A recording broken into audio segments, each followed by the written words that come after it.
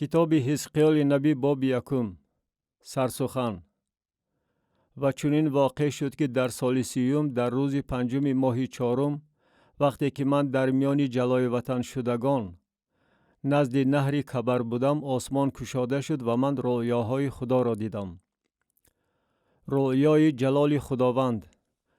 در روز پنجم ماه که سال پنجم جلای وطن شدن پادشاه یهویاکین بود، کلام خداوند بر حزقیال ابن بوزی کاهن در زمین کلدانیان نزد نهر کبر نازل شد و دست خداوند در آنجا بر او نهاده شد. و من دیدم و اینک بادی تند از شمال وزید و ابری بزرگ و آتش فروزان و درخش گرداگردش بود و از درونش، یعنی از درون آتش، چیزی مثل برق درخشان بود و از درونش صورت 4 حیوان به نظر می نمود و نمودشان چنین بود: آنها مانند آدمیزاد بودند و هر یکی را 4 روی بود و هر یکی از آنها 4 بال داشت و پایهاشان پای مستقیم بود و کف پایهاشان مثل کف پای گوساله بود و مثل میس صیقلدار می درخشید. و دستهای آدمی از تحت بالهاشان در 4 طرفشان نمودار بود و هر 4شان رویهای خود و بالهای خود را داشتند. بالهاشان به یکدیگر پیوسته بود. در وقت راه رفتنشان به این سمت و آن سمت روی نمی گردانیدند، بلکه هر یکی به سمت رو بر روی خود می رفتند. و صورت رویهاشان چنین بود: رویهای آدمی از طرف پیش و رویهای شیر از طرف راست در هر 4شان و رویهای گاو از طرف چپ در هر 4شان و رویهای عقاب از طرف عقیب در هر 4شان. رویهاشان همین گونه بود و بالهاشان چنان از بالا پهن شده بود که 2 بال هر یک به یکدیگر می پیوست و 2 بال دیگر بدنهاشان را می پوشانید. در وقت راه رفتنشان روی نمی گردانیدند، بلکه هر یک به سمت رو بر روی خود می رفتند و هر جایی که روح می خواست بروند می رفتند. و صورت این حیوانها چنین بود: نمودشان مثل اخگرهای آتش سوزان، مثل نمود مشعلها. این آتش در فضای بین حیوانها در حرکت بود و درخش داشت و از درون آتش برق می برآمد. و حیوانها این سوی آن سو مثل نمود برق در دویش بودند. و چون به حیوانها نظر کردم، اینک یک چرخ نزد هر حیوانی صاحب 4 روی بر زمین بود. نمود چرخها و ساختشان مانند زبرجد بود و هر 4شان یک صورت داشتند و نمود و ساخت آنها مثل آن بود که گویا چرخ تقاطوی چرخ باشد. آنها چون راه می رفتند می توانستند به 4 سمت خود بروند، بی آنکه در وقت رفتنشان روی گردانند. و چنبرهاشان خیلی بلند و واهمناک بود و چنبرهای هر 4شان گرداگرد پر از چشمان بود. و هنگامی که حیوانها راه می رفتند، چرخها نیز نزد آنها راه می رفت و هنگامی که حیوانها از زمین بلند می شدند، چرخها نیز بلند می شد. به هر جایی که روح می خواست بروند می رفتند و چرخها نیز برابری آنها بلند می شد، زیرا که روح حیوانها در چرخها بود. هنگامی که آنها می رفتند، اینها نیز می رفت و هنگامی که آنها می ایستادند، اینها نیز می ایستاد. و هنگامی که آنها از بالای زمین بلند می شدند، چرخها نیز برابری آنها بلند می شد، زیرا که روح حیوانها در چرخها بود. و صورت فلک بر سر حیوانها چنین بود: مثل بلور سهمگین بر سر آنها از بالا پهن شده بود. و زیر فلک بالهای آنها سوی یکدیگر راست برداشته شده بود. هر یکی را 2 بال از آن طرف می پوشانید و هر یکی را 2 بال از این طرف بدنشان می پوشانید. و هنگامی که آنها می رفتند، من صدای بالهای آنها را که مثل صدای آبهای بسیار، مثل صدای قادر بیچون، مثل صدای غلاغوله لشکرگاه بود شنیدم. وقتی که آنها می ایستادند، بالهای خود را می فراوردند. و از بالای فلک که بر سر آنها بود صدای به گوش می رسید وقتی که آنها ایستاده بالهای خود را می فراوردند. و در فلک که بر سر آنها بود صورت تخت دیده می شد که نمودی سنگ یاقوت کبود را داشت و بر صورت تخت صورت مثل نمود آدمیزاد بر بالای آن بود.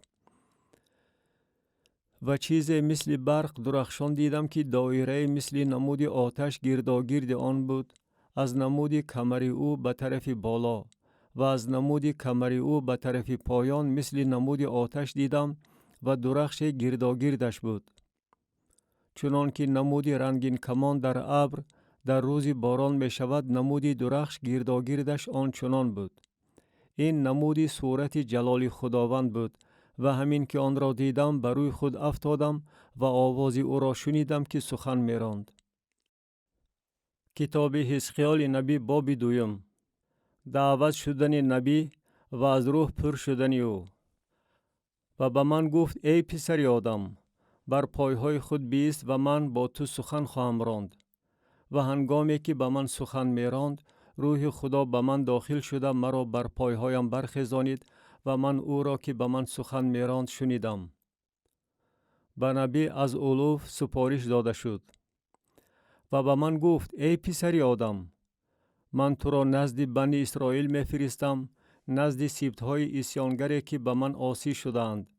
آنها و پدرانشان پیش من تا خود امروز گناهکار می باشند و این مردم روی نتن و سخت دل هستند و من تو را نزد آنها می فرستم تا که به آنها بگویی خداوند خدا چنین می گوید. و آنها خواه بشنوند و خواه از شنیدن روی تابند، زیرا که آنها خاندان عصیانگر می باشند، ولی خواهند دانست که نبی در میان آنها بود. و تو ای پسر آدم از آنها نترس و از سخنان آنها هراسان نشو، زیرا که خارها و نشها در گرد تو هستند و تو در میان کژدمان نشسته ای. لیکن از سخنان آنها هراسان نشو و از رویهای آنها نترس، زیرا که آنها خاندان عصیانگر می باشند. و سخنان مرا با آنها بگوی، خواه بشنوند و خواه از شنیدن روی تابند، زیرا که آنها عصیانگر می باشند. ولی تو ای پسر آدم، آنچه را که من به تو میگویم بشنو. مثل این خاندان عصیانگر عاصی نشو، دهان خود را بگشا و آنچه را که من به تو میدهم بخور. و من نظر کردم و اینک دست سوی من یازانیده شده است و اینک تومار در آن می باشد. و آن را پیش من واز کرد و روی و پشت آن نوشته شده بود و نوحه و ناله و آه و واه در آن نوشته شده بود. کتاب حزقیال نبی باب 3. حزقیال به وظیفه پاسبان خاندان اسرائیل گذاشته شد و سزاوار دیدن جلال خداوند گردید. و به من گفت: ای پسر آدم، آنچه را که میابی بخور، این تومار را بخور و رفته به خاندان اسرائیل بگوی. و من دهان خود را گشادم و آن تومار را او به من خورانید. و به من گفت: ای پسر آدم، شکم خود را بخوران و امعای خود را از این توماری که من به تو میدهم پر کن. و من خوردم و در دهانم مثل عسل شیرین بود. و به من گفت: ای پسر آدم، برخاسته نزد خاندان اسرائیل برو و سخنان مرا با آنها بیان نما. زیرا نزد قومی که نطقش مغلق و زبانش دشوار فهم باشد فرستاده نمی شوی، بلکه نزد خاندان اسرائیل. نه نزد قوم های بسیاری نطقشان مغلق و زبانشان دشوار فهم که سخنانشان را نمی توانی بفهمی. اگر حتی نزد آنها تو را می فرستادم، آنها به تو گوش می انداختند. ولیکن خاندان اسرائیل نمی خواهند به تو گوش اندازند، چون که نمی خواهند به من گوش اندازند، زیرا که تمام خاندان اسرائیل پیشانی سخت و دل سنگین دارند. اینک من روی تو را به مقابل روی آنها سخت و پیشانی تو را به مقابل پیشانی آنها سخت گردانیدم. پیشانی تو را مثل الماسی که از سنگ خارا سخت‌تر است گردانیدم. از آنها نترس و از رویهاشان هراسان نشو، زیرا که آنها خاندان عصیانگر می باشند. و به من گفت: ای پسر آدم، همه سخنان مرا که به تو میگویم در دل خود جای ده و با گوشهای خود بشنو. و برخواستن نزد جلای وطن شدگان، نزد پسران قوم خود برو و با آنها سخن رانده بگوی. خداوند خدا چنین میگوید: خواه بشنوند و خواه از شنیدن روی تابند. و مرا روح خدا بالا برداشت و از عقب خود صدای غلغله عظیم شنیدم: مبارک است جلال خداوند از مکان او. و صدای بالهای حیوانها را که به همدیگر برمیخورد و صدای چرخها را که نزد آنها بود و صدای غلغله عظیمه. و روح خدا مرا برداشته برد و من با تلخی و اضطراب روح خود می رفتم و دست خداوند بر من قوی بود. و نزد جلای وطن شدگان تل ابیب که در ساحل نهر کبر ساکن بودند و به جایهایی که آنها می نشستند آمدم و آنجا در میان آنها 7 روز نشستم در حالتی که مات و مبهوت بودم. و چنین واقع شد که بعد از گذشتن 7 روز کلام خداوند بر من نازل شده گفت: ای پسر آدم، من تو را برای خاندان اسرائیل دیدبان تعیین نمودم و تو کلام را از دهان من شنیده آنها را از من آگاه خواهی نمود. هنگامی که من به شریر بگویم البته خواهی مرد، ولی تو او را آگاه نکنی و سخن نگویی برای آنکه شریر را از راه شریرانه او آگاه نمایی تا که او زنده ماند، آن شریر در گناه خود خواهد مرد، اما خون او را من از دست تو طلب خواهم کرد. ولیکن اگر تو شریر را آگاه نمایی و او از شرارت خود و از راه شریرانه خود توبه نکند، او در گناه خود خواهد مرد و تو جان خود را نجات داده ای. و اگر عادل از عدالت خود دست کشیده ناانصافانه عمل نماید و من سنگی پیش او بگذارم تا که او بمیرد، از بس که تو او را آگاه ننموده ای، او در گناه خود خواهد مرد و اعمال عادلانه که او بجا آورده است به یاد آورده نخواهد شد، ولیکن خون او را من از دست تو طلب خواهم کرد. و تو اگر عادل را آگاه نمایی تا که آن عادل گناه نکند و او گناه نکرده باشد، او البته زنده خواهد ماند، چون که آگاهی را قبول کرده است و تو جان خود را نجات داده ای. رؤیای دوم جلال خداوند. و در آنجا دست خداوند بر من نهاده شد و او به من گفت: برخاسته سوی دشت رویه برو و در آنجا من با تو سخن خواهم راند. و من برخاسته سوی دشت رویه روانه شدم و اینک در آنجا جلال خداوند مثل جلالی که نزد نهر کبر دیده بودم ایستاده است و من بر روی خود افتادم.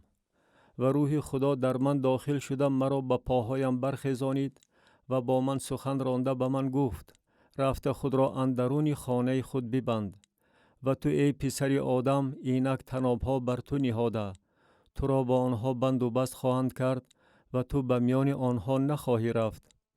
و من زبان تو را به کامت خواهم چسبانید و تو لال گردیده برای آنها ناصح نخواهی بود، زیرا که آنها خاندان عصیانگر می باشند. و هنگامی که با تو سخن رانم، دهان تو را باز خواهم کرد و تو با آنها خواهی گفت: خداوند خدا چنین می گوید: هر کی شنیدن خواهد بشنود و هر کی روی تافتن خواهد روی تابد، زیرا که آنها خاندان عصیانگر می باشند. کتاب حزقیال نبی باب 4. مثل درباره خشت خام، علامت محاصره یروشلیم. و تو ای پسر آدم، برای خود خشت خام بگیر و آن را پیش خود بمان و شهر را که یروشلیم باشد بر آن نقش کش و آن را محاصره نما و استحکامات به مقابل آن بساز و خاکریز نزد آن برپا کن و اردوگاه ها بر ضد آن برقرار نما و منجنیقها در گرد آن جایگیر کن. و تو برای خود تابه آهنین بگیر و آن را چون دیوار آهنین در مابین خودت و این شهر بمان و روی خود را به سوی آن نگران و آن در محاصره خواهد بود و تو آن را محاصره نما. این علامت برای خاندان اسرائیل خواهد بود. و تو بر پهلوی چپ خود بخواب و گناه خاندان اسرائیل را بر آن بمان، موافق عدد روزهایی که بر آن بخوابی گناه آنها را خواهی برداشت. و من سالهای گناه آنها را با عدد روزها برای تو معین نمودم که 390 روز خواهد بود و تو گناه آنها را خواهی برداشت. و هنگامی که این را به انجام رسانی، دوباره بر پهلوی راست خود بخواب و گناه خاندان یهودا را 40 روز خواهی برداشت. 1 روز را به جای 1 سال، 1 روز را به جای 1 سال من برای تو مقرر نمودم. و روی خود را به محاصره یروشلیم نگران، در حالتی که بازوی تو برهنه باشد و درباره آن نبوت نما. و اینک من بر تو تنابها نهادم و تو تا دمی که روزهای محاصره خود را به انجام نرسانی از یک پهلوی خود به پهلوی دیگرت نخواهی گشت. و تو گندم و جو و لوبیا و عدس و ارزان و جواری برای خود بگیر و آنها را در یک ظرف بیامیز و از آنها خوراک برای خود بپز و در مدت روزهایی که باید بر پهلوی خود بخوابی، یعنی 390 روز آن را خواهی خورد. و خوراکی که میخوری موافق وزن، یعنی روز 20 ثقل خواهد بود، وقت آن را خواهی خورد. و آب را موافق اندازه خواهی نوشید که به ششک هین برابر باشد، وقت آن را خواهی نوشید. و قرص های نان جو خواهی خورد و آن را در پیش نظر آنها بر سرگین آدم خواهی پخت. و خداوند گفت: بنی اسرائیل نان نجیس خود را در میان خلقهایی که نزدشان آنها را پراکنده می کنم همین طور خواهند خورد. و من گفتم: یا خدایا خداوندا، جان من هرگز نجیس نشده است و از کودکی خود تا الحال لاشه و دریده شده را نخوردم و گوشت گنده به دهانم ندر آمده است. و به من گفت: بدان که من به تو سرگین گاو را به جای سرگین آدم اجازت می دهم و تو نان خود را بران خواهی پخت. و به من گفت: ای پسر آدم، اینک من متکای نان را در یروشلیم در هم خواهم شکست و نان را موافق وزن و با غم فردا خواهند خورد و آب را موافق اندازه با مایوسی خواهند نوشید. زیرا که نان و آب آنها کمی خواهد کرد و آنها با نومیدی به هم دیگر نظر خواهند کرد و در گناه خود تلف خواهند شد. کتاب حزقیال نبی باب 5. مثل درباره تیغ تیز، علامت قحطی، وبا و جنگ. و تو ای پسر آدم، تیغ تیز برای خود بگیر، پاکوی سرتراشان را برای خود بگیر و آن را بر سر خود و بر ریش خود بیران و ترازوی برای خود گرفته مویها را تقسیم نما. 3 را اندرون شهر به آتش بسوزان وقتی که روزهای محاصره به انجام رسد و 3 را گرفته در اطراف آن با تیغ بزن و 3 را به باد پراکنده نما و من از عقب آنها شمشیر خواهم کشید. و عددی کمی از آن مویها گرفته آنها را در دامن خود ببند و از آنها باز بگیر و آنها را به درون آتش بینداز و آنها را در آتش بسوزان. آتش از آن به سوی تمام خاندان اسرائیل بیرون خواهد آمد. خداوند خدا چنین میگوید: این یروشلیم است که من آن را در میان خلقها جایگیر کردم و در گرد آن کشورها را. ولیکن آن به ضد دستورهای من بدتر از خلقها و به ضد فرایض من بدتر از کشورهایی که در گرد آن می باشند عصیان کرد، زیرا که آنها از دستورهای من نفرت کردند و فرایض مرا پیروی ننمودند.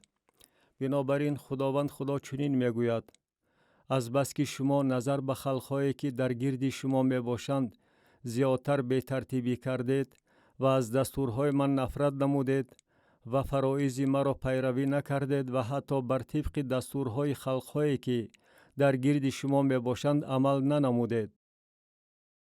بنابراین خداوند خدا چنین میگوید: اینک من نیز به تو ضد هستم و اندرون تو در پیش نظر خلقها داوری ها خواهم نمود و بر تو به سبب تمام اعمال زشت تو کارهای خواهم کرد که هرگز نکردم و مثل آنها دیگر نخواهم کرد.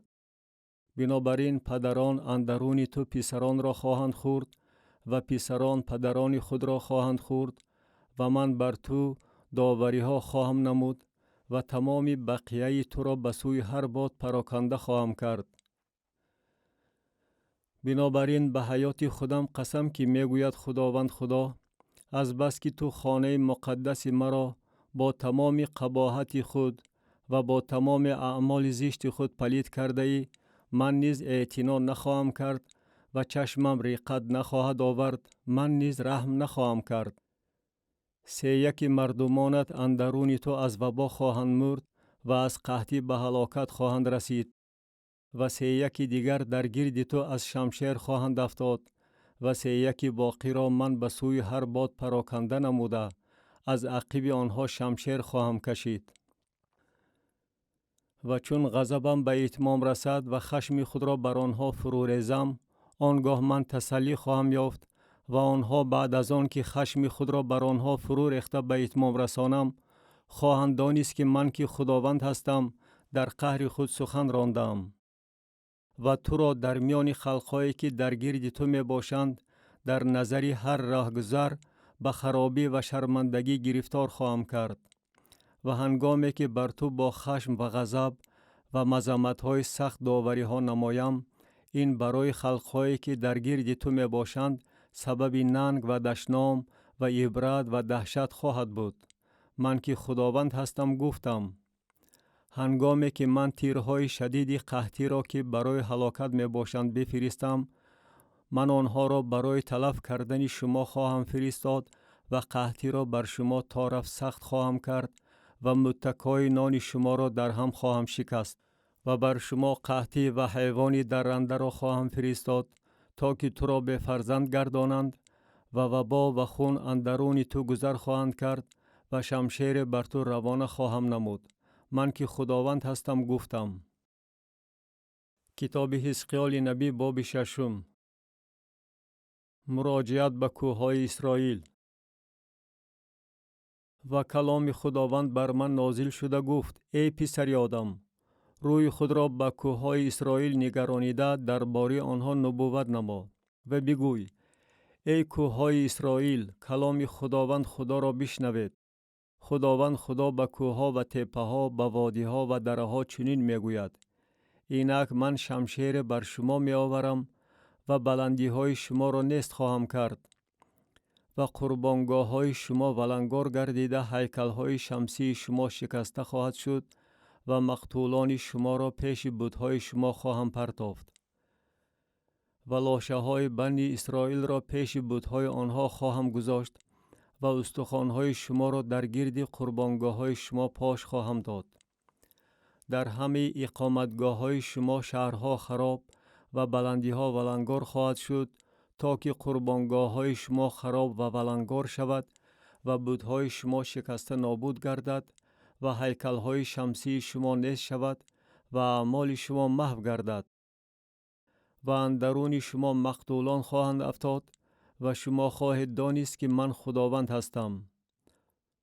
خداوند بقیه را محفوظ خواهد داشت، ولیکن بقیه نگاه خواهم داشت و هنگامی که شما در کشورها پراکنده گردید، از شما در میان خلقها رستگاران شمشیر خواهند بود و رستگاران شما در میان خلقها در جایهایی که آنها را به اسیری بردند مرا به یاد خواهند آورد که من دل زیناکار آنها را که از من دور شده بود و چشمان آنها را که از پس بتهاشان زینا میکرد در هم شکستم و آنها برای بدیهایی که علاوه به تمام اعمال زشت خود کردند از خودشان نفرت خواهند داشت و خواهند دانست که من خداوند هستم و من بیهوده نگفتم که بر آنها این مصیبت را خواهم آورد. مملکت به خرابی دچار گردیده است.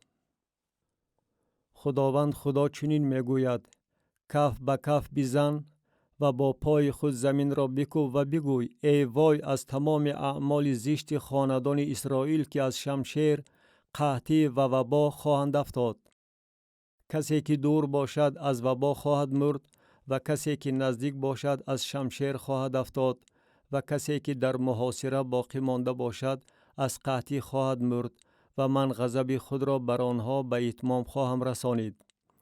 و خواهید دانست که من خداوند هستم وقتی که مقتولان آنها در میان بتهای آنها در گرد قربانگاه های آنها بر هر تپه بلند، بر همه قله های کوه و زیر هر درخت سبز و خرم و زیر هر درخت پیسته سرشاخه در جایی که برای همه بتهای خود عطر گوارا می آوردند بیافتند.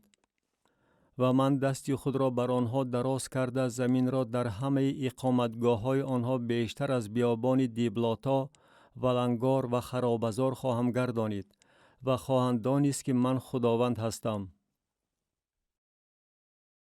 کتاب حزقیال نبی باب 7. داوری سهمگین خدا بر اسرائیل فرا رسیده است.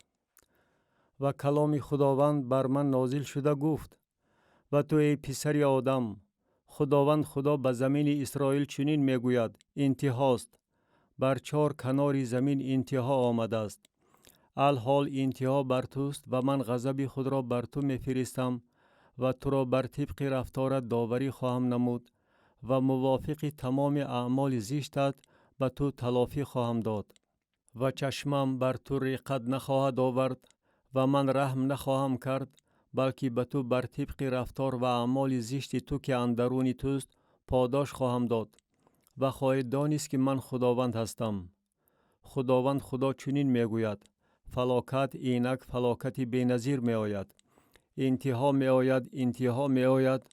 آن به ضد تو قیام نموده است، اینک می آید. زوال سوی تو می آید ای ساکن زمین. وقت می رسد، آن روز نزدیک است که در عوض نداهای شادیانه بر کوهها هرج و مرج برپا می شود. الحال خشم خود را به زودی بر تو فرو خواهم ریخت و غضب خود را بر تو به اتمام خواهم رسانید و تو را بر طبق رفتارت داوری خواهم نمود و مکافات تمام اعمال زشتت را به تو خواهم داد. و چشمم رقت نخواهد آورد و من رحم نخواهم کرد، به تو بر طبق رفتار و اعمال زشت تو که اندرون توست پاداش خواهم داد. و خواهید دانست که من خداوند جزا دهنده هستم. اینک آن روز، اینک می آید. زوال بیرون آمده است، چوب دست غنچه بسته است، بدقستی گل کرده است. ظلم قیام نموده، چوب دستی شرارت گردیده است. نه از آنها و نه از انبوه آنها و نه از غلغله آنها آثار نخواهد ماند و کسی باقی نخواهد ماند که به آنها نوحه کند. وقت رسیده است، آن روز آمده است. کسی که خریده باشد بگذار شادی نکند و کسی که فروخته باشد بگذار ماتم نگیرد، زیرا که غضب بر تمام انبوه آنهاست. زیرا کسی که فروخته باشد سوی چیزی که فروخته است نخواهد برگشت، گرچنده که جان آنها هنوز در قید حیات باشد، چون که رویا درباره تمام انبوه آنهاست و کسی نخواهد برگشت و هر کس جانش را به گناه خودش برباد خواهد داد و آنها ایستادگی نتوانند کرد. کرنه نواختند و همه چیز را مهیا کردند، ولیکن کسی به جنگ نمی رود، زیرا که غضب من بر تمام انبوه آنهاست. شمشیر از بیرون است و وبا و قحطی از درون. کسی که در صحراست از شمشیر خواهد مرد و کسی که در شهر است قحطی و وبا کار او را تمام خواهند کرد. رستگاران آنها خواهند گریخت و بر کوهها مثل کبوتران درها خواهند بود. هر یکی از آنها به سبب گناه خود آه و ناله خواهند کرد. همه دستها به مجال و همه زانوها مثل آب به حال خواهد شد و پلاس در بر خواهند کرد و لرزه آنها را فرا خواهد گرفت و بر همه رویها خجالت دیده خواهد شد و موی سری همشان تراشیده خواهد شد. نقره خود را آنها به کوچه ها خواهند پرتافت و تیلای آنها چیزی نجیس حساب خواهد یافت. نقره و تیلای آنها در روز قهر خداوند آنها را خلاصی نتواند داد. آنها جان خود را از آن سیر و امعای خود را پر نتوانند کرد، زیرا که آن به گناه آنها سبب شده است. و اسباب زیب و زینت خود را که از آن می باشد آنها باعث افتخار گردانیدند و بت‌های زشت و قبیح خود را از آن ساختند. برای همین هم من آن را برایشان به چیزی نجیس تبدیل خواهم داد و آن را به دست بیگانه ها برای غارت و به شریران زمین برای تاراج خواهم سپرد و آنها آن را پلید خواهند کرد. و روی خود را از آنها خواهم گردانید و نیهانگاه مرا پلید خواهند کرد و تاراجگران به آن داخل شده آن را پلید خواهند کرد. زنجیر بساز، زیرا که زمین از جنایت های خونین پر شده است و شهر از ظلم مملو است. و من شریرترین خلقها را خواهم آورد و خانه های آنها را صاحب خواهند شد و به غرور زورآوران خاتمه خواهم داد و جایهای مقدس آنها پلید خواهد شد. تهلکه می آید و صلح و آسایشتگی طلب خواهند کرد ولی یافت نخواهد شد.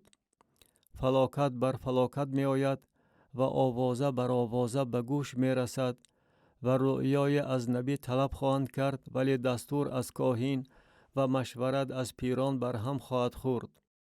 پادشاه ماتم خواهد گرفت و رئیس پیراهنی سرگمی خواهد پوشید و دستهای قوم زمین به لرزه خواهد آمد.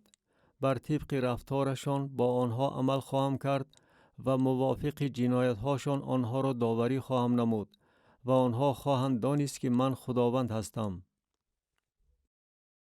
کتاب حزقیال نبی باب 8. رویای سیوم جلال. و چنین واقع شد که در سال 6 در روز 5 ماه 6 من در خانه خود نشسته بودم و پیران یهودا پیش من نشسته بودند و در آنجا دست خداوند خدا بر من فرود آمد. و من دیدم که اینک صورت مثل نمود آتش بود. از نمود کمرش تا پایان آتش و از کمرش تا بالا مثل نمود درخش مثل برق بود. و چیزی مثل دست دراز کردم مرا از موی سرم قپید و روح خدا مرا در مابین زمین و آسمان برداشت و مرا در رویاهای خدا به یروشلیم به دهن دروازه داخلی که رو به جانب شمال بود آورد که در آنجا بتی رشکانگیز گذاشته شده بود. و اینک در آنجا جلال خدای اسرائیل مثل آن نموده بود که من در دشت رویت دیده بودم.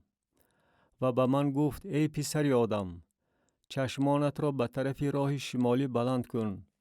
و من چشمانم را به طرف راه شمالی بلند کردم و اینک به طرف شمالی دروازه قربانگاه این بت رشک را نزد درآمدگاه دیدم. و به من گفت ای پسر آدم، آیا تو آنچه را که آنها میکنند میبینی؟ آن کارهای زشت عظیمی را که خاندان اسرائیل در اینجا میکنند تا که من از خانه مقدس خود دور شوم. ولیکن تو باز کارهای زشت عظیمتر را خواهی دید. و مرا نزد درآمدگاه صحن آورد و من نظر کردم و اینک سوراخ در دیوار بود. و به من گفت ای پسر آدم، دیوار را بکن. و من دیوار را کندم و اینک درآمدگاه پیدا شد.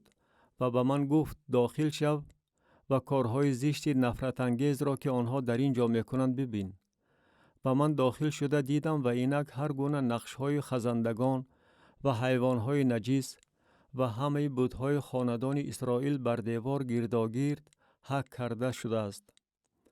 و 70 نفر از پیران خاندان اسرائیل پیش آنها ایستادند و یعزنیا ابن شافان در میان آنها ایستاده است و هر یک مجمر خود را در دست دارد و بوی ابر بخور بالا می براید.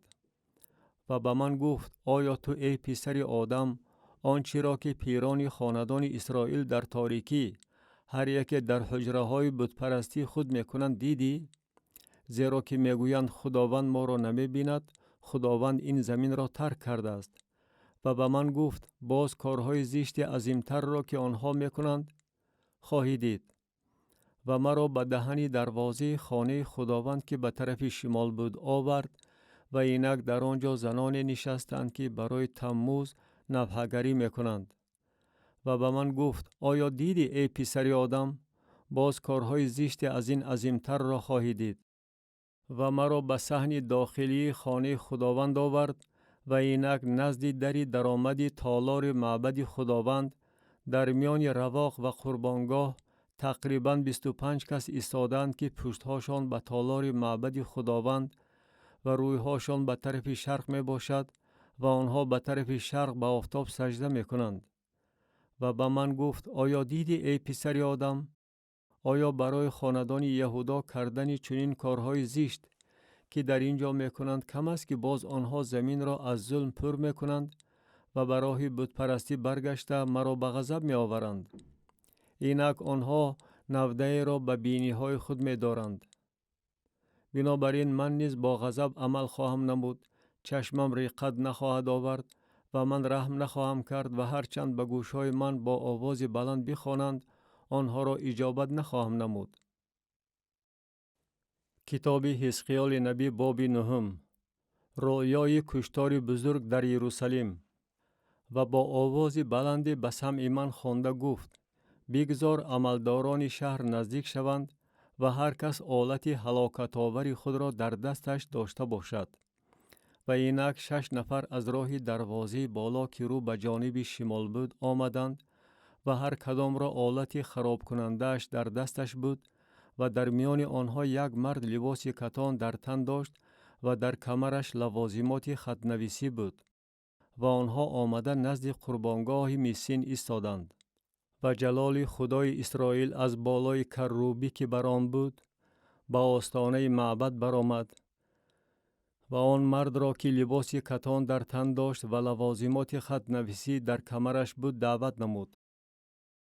و خداوند به وی گفت: از میانه شهر یعنی از میانه یروشلیم گذر نما و بر پیشانی آدمانی که درباره همه کارهای زشتی که اندرون آن کرده می شود آه و فغان می کنند علامت بگذار. و با آنها به سمع من گفت: از عقب این مرد در شهر گذر کنید و ضربه زنید. بگذار چشمانتان رقت نآورد و رحم نکنید. پیران، جوانان و دختران و کودکان و زنان را کشته نابود کنید، ولیکن به هر کسی که بر خود علامت دارد نزدیک نشوید و از خانه مقدس من آغاز نمایید. و آنها از پیرانی که پیش خانه بودند آغاز کردند و به آنها گفت: معبد را پلید کنید و صحنها را از مقتولان پر کرده بیرون روید. و آنها بیرون رفتند و در شهر ضربه زدن گرفتند.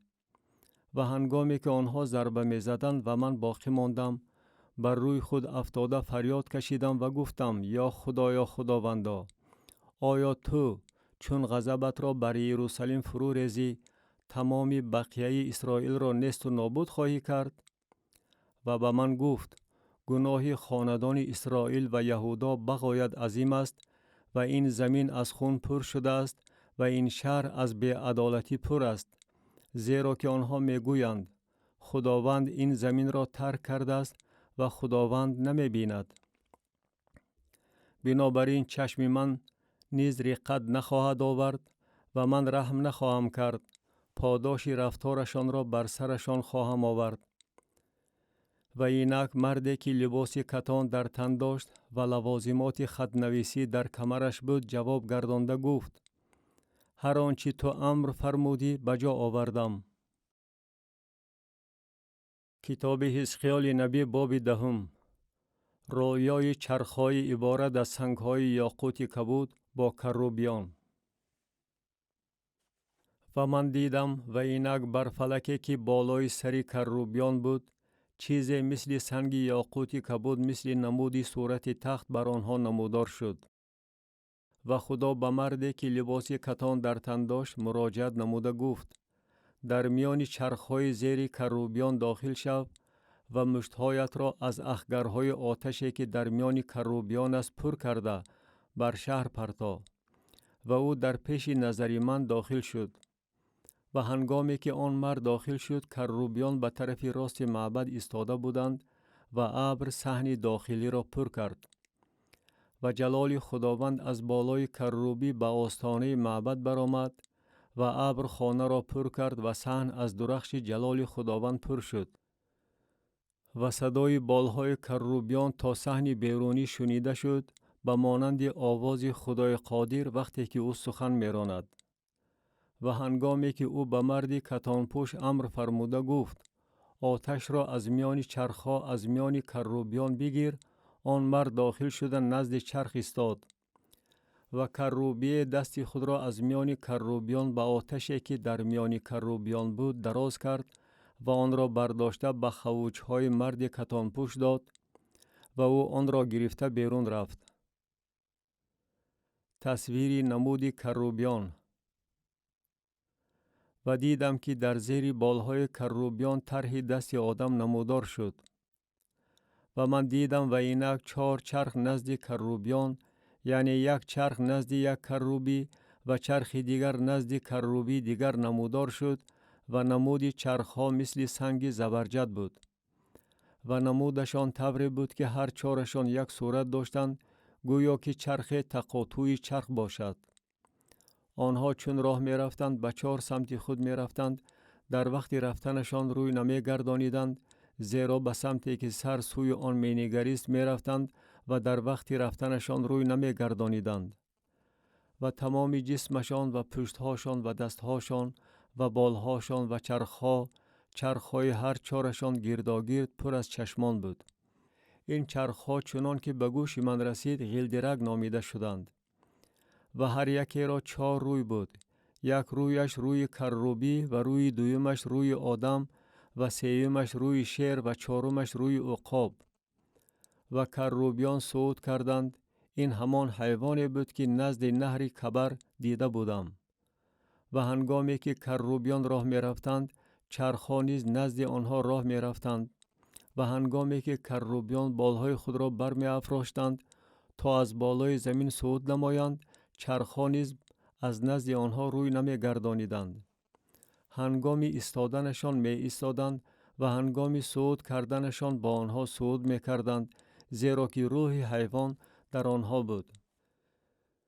و جلال خداوند از بالای آستانه معبد بیرون آمد و بر کروبیان ایستاد و کروبیان بالهای خود را برافراشتند و در پیش نظر من از زمین صعود کرده بیرون رفتند و چرخها نزد آنها بودند و در دهن دروازه شرقی خانه خداوند ایستادند و جلال خدای اسرائیل از بالا بر آنها بود. این همان حیوانی بود که زیر پای خدای اسرائیل نزد نهر کبر دیده بودم و من دانستم که اینها کروبیانند. هر یکی را 4 روی بود و هر یکی 4 بال داشت و صورت دستهای آدم زیر بالهاشان بود. و صورت رویهاشان همان رویهای بود که نزد نهر کبر دیده بودم. نمود آنها عین همان بود. هر کدامشان به سمت روی خود می رفتند. کتاب حزقیال نبی باب 11. رویا درباره جزا دادن سرداران. و روح خدا مرا برداشته نزد دروازه شرقی خانه خداوند که رو به جانب شرق بود آورد و اینک به دهن دروازه 25 مرد بودند. و من در میان آنها سروران قوم یعزنیا ابن عزور و فلاتیا ابن بنایا را دیدم. و خداوند به من گفت: ای پسر آدم، اینها کسانی هستند که تدبیرهای شریرانه می اندیشند و در این شهر مشورت‌های بد می دهند و می گویند وقتی خانه سازی نزدیک نیست، این شهر دیگ است و ما گوشت. بنابراین به مقابل آنها نبوت نما ای پسر آدم، نبوت نما. و روح خداوند بر من نازل شده به من گفت: بگوی که خداوند چنین می گوید: شما ای خاندان اسرائیل این طور سخن می رانید، ولیکن اندیشه های دل شما را من می دانم. بسیار کسان را شما در این شهر کشته اید و کوچه های آن را از مقتولان پر کرده اید.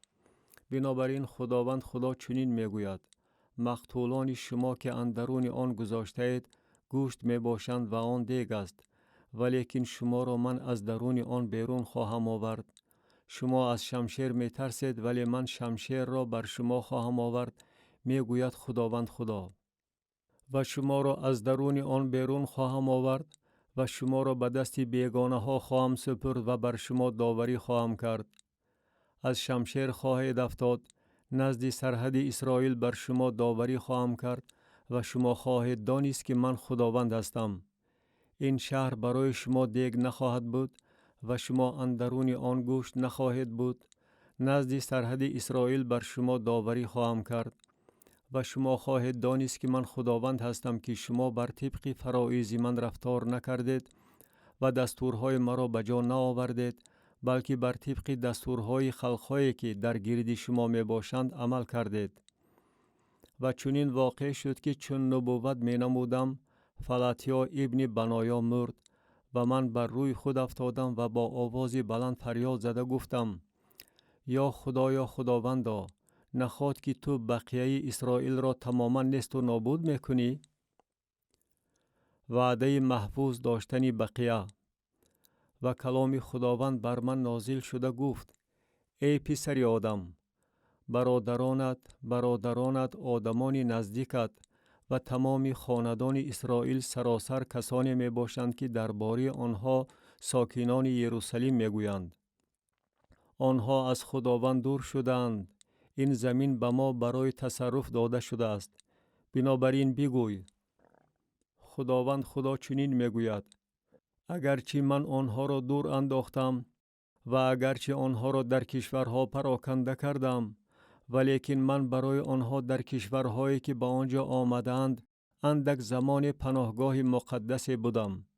بنابراین بگوی خداوند خدا چنین میگوید: و من شما را از میان قومها جمع خواهم کرد و شما را از کشورهایی که در آنها پراکنده شده اید فراهم خواهم آورد و زمین اسرائیل را به شما خواهم داد و به آنجا خواهند آمد و تمام بت‌های قبیح آن را و تمام صنم‌های زشت آن را از آن دور خواهند کرد و من به آنها دلی یگانه خواهم داد و روحی تازه اندرون آنها خواهم نهاد و دلی سنگین را از جسم آنها دور خواهم کرد و دلی گوشتی به آنها خواهم بخشید، تا که بر طبق فرایض من رفتار نمایند و دستورهای مرا رعایت کنند و آنها را به جا آورند و آنها قوم من خواهند بود و من خدای آنها خواهم بود. ولیکن در حق آنهایی که دلشان به بت‌های قبیح و زشتشان مایل می شود، من پاداش رفتار آنها را بر سرشان خواهم آورد، می گوید خداوند خدا. جلال خداوند یروشلیم را ترک می کند و کروبیان بالهای خود را برافراشتند و چرخها نزد آنها بودند و جلال خدای اسرائیل از بالا بر آنها بود و جلال خداوند از درون شهر صعود کرد و بر کوهی که به طرف شرقی شهر واقع است توقف نمود. و در رویا روح خدا مرا برداشت و به کشوری کلدانیان نزد جلای وطن شدگان آورد و رویایی که من دیدم از من غایب شد و من تمام کلمات خداوند را که او به من ظاهر ساخت به جلای وطن شدگان بیان نمودم. کتاب حزقیال نبی باب 12. رویا درباره نزدیک بودن اسیری. و کلام خداوند بر من نازل شده گفت: ای پسر آدم، تو اندرون خاندان اسیانگر سکونت داری که آنها چشمان برای دیدن دارند ولی نمی بینند و آنها گوشها برای شنیدن دارند ولی نمی شنوند، زیرا که آنها خاندان اسیانگر می باشند. و تو ای پسر آدم برای خود بساط جلای وطن را مهیا نما و روزانه در پیش نظر آنها مهاجرت کن و از مکان خود به مکان دیگر در پیش نظر آنها مهاجرت کن. شاید این را دیده فهم کنند اگرچه خاندان اسیانگر می باشند. و بساط خود را همچون بساط جلای وطن روزانه در پیش نظر آنها بیرون آور و خودت شامگاه در پیش نظر آنها همچون کسانی که برای جلان وطن بیرون می روند بیرون رو. در پیش نظر آنها برای خود رخنه در دیوار کرده از آن بیرون آور. در پیش نظر آنها بر کتفت بمان در تاریکی بیرون آور. روی خود را بپوشان تا که زمین را نبینی، زیرا که تو را علامت برای خاندان اسرائیل گردانیدم. و من طوری که به من امر فرموده شد عمل کردم. بساط خود را همچون بساط جلای وطن روزانه بیرون آوردم و شامگاه برای خود با دست رخنه در دیوار کردم.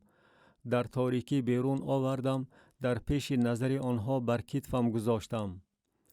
و بامدادان کلام خداوند بر من نازل شده گفت: ای پسر آدم، آیا خاندان اسرائیل که خاندان اسیانگر می باشند به تو نگفتند این چی کار است که می کنی؟ با آنها بگوی خداوند خدا چنین می گوید: این وحی درباره رئیسی است که در یروشلیم می باشد و درباره تمام خاندان اسرائیل که اندرون آن ساکنند. بگوی من علامت برای شما هستم، چنان که عمل کردم آنچنان به آنها عمل کرده خواهد شد. آنها جلای وطن شده به اسیری خواهند رفت و رئیسی که در میان آنهاست در تاریکی بساط خود را بر کتفش گذاشته بیرون خواهد رفت. رخنه در دیوار خواهند کرد تا که او را از آن بیرون آورند. او روی خود را خواهد پوشانید تا که زمین را با چشم خود نبیند. و من دام خود را بر او خواهم افکند و او در طور من خواهد افتاد و او را به بابل به زمین کلدانیان خواهم آورد و او آن را نخواهد دید و در آنجا خواهد مرد. و همه آنهایی را که در گرد و پیش او هستند، مددگاران او و تمام قشون او را به سوی هر باد پراکنده نموده، از عقب آنها شمشیر خواهم کشید. و هنگامی که آنها را در میان خلقها پراکنده نمایم و آنها را در کشورها پریشان سازم، آنها خواهند دانست که من خداوند هستم. ولیکن عددی کمی را از آنها از شمشیر، از قحطی و از وبا باقی خواهم گذاشت، تا همه کارهای زشت خود را در میان خلقهایی که به آنجا می روند حکایت کنند و خواهند دانست که من خداوند هستم. اسیری اسرائیل درنگ نخواهد کرد. و کلام خداوند بر من نازل شده گفت: ای پسر آدم، نان خود را با لرزه بخور و آب خود را با اضطراب و اندوه بنوش. و به قوم این زمین بگوی: خداوند خدا در حق ساکنان یروشلم، در حق زمین اسرائیل چنین میگوید: آنها نان خود را با اندوه خواهند خورد و آب خود را با یأس خواهند نوشید، چون که زمین آنها از باعث ستمگری همه ساکنانش از فراوانی آن محروم خواهد شد و شهرهای مسکون خراب خواهد گردید و این زمین ولنگار خواهد شد و خواهد دانست که من خداوند هستم. و کلام خداوند بر من نازل شده گفت: ای پسر آدم، شما را در زمین اسرائیل این ضرب المثل چیست که میگوید: ایام طول میکشد و هر رویا نیست میشود؟ بنابراین به آنها بگوی: خداوند خدا چنین میگوید: من این ضرب المثل را برهم خواهم داد و آن را دیگر در اسرائیل استعمال نخواهند کرد، لیکن به آنها بگوی: ایام نزدیک است و اجرای هر رویا قریب. زیرا که هیچ رویا باطل و پیشگویی تملق آمیز در خاندان اسرائیل دیگر نخواهد بود. زیرا من که خداوند هستم سخن خواهم گفت و سخنی که من بگویم به عمل خواهد آمد و دیگر درنگ نخواهد کرد. زیرا که در ایام شما ای خاندان عصیانگر سخنی خواهم گفت و آن را به جا خواهم آورد، میگوید خداوند خدا. و کلام خداوند بر من نازل شده گفت: ای پسر آدم، اینک خاندان اسرائیل میگویند: رؤیایی که او میبیند برای ایام کشال است و او برای زمانهای دور نبوت میکند. بنابراین به آنها بگوی: خداوند خدا چنین میگوید: هیچ کلام من دیگر درنگ نخواهد کرد، سخنی که من بگویم به عمل خواهد آمد، میگوید خداوند خدا. کتاب حزقیال نبی باب 13. فاش کردن انبیای کاذب.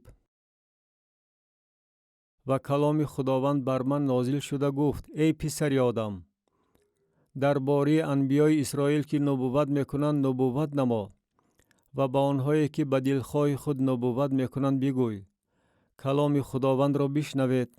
خداوند خدا چنین میگوید: وای بر حال انبیای رذیلی که روح خود را پیروی می نمایند بی آنکه رؤیای دیده باشند.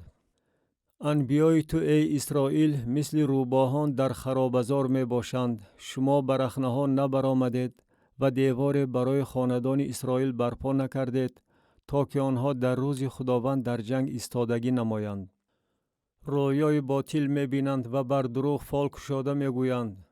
خدا می گوید: و حالان که آنها را خداوند نفرستاده است و امیدوار می شوند که سخنشان به عمل خواهد آمد. آیا شما رؤیای باطل ندیدید و بر دروغ فال کشاده نگفتید: خداوند می گوید و حالان که من چیزی نگفتم؟ بنابراین خداوند خدا چنین می گوید: از بس که شما سخنان باطل گفتید و رؤیای بر دروغ دیدید، به این سبب اینک من به شما ضد هستم، میگوید خداوند خدا. و دست من بر انبیایی که رؤیای باطل میبینند و بر دروغ فال میکشایند طولا خواهد بود. آنها در شورای قوم من داخل نخواهند بود و در دفتر خاندان اسرائیل نوشته نخواهند شد و به زمین اسرائیل نخواهند آمد و خواهد دانست که من خداوند هستم.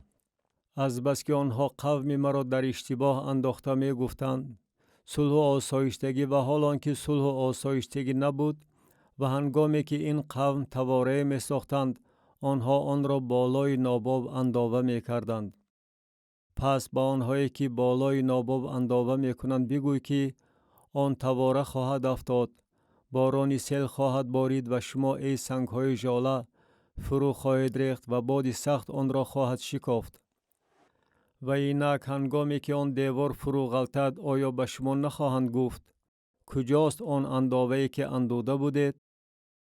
بنابراین خداوند خدا چنین میگوید: من در غضب خود باد سخت را به شکافتن امر خواهم کرد و در خشم من بارانی سیل خواهد بارید و سنگ‌های ژاله نیز در غضب هلاکت آور. و من آن دیوار را که شما بالای ناباب انداوه کرده اید خراب نموده بر زمین فرو خواهم غلطانید به طوری که ته کرسی آن نمایان گردد و هنگامی که آن فرو غلطد شما اندرون آن به هلاکت خواهید رسید و خواهید دانست که من خداوند هستم. و من غضب خود را بر آن دیوار و بر آنهایی که آن را بالای ناباب انداوه کردند به اتمام رسانیده به شما خواهم گفت: این دیوار نیست شد و آنهایی که آن را انداوه کرده بودند نیست و نابود گردیدند. یعنی آن انبیای اسرائیل که درباره یروشلیم نبوت میکنند و برایش رؤیای صلح و آسایشتگی را میبینند و حالان که صلح و آسایشتگی نیست میگوید خداوند خدا. و تو ای پسر آدم روی خود را به طرف دختران قوم خود که به دلخواه خود نبوت میکنند بگردان و در حق آنها نبوت نما و بگوی: خداوند خدا چنین میگوید: وای بر حال آنهایی که بازوبندهای جادو برای هر بازوی میدوزند و چادرها برای سر هر قامت میسازند تا که جانها را صید کنند. آیا شما جانهای قوم مرا صید میکنید تا که جانهای خود را زنده نگاه دارید؟ و مرا پیش قوم من برای یک مشت جو و یک بردنان به حرمت میکنید و به قوم من که به سخنان دروغ گوش میدهند دروغ گفته جانهایی را که نباید بمیرند میمیرانید و جانهایی را که نباید زنده مانند زنده میمانانید. بنابراین خداوند خدا چنین میگوید: اینک من به بازوبندهای جادوی شما ضد هستم که به واسطه آنها جانها را مثل پرندگان صید میکنید و من آنها را از بالای بازوهاتان خواهم کند و جانهایی را که شما صید میکنید رهایی خواهم داد تا که آن جانها پریده روند. و چادرهای شما را خواهم در رانید و قوم خود را از دست شما رها خواهم کرد و آنها در دستتان دیگر مورد صید نخواهند بود و خواهید دانست که من خداوند هستم. از بس که شما دل مرد عادل را به واسطه دروغ خود غمگین میکنید و حالان که من نمیخواستم غمگین نمایم و دستهای مرد شریر را تقویت میدهید به آن که وی از رفتار بد خود توبه کرده زنده ماند. بنابراین دیگر رؤیاهای باطل نخواهد دید و فال نخواهید کشاد و من قوم خود را از دست شما رها خواهم کرد و خواهید دانست که من خداوند هستم. کتاب حزقیال نبی باب 14. درباره پیران یروشلیم. و نزد من چند نفر از پیران اسرائیل آمدند و به حضور من نشستند و کلام خداوند بر من نازل شده گفت: ای پسر آدم، این آدمان بت‌های خود را به دل خود راه دادند و وسوسه گناه خود را پیش روی خود گذاشتند. آیا می‌سزد که من به سوال آنها جواب گردانم؟ بنابراین با آنها سخن رانده با آنها بگوی: خداوند خدا چنین میگوید: هر کسی که از خاندان اسرائیل بت‌های خود را به دل خود راه دهد و وسوسه گناه خود را پیش روی خود بگذارد و نزد نبی بیاید، من که خداوند هستم به کسی که آمده است با وجود بسیاری بت‌هایش جواب خواهم گردانید، تا خاندان اسرائیل با دل خود فهم کنند که همه‌شان به واسطه بت‌های خود از من دور شدند. بنابراین به خاندان اسرائیل بگوی: خداوند خدا چنین میگوید: توبه کرده از بت‌های خود دست کشید و رویهای خود را از همه کارهای زشت خود گردانید.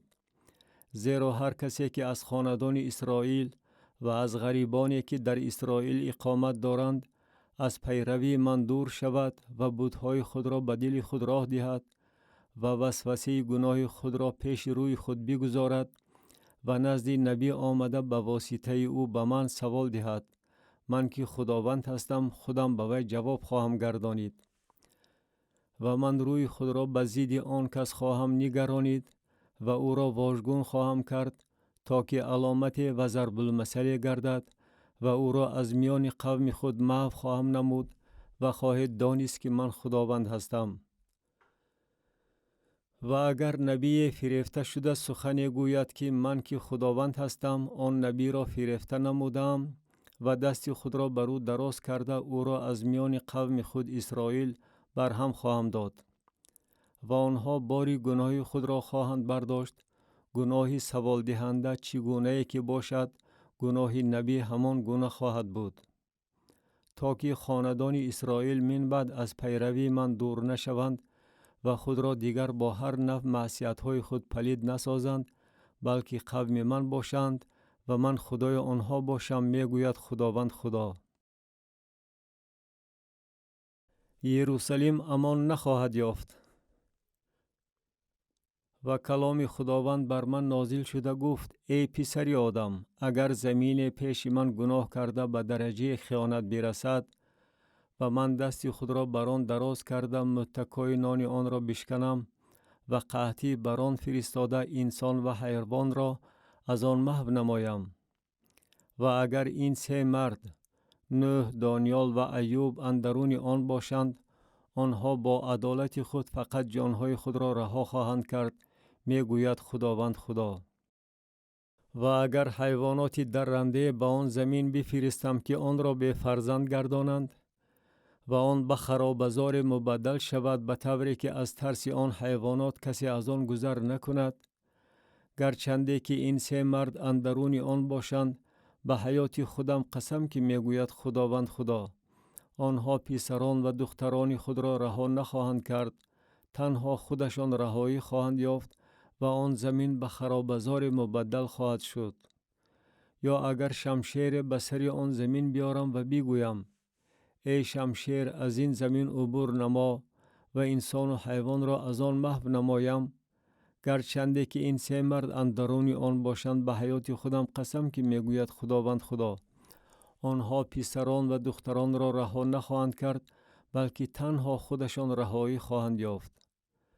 یا اگر وبای به آن زمین بفرستم و غضب خود را بر آن با خون فرو ریزم تا که انسان و حیوان را از آن محو نمایم، گرچنده که نوح، دانیال و ایوب اندرون آن باشند، به حیات خودم قسم که میگوید خداوند خدا، آنها پسری و دختری را رها نخواهند کرد، آنها با عدالت خود فقط جانهای خود را رها خواهند کرد. زیرا که خداوند خدا چنین میگوید: هرچند که 4 قصاص سخت خود، شمشیر و قحطی و حیوانات درنده و وبا را بر یروشلیم بفرستم تا که انسان و حیوان را از آن محو نمایم، ولی اینک بقیه در آن عبارت از پسران و دخترانی که بیرون آورده می شوند باقی خواهند ماند. اینک آنها نزد شما بیرون خواهند آمد و شما رفتار و کردار آنها را خواهید دید و در مصیبت که بر یروشلیم آوردم، یعنی در هر چیزی که من به سر آن آوردم، تسلی خواهید یافت و آنها شما را تسلی خواهند داد، زیرا که رفتار و کردار آنها را خواهید دید و خواهید دانست که هر آنچه من در آن کردم بیهوده نکردم، میگوید خداوند خدا. کتاب حزقیال نبی باب 15. رویا درباره تاکی که در آتش انداخته شد. و کلام خداوند بر من نازل شده گفت: ای پسر آدم، درخت تاک از هر درخت چه برتری دارد و نوده آن که در میان درختان جنگل باشد؟ آیا چوب از آن برای کندن کار گرفته می شود؟ آیا میخ از آن می گیرند تا که چیزی بر آن بیاویزند؟ اینک آن را برای سوزانیدن در آتش می اندازند و آتش دو نوگش را می سوزاند و میانه آن نیمسوز می شود. آیا آن برای کار باب است؟ اینک وقت آن تام بود، برای کار باب نبود، علل خصوص بعد از آن که آتش آن را سوزانیده است و آن نیمسوز شده است. آیا آن برای کار باب است؟ بنابراین خداوند خدا چنین میگوید: چنان که درخت تاک را در میان درختان جنگل من برای سوزانیدن به آتش گرفتار کردم، آنچنان ساکنان یروشلیم را گرفتار خواهم کرد و روی خود را به ضد آنها خواهم نگرانید. آنها از یک آتش بیرون آمدند، ولی آتش دیگر آنها را خواهد سوزانید. و چون روی خود را به ضد آنها نگرانم، خواهید دانست که من خداوند هستم. و به سبب خیانتی که آنها کردند، من این زمین را خرابازار خواهم ساخت، میگوید خداوند خدا. کتاب حزقیال نبی باب 16 درباره قباحت ها در یروشلیم. و کلام خداوند بر من نازل شده گفت: ای پسر آدم، یروشلیم را از کارهای زشتش آگاه نما و بگوی: خداوند خدا به یروشلیم چنین میگوید: نسب و زادگاه تو از زمین کنعان است. پدرت اموری و مادرت هیتی بود. و تولد تو چنین است: در روزی که زایده شدی نافت را نبریدند و تو را در آب برای تطهیر غسل ندادند و نمکاب نمالیدند و پرپیش نکردند. چشم بر تو نگاه بین نکرد تا که به تو دلسوزی نموده یکی از این کارها را برای تو بجا آورد، بلکه در روزی که تو زایده شدی از حیات تو نفرت کرده تو را بر روی صحرا پرتافتند. و من از پیشت گذر کرده تو را در خونهایت جولیده دیدم و به تو گفتم در خونهایت زنده بمان. و به تو گفتم در خونهایت زنده بمان. و تو را مثل نباتات صحرا بغایت افزون کردم و تو نمو یافته کلان شدی و به کمال حسن و ادا رسیدی. پیستانهایت بلند و مویهایت دراز شد، ولی هنوز برهنه و عریان بودی. و من از پیشت گذر کرده تو را دیدم و اینک زمان تو زمانی محبت بود و من سایه خود را بر تو پهن کردم و عریانی تو را پوشانیدم و به تو قسم خوردم و با تو عهد بستم، میگوید خداوند خدا، و تو از آن من شدی. و تو را در آب غسل دادم و خونهایت را از بدنت شستم و تو را با روغن تدهین نمودم. و تو را پیراهن گلدوزی و کفش چرمین و روی مال کتان نازک و جامه ابریشمین پوشانیدم. و تو را با اسباب زینت آرا داده دستپانه ها بر دستهایت و طفق بر گردنت نهادم و حلقه بر بینیت و گوشواره ها بر گوشهایت و افسر جلال بر سرت گذاشتم. و تو با طلا و نقره زینت یافتی و لباست از کتان نازک و ابریشم و متاع گلدوزی عبارت بود.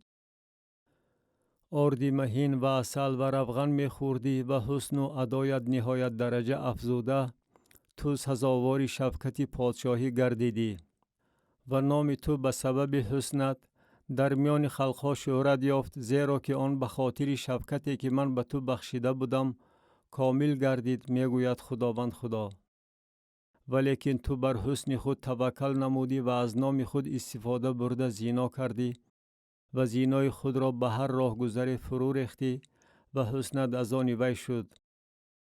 و از لباسهای خود گرفته برای خود بلندی های رنگین ساختی و بر آنها زنا کردی که چنین حادثه هرگز روی نداده است و نباید روی دهد.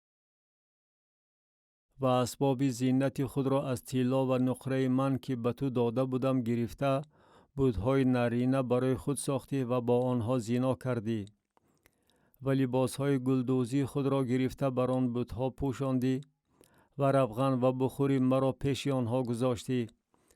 و نان مرا که به تو داده بودم، آرد مهین و روغن و عسل را که خوراکی تو گردانیده بودم، تو پیش آنها همچون خوشبویی دلپذیر گذاشتی و چنین شد، میگوید خداوند خدا. و پسران و دخترانت را که برای من زایده بودی گرفته به صفت خوراک بت‌ها ذبح کردی.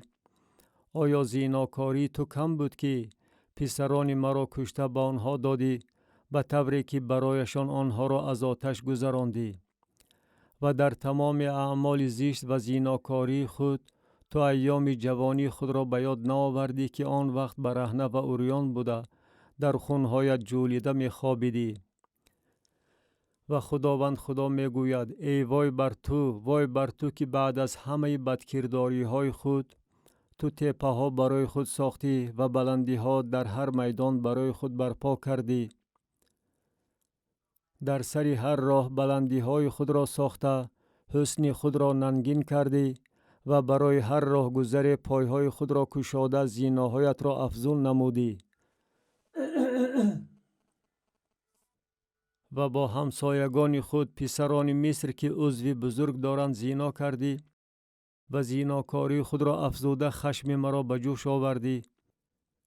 و اینک من دست خود را بر تو یازانیده نصیبت را کم کردم و تو را به اشتیاق بدخواهانت دختران فلیشتی که از رفتار فاحشانه تو شرم داشتند سپردم. و از بس که سیر نشدی با پسران اشور زینا کردی، ولی با آنها نیز زینا کرده سیر نشدی و زیناکاری خود را تا زمین تاجران یعنی کلدانیان افزون کردی، ولی با این نیز سیر نشدی. دل تو چقدر بیمجال شده باشد، میگوید خداوند خدا، که تمام این اعمال را که اعمال زنی فاحشه خودسر است بجا آورده ای. وقتی که تو تپه های خود را در سر هر راه ساختی و بلندی های خود را در هر میدان برپا کردی، مثل فاحشه های دیگر نبودی، چون که مزد زینایت را تمسخر می نمودی، بلکه زنی زیناکار بودی که بجای شوهر خود بیگانه ها را می پذیرد. به همه فاحشگان مزد زینا می دهند، ولیکن تو به همه عاشقانت مزد زینایت را می دادی و آنها را با رشوه می خریدی تا که از هر طرف نزد تو برای زیناکاری هایت بیایند. و رفتار تو در زیناکاریت برعکس زنان دیگر بود. کسی طالب زینای تو نبود، از این رو تو مزد زینا می دادی، ولی کسی به تو مزد زینا نمی داد و رفتارت همین طور برعکس دیگران بود. بنابراین ای فاحشه، کلام خداوند را بشنو.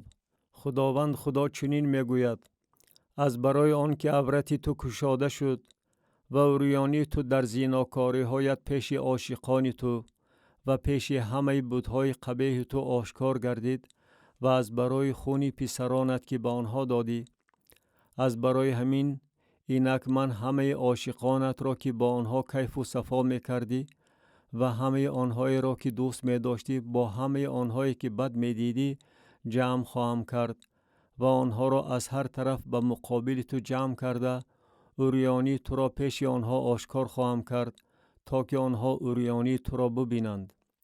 و بر تو چون بر زنانی که زینا می کنند و خون می ریزند داوری خواهم نمود و خونت را با غضب و رشک خواهم ریخت و تو را به دست عاشقانت خواهم سپرد و آنها تپه هایت را ویران و بلندی هایت را خراب خواهند کرد و لباس هایت را از تو خواهند کشید و اسباب زیب و زینتت را خواهند گرفت و تو را برهنه و عریان خواهند گذاشت و ازدحامی را بر ضد تو برخیزانیده با سنگ ها تو را سنگسار خواهند نمود و با شمشیرهای خود تو را پاره پاره خواهند کرد و خانه هایت را به آتش خواهند سوزانید و در پیش نظر زنان بسیار بر تو داوری خواهند کرد و من به زیناکاری تو خاتمه خواهم داد و تو دیگر مزد زینا نخواهی داد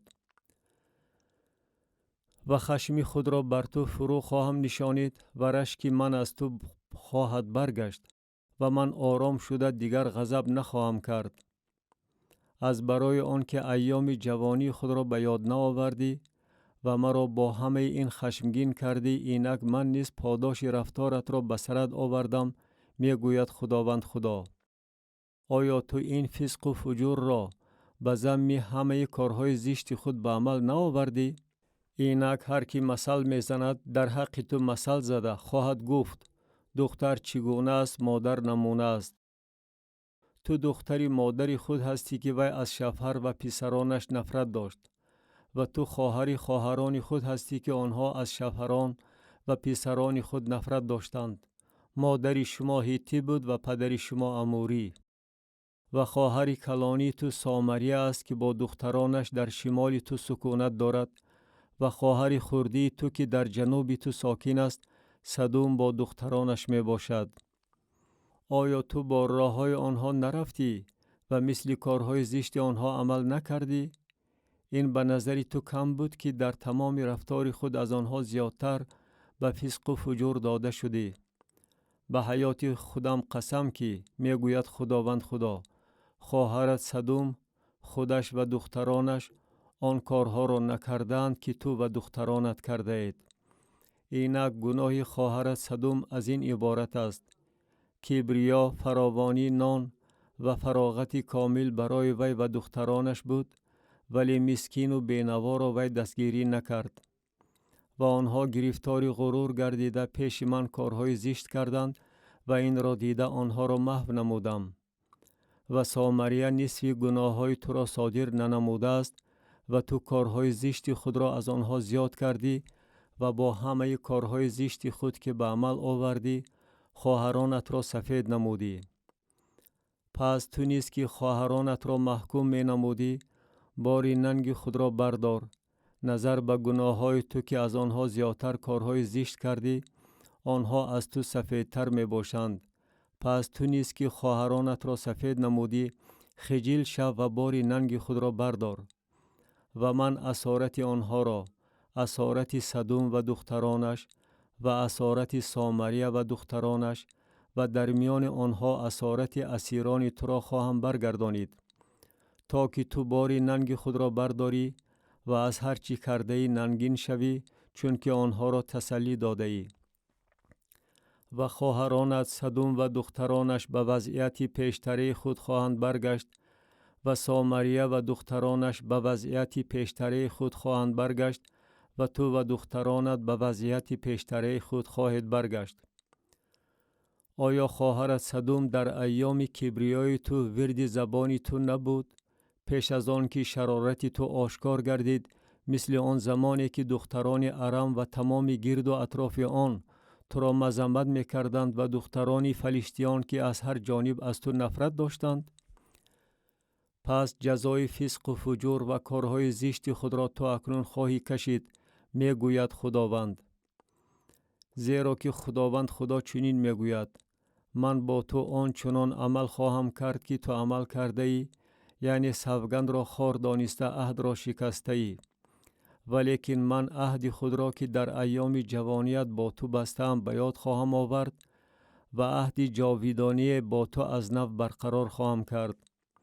و تو رفتار خود را به یاد آورده خجل خواهی شد وقتی که خواهران کلانی و خردی خود را قبول نمایی و من آنها را به تو همچون دختران می دهم، ولی نه بر طبق عهد تو، بلکه من عهد خود را با تو از نو برقرار خواهم کرد و تو خواهی دانست که من خداوند هستم، تا که تو به یاد آورده خجل شوی و من بعد به سبب ننگ خود دهانت را نکشایی، وقتی که من هر چی را که تو کرده به تو بیامرزم، میگوید خداوند خدا. کتاب حزقیال نبی باب 17. مثل درباره عقاب بزرگ. و کلام خداوند بر من نازل شده گفت: ای پسر آدم، معمای بگوی و مثل درباره خاندان اسرائیل بزن و بگوی: خداوند خدا چنین میگوید: عقاب بزرگ که بالهایش کلان، دراز استخوان و پر از پرهای رنگین بود به لبنان آمد و سری ارز را گرفت. سری نوده های آن را کنده به زمین تاجران آورد، آن را در شهر سوداگران گذاشت و از تخم آن زمین گرفته آن را در مزرعه بارآور کاشت، نزد آبهای فراوان جایگیر کرد، چنان که درخت بید را میشنانند. و آن نمو یافته تا که وسیع پست قامتی شد که نوده هایش سوی وی مایل بود و ریشه هایش در زیر وی بود و آن به تاک مبدل گردیده شاخه ها رسانید و نوده ها داد.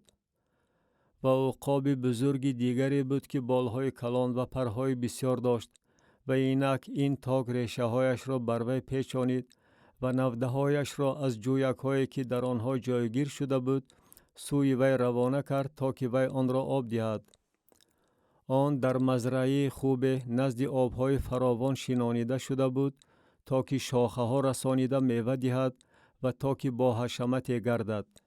بگوی: خداوند خدا چنین میگوید: آیا آن موفقیت خواهد یافت و یا خیر ریشه های آن را خواهد برکند و میوه آن را پاره پاره و خشک خواهد کرد؟ همه برگ های تر و تازه آن خشک خواهد شد و آن به قوت بزرگ و مردم زیاد ریشه‌کن کرده خواهد شد. و اینک اگرچه آن شنانیده شده باشد آیا موفقیت خواهد یافت؟ آخر همین که باد شرقی به آن برسد آن تماما خشک خواهد شد، در جویک های نموی خود خواهد خشکید. مراجعت به خاندان اسیانگر. و کلام خداوند بر من نازل شده گفت: به خاندان اسیانگر بگوی، آیا نمی‌دانید که اینها چه معنی دارد؟ بگوی اینک پادشاه بابل به یروشلیم آمد و پادشاه آن و سروران آن را گرفت و آنها را نزد خود به بابل آورد و از نسل پادشاه گرفت و با او عهد بست و او را قسم داد و زورآوران زمین را گرفته برد تا که مملکت سرپست گردیده قامت بلند نکند و عهد او را رعایت نموده در آن استوار باشد. ولیکن او به ضد وی عصیان کرده قاصدان خود را به مصر فرستاد تا که به او اسبان و مردم زیادی بدهند. آیا او موفقیت خواهد یافت؟ آیا کسی که این کارها را کرده است می تواند جان به سلامت برد؟ و آیا کسی که عهد را پایمال نموده است می تواند جان به سلامت برد؟ به حیات خودم قسم که می گوید خداوند خدا، او در مکان همان پادشاهی که او را پادشاه تعیین کرده است و او قسمی ورا خار دیده عهد ورا پایمال نموده است، نزد وی اندرون بابل خواهد مرد. و فرعون او را در جنگ با قوت بزرگ و مردم زیاد دستگیری نخواهد کرد وقتی که خاکریز برپا نمایند و استحکامات بسازند تا که جانهای بسیار را نیست و نابود کنند.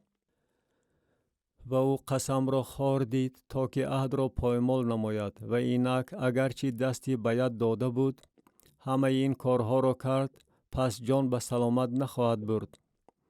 بنابراین خداوند خدا چنین میگوید: به حیات خودم قسم که سوگند مرا که او خار دید و عهد مرا که او پایمال نمود من بر سر او خواهم آورد و دام خود را بر او خواهم افکند و او در تور من خواهد افتاد و من او را به بابل خواهم آورد و در آنجا برای خیانتی که در حق من کرد بر او داوری خواهم نمود و همه گریزه های او در همه فوجهایش از شمشیر خواهند افتاد و باقی ماندگان به سوی هر باد پراکنده خواهند شد و خواهید دانست که من که خداوند هستم گفتم. خداوند خدا چنین میگوید: و من نوده از سر ارضی بلند گرفته آن را خواهم شنانید، از میان شاخه های سر آن من نوده تر و تازه خواهم برکند و آن را بر کوه بلندی راست برآمده خواهم شنانید. بر کوه سربلند اسرائیل آن را خواهم شنانید و آن شاخه ها رسانیده میوه خواهد داد و ارضی با حشمت خواهد شد و هر نوع مرغان هر گونه بالداران در تگ آن ساکن خواهند شد، در سایه نوده هایش لانه خواهند ساخت و همه درختان صحرا خواهند دانست که من که خداوند هستم درخت بلند را پست می کنم، درخت پست را بلند می سازم، درخت سبز را می خشکانم و درخت خشک را سبز و خرم می گردانم. من که خداوند هستم گفتم و به عمل خواهم آورد. کتاب حزقیال نبی باب 18.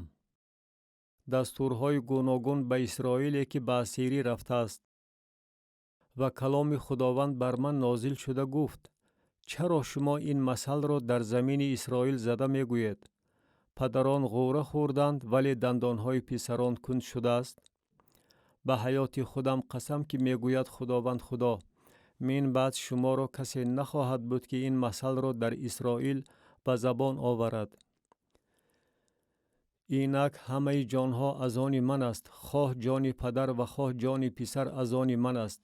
جانی که گناه کرده باشد خواهد مرد و کسی اگر عادل باشد و عدل و انصاف را به عمل آورد، بر کوه نخورد و چشمانش را سوی بت‌های خاندان اسرائیل بلند نکند و زن یاری خود را پلید نسازد و به زن حایزه نزدیکی ننماید و هیچ کس را به تنگ نآورد، به قرضدار گروی ورا برگرداند، غارت نکند، نان خود را به گرسنه بدهد و برهنه را لباس بپوشاند پولش را به فایده ندهد و سود نگیرد، از ناانصافی دست کشد، در میان آدمان داوری حقیقی را به جا آورد، بر طبق فرایض من رفتار کند و دستورهای مرا نگاه داشته در راه راستی عمل نماید، چنین کس عادل است و حتما زنده خواهد ماند، میگوید خداوند خدا. اما اگر او پسری جفاکار و خونریز به دنیا آورده باشد که و یکی از این کارهای بد را بکند، ولی همه این کارهای نیک را نکند، بلکه بر کوها نیز بخورد و زنی یار خود را پلید سازد، مسکین و بینوا را فریب دهد، غارت نماید، گرو را بر نگرداند و چشمانش را سوی بتها بلند کند، کارهای زشت را به جا آورد، پولش را به فایده دهد و سود گیرد، آیا وی زنده خواهد ماند؟ وی زنده نخواهد ماند. مادامی که وی همه این کارهای زشت را به جا آورده است، البته خواهد مرد، خونش بر گردنش خواهد بود. و اگر او پسری به دنیا آورده باشد که وی همه گناهایی را که پدرش به عمل می آورد دیده است و آنها را دیده مثل آنها عمل نکند، بر کوها نخورد و چشمانش را سوی بتهای خاندان اسرائیل بلند نکند، زنی یارش را پلید نسازد و کسی را فریب ندهد، گرو نگیرد، غارت نکند، نان خود را به گرسنه بدهد و برهنه را لباس بپوشاند، به مسکین دستی تعدید دراز نکند، فایده و سود نگیرد، دستورهای مرا به جا آورد و بر طبق فرایض من رفتار نماید، وی برای گناه پدرش نخواهد مرد، بلکه حتما زنده خواهد ماند. پدری وی از بس که با استثمار مشغول بود، برادرش را غارت می نمود و اندرون قوم خود کارهای بد می کرد، اینک او به گناه خود خواهد مرد. ولی شما می گویید چرا پسر گناه پدر را نمی بردارد؟ چون که پسر عدل و انصاف را به عمل آورده است، تمام فرایض مرا رعایت نموده است و آنها را به جا می آورد، و حتما زنده خواهد ماند. جانی که گناه کرده باشد خواهد مرد. پسر باری گناه پدر را نخواهد برداشت و پدر باری گناه پسر را نخواهد برداشت. عدالت عادل بر خودش خواهد بود و شرارت شریر بر خودش خواهد بود. و اگر شریر از همه گناهایی که به عمل آورده است توبه کند و تمام فرایض مرا رعایت نماید و عدل و انصاف را به عمل آورد، حتما زنده خواهد ماند، او نخواهد مرد. همه جنایت‌هایی که او به عمل آورده است در حق او به یاد آورده نخواهد شد. او با عدالتی که به عمل آورده است زنده خواهد ماند. آیا من مفت شریر را خواهانم؟ میگوید خداوند خدا، بلکه آن را خواهانم که او از رفتار خود توبه کرده زنده ماند.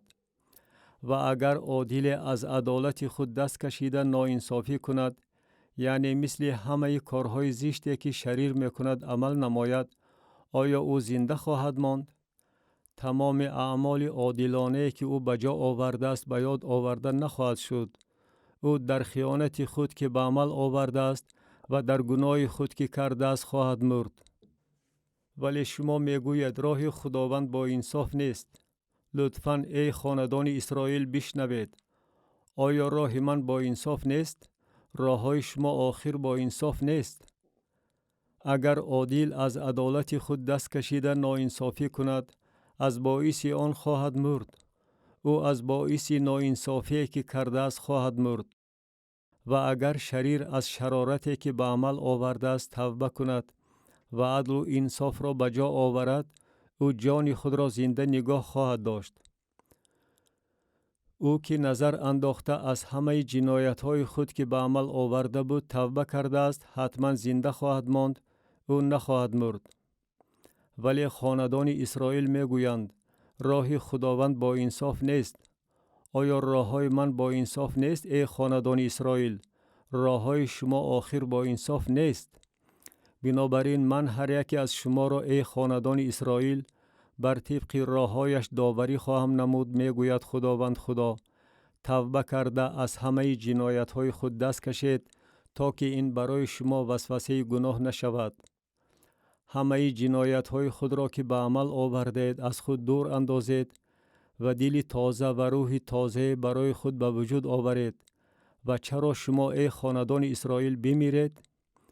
زیرا که من مفتی شخصی میرنده را خواهان نیستم، میگوید خداوند خدا. توبه کنید و زنده خواهید ماند. کتاب حزقیال نبی باب 19. اندوه درباره سروران اسرائیل. و تو در حق رئیسان اسرائیل نوحه نما و بگوی: مادرت چی ماده شیر بود، در میان شیران می خوابید، اندرون شیران جوان بچه هایش را می پرورید. و یکی از بچه هایش را کلان کرد که وی شیر جوان شد و دریدن نخچیر را یاد گرفت، آدمان را می خورد و خلقها آوازه و را شنیدند. وی در چاه آنها افتاد و در بینیش حلقه زده و را به زمین مصر بردند. و مادرش که در انتظار بود چون دید که امیدش برباد رفت، یک بچه دیگرش را گرفته آن را شیر جوان گردانید و آن اندرون شیران میگشت، شیر جوان شد و دریدن نخچیر را یاد گرفت، آدمان را میخورد و قصرهای آنها را خراب و شهرهاشان را ویران میکرد و زمین و هرچی در آن بود از آواز نعره آن ولنگار گردید. و خلقها از کشورهای گرد و اطراف به وی هجوم کردند و تور خود را بر وی پرتافتند. وی در چاه آنها دستگیر شد و در بینیش حلقه زده آن را در قفس جایگیر کردند و آن را نزد پادشاه بابل بردند. آن را در تور انداخته بردند تا که آوازش دیگر بر کوههای اسرائیل شنیده نشود. مادرت تو بر این مثل تاک نزد آبها شنانیده شده بود، از آبهای فراوان سرمیوه و سرشاخه بود و شاخه های به قوت برای چوب دست های سلطانان داشت و قدش در میان نوده های پربرگ بغایت بلند شد.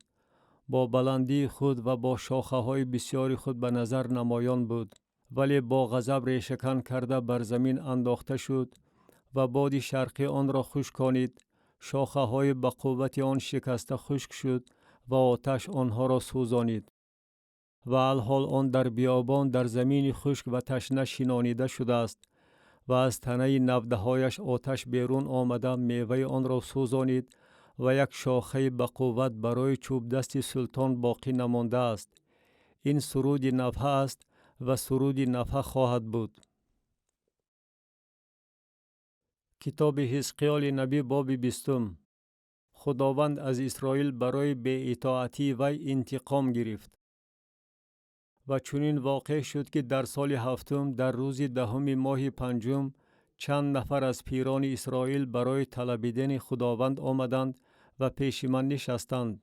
و کلام خداوند بر من نازل شده گفت: ای پسر آدم، با پیران اسرائیل سخن رانده به آنها بگوی: خداوند خدا چنین میگوید: آیا شما برای طلبیدن من آمده اید؟ به حیات خودم قسم که طلبش شما را اجابت نخواهم کرد، میگوید خداوند خدا. آیا بر آنها داوری خواهی کرد؟ داوری خواهی کرد ای پسر آدم؟ پس اعمال زشت پدران آنها را به آنها بیان نما و به آنها بگوی: خداوند خدا چنین میگوید: در آن روزی که اسرائیل را برگزیدم و دست خود را برای نسل خاندان یعقوب بالا برداشتم و خود را به آنها در زمین مصر ظاهر ساختم و دست خود را برای آنها بالا برداشته گفتم: من خداوند خدای شما هستم. در آن روز دست خود را برای آنها بالا برداشتم که آنها را از زمین مصر به زمینی که برایشان خشک کردم بیرون آورم، به زمینی که شیر و عسل در آن جاری است، به زمینی که گزین همه زمین هاست. و به آنها گفتم: هر کدامتان قباحت های پیش چشمان خود را دور اندازید و با بت‌های مصر خود را پلید نسازید. من خداوند خدای شما هستم. ولیکن آنها به ضد من عصیان کردند و نخواستند به من گوش دهند. هیچ کدامشان قباحت های پیش چشمان خود را دور نانداختند و بت‌های مصر را ترک نکردند. و من گفتم که غضب خود را بر آنها فرو خواهم ریخت و خشم خود را اندرون زمین مصر بر آنها به اتمام خواهم رسانید.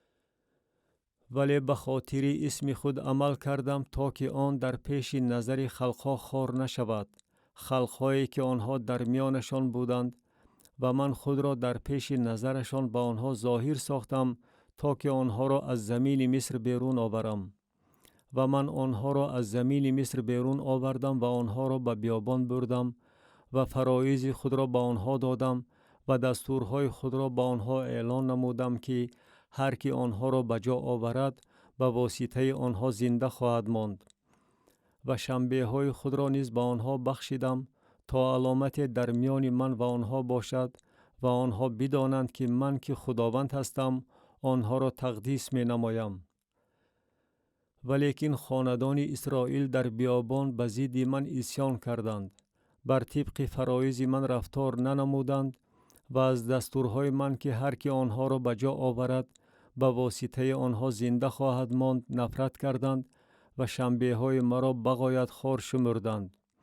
و من گفتم که غضب خود را بر آنها فرو ریخته آنها را در بیابان محو خواهم کرد. ولی به خاطر اسم خود عمل کردم تا که آن در پیش نظر خلقها خوار نشود، خلقهایی که آنها را در پیش نظرشان بیرون آوردم. و نیز دست خود را برای آنها در بیابان بالا برداشتم که آنها را به زمینی که دادم نه آورم، به زمینی که شیر و عسل در آن جاری است، به زمینی که گزین همه زمین هاست.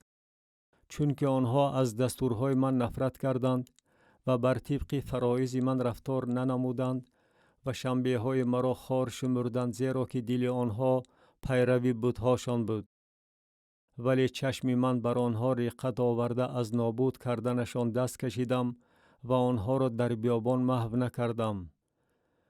و به پسران آنها در بیابان گفتم بر طبق فرایض پدران خود رفتار نکنید و دستورهای آنها را نگاه ندارید و خود را با بت‌های آنها پلید نسازید. من خداوند خدای شما هستم، بر طبق فرایض من رفتار کنید و دستورهای مرا نگاه دارید و آنها را به جا آورید. و شنبه های مرا تقدیس نمایید تا که علامت در میان من و شما باشد و بدانید که من خداوند خدای شما هستم. ولی پسران به ضد من عصیان کردند، بر طبق فرایض من رفتار ننمودند و دستورهای مرا نگاه نداشتند تا که آنها را به جا آورند و حال آنکه هر کی آنها را به جا آورد به واسطه آنها زنده خواهد ماند، شنبه های مرا خوار شمردند. و من گفتم که غضب خود را بر آنها فرو ریخته خشم خود را بر آنها در بیابان به اتمام خواهم رسانید. ولیکن دست خود را عقب کشیده به خاطر اسم خود عمل کردم تا که آن در پیش نظر خلقها خوار نشود، خلقهایی که آنها را در پیش نظرشان بیرون آوردم. من نیز دست خود را برای آنها در بیابان بالا برداشتم که آنها را در میان خلقها پراکنده نمایم و آنها را در کشورها پریشان سازم، چون که آنها دستورهای مرا به جا نآوردند و از فرایض من نفرت کردند و شنبه های مرا خوار شمردند و چشمان آنها به سوی بت‌های پدرانشان نگران بود. و من نیز به آنها فرایض دادم که نیکو نبود و دستورهایی که به واسطه آنها نمی توانستند زنده مانند. و آنها را واگذاشتم که به واسطه هدیه های خودشان، یعنی به واسطه از آتش گذرانیدن هر رحمکشا پلید شوند تا که آنها را خانه ویران سازم و آنها بدانند که من خداوند هستم. بنابراین ای پسر آدم، با خاندان اسرائیل سخن رانده به آنها بگوی خداوند خدا چنین میگوید: باز با این مرا پدران شما تحقیر نموده در حق من خیانت کردند. هنگامی که من آنها را به زمین آوردم که دست خود را بالا برداشته بودم تا آن را به آنها بدیم، آنها هر تپه بلند و هر درختی سرشاخه را دیده قربانی های خود را در آنجا ذبح کردند و قربانی های غضب انگیز خود را به آنجا آوردند و عطر گوارای خود را در آنجا گذاشتند و هدیه های ریختنی خود را در آنجا ریختند. و من به آنها گفتم این بامه که شما به آن می روید چیست؟ به این سبب نام آن تا امروز بامه خوانده می شود. بنابراین به خاندان اسرائیل بگوی خداوند خدا چنین می گوید: در صورتی که شما خود را با رفتار پدران خود پلید می سازید و قباحت آنها را پیروی نموده زنا می کنید و به واسطه آوردن هدیه های خود و از آتش گذرانیدن پسران خود شما خود را با همه بت‌های خود تا امروز پلید می سازید.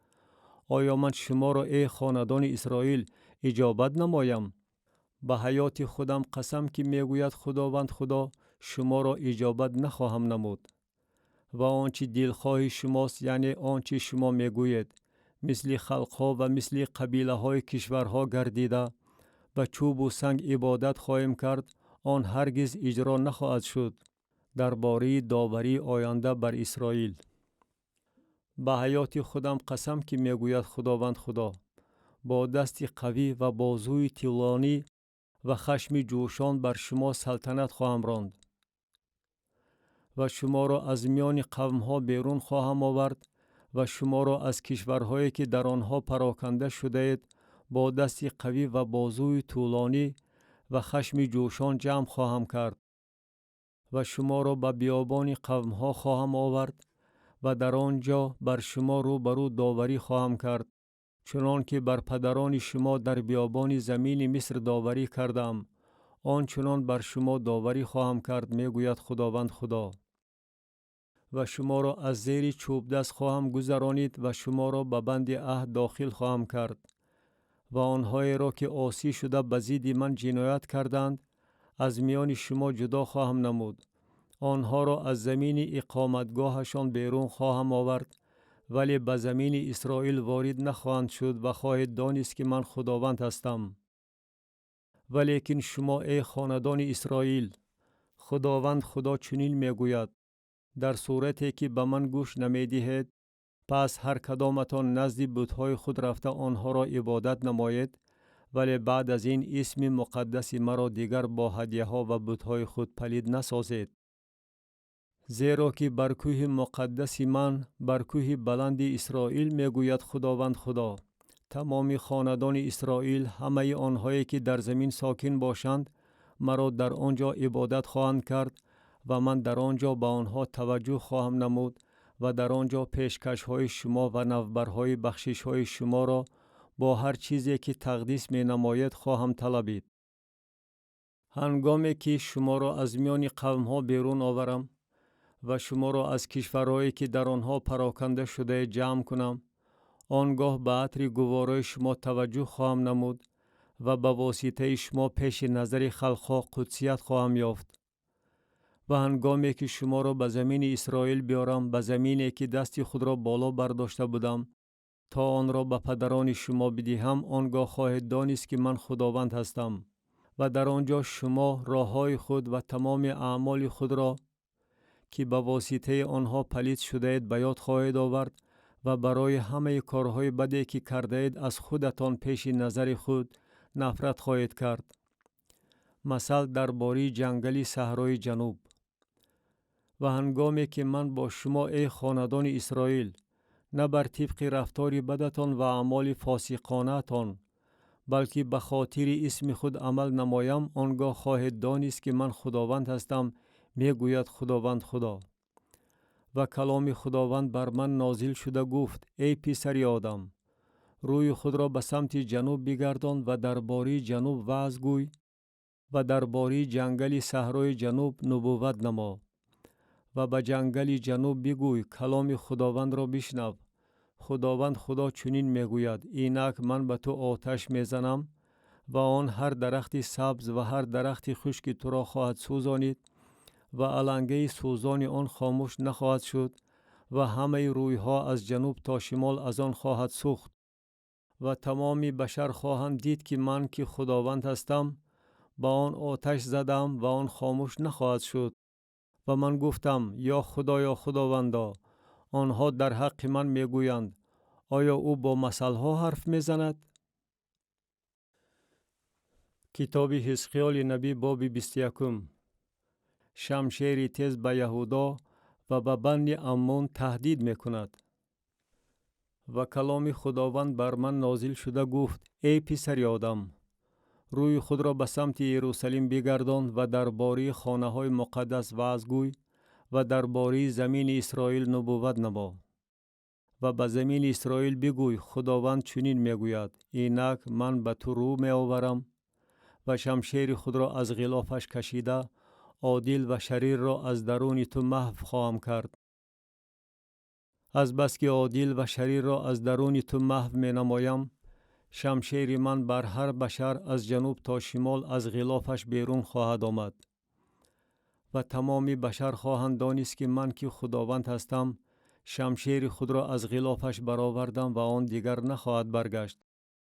و تو ای پسر آدم همچون شکسته کمر آه کش و با تلخی پیش نظر آنها آه کش و چون به تو گویند از چه سبب آه میکشی بگوی به سبب آوازه‌ای که می آید و آنگاه هر دل آب و ادا شده همه دستها به مجال خواهد گردید و هر روح اندوهگین شده همه زانوها به لرزش خواهد آمد.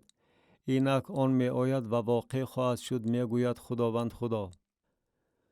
و کلام خداوند بر من نازل شده گفت ای پسر آدم نبوت نموده بگوی خداوند چنین می گوید بگوی شمشیر شمشیر تیز کرده صیقل زده شده است، برای قتل بی امان تیز کرده برای برق زدن صیقل زده شده است. آیا ما شادی کنیم که عصای پسر من از تمام درخت نفرت می کند و او آن را برای صیقل زدن داد تا که آن را به کف گیرد و آن یعنی شمشیر تیز کرده و صیقل زده شده است تا که به دست قاتل داده شود. فریاد و نوحه نما ای پسر آدم، زیرا که آن بر قوم من بر همه سروران اسرائیل می آید. آنها با قوم من گرفتار شمشیر خواهند شد، بنابراین دست افسوس بر ران خود بزن. زیرا که امتحان است و چی خواهد بود اگر عصای نفرت کننده نیز نآید، می گوید خداوند خدا.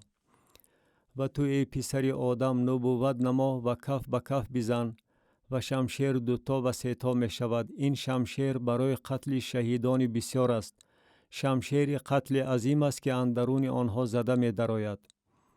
برای آن که دلها آب و ادا و شماره مقتولان زیاد شود، من نزد هر دروازه آنها شمشیری دودمه خواهم گذاشت.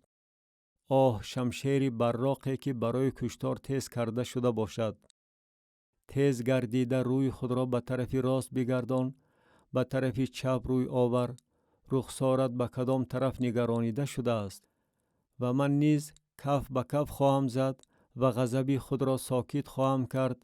من که خداوند هستم گفتم.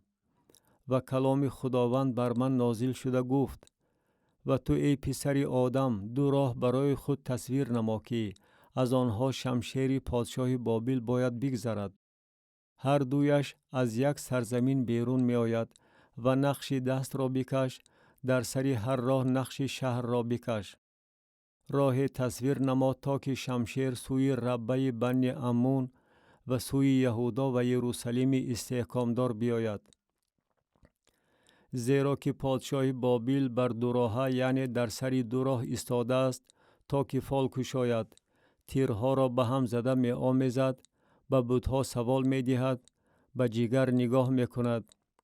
در دست راست او فال یروشلیم است تا که منجنیقها برپا نماید، برای کشتار دهان کشاید، در گلبانگ آواز بلند کند، منجنیقها را در رو بروی دروازه ها برپا نماید، خاکره سازد، استحکامات بنا کند. اما این فال به نظر مردم یروشلیم که برایشان بسی قسم خورده بودند فال باطل می نماید، ولی او گناه آنها را به یاد می آورد تا که به دستش افتند. بنابراین خداوند خدا چنین می گوید از بس که خودتان معصیت خود را به یاد آورده جنایت های خود را آشکار کردید تا که گناه های خود را در تمام اعمال خود به نظر نمایان سازید، از بس که خودتان این را یادآوری نمودید بنابراین به دست خواهید افتاد. و تو ای رئیس اسرائیل که به طفیل شرارت خود بدنام شده ای و به سبب اوج گرفتن معصیت تو روزی سزای تو رسیده است، خداوند خدا چنین می گوید اما ما از سرت دور کرده و تاجت برداشته خواهد شد. این حالت دیگر دوام نخواهد کرد. آنچه پست است بلند خواهد شد و آنچه بلند است پست خواهد گردید. آن را خرابزار خواهم گردانید به درجه‌ای که هرگز واقع نشده است تا وقت آمدن آن کسی که حق از آن اوست و من آن را به او خواهم داد. و تو ای پسر آدم نبوت نموده بگوی خداوند خدا درباره بنی عمون و درباره ننگ آنها چنین میگوید، یعنی بگوی شمشیر شمشیر برای کشتار کشیده شده است، تا انتهای درجه صیقل داده شده است تا که براق باشد. در صورتی که رؤیاهای باطل برای تو دیدند و فالهای بر دروغ برای تو زدند، تا که تو را برگردنی شریرانی بدنام بمانند که به سبب اوج گرفتن معصیتشان روزی سزای آنها رسیده است. آن را به غلافش برگردان. در مکانی که آفریده شده ای در زمین زادگاه تو بر تو داوری خواهم کرد و خشم خود را بر تو فرو خواهم ریخت. آتش غضب خود را بر تو خواهم دمید و تو را به دست مردم وحشی که به کشتن ماهرند خواهم سپرد و تو طعمه آتش خواهی شد و خونت اندرون آن زمین خواهد ماند و ذکر نخواهی یافت، زیرا من که خداوند هستم گفتم. کتاب حزقیال نبی باب 22. یک نام بردن گناه های اسرائیل. و کلام خداوند بر من نازل شده گفت و تو ای پسر آدم آیا داوری خواهی کرد؟ آیا بر شهر خونریز داوری خواهی کرد؟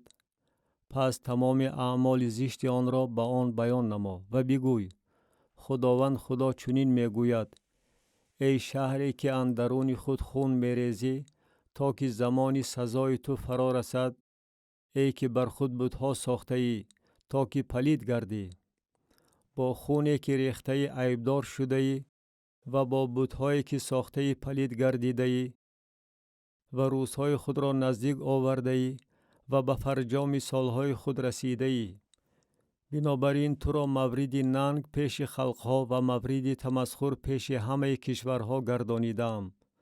آنهایی که به تو نزدیکند و از تو دورند تو را تمسخر نموده خواهند گفت: ای که نام خود را پلید ساخته ای، ای که از نزاع پر شده ای. اینک رئیسان اسرائیل هر یک علی قدر قوت خود اندرون تو برای خونریزی جد و جهد می نمودند.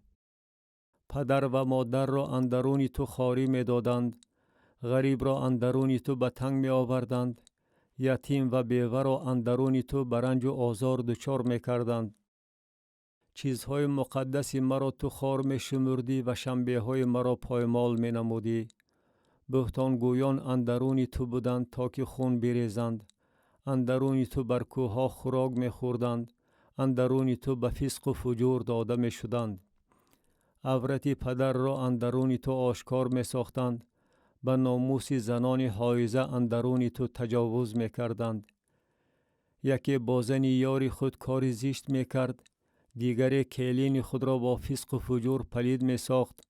سیومی به ناموس خواهر خود یعنی دختری پدر خود اندرون تو تجاوز می نمود. اندرون تو رشوه می خوردند تا که خون بریزند. تو فایده و سود می خوردی و به مال یاری خود با ستم طمع می نمودی، ولی مرا فراموش کردی، می گوید خداوند خدا. و اینک من درباره طمعکاری که کرده ای و درباره خونی که اندرون خودت ریخته ای کف خود را می زنم. آیا در ایامی که من پاداش تو را بدهم دلت متین و دستهایت قوی خواهد بود؟ من که خداوند هستم گفتم و به عمل خواهم آورد. و تو را در میان خلقها پراکنده و در کشورها پریشان خواهم نمود و قباحت تو را از تو نیست خواهم کرد و خود را تو پیش نظر خلقها نفرت انگیز خواهی کرد و خواهی دانست که من خداوند هستم. مثل درباره کوره.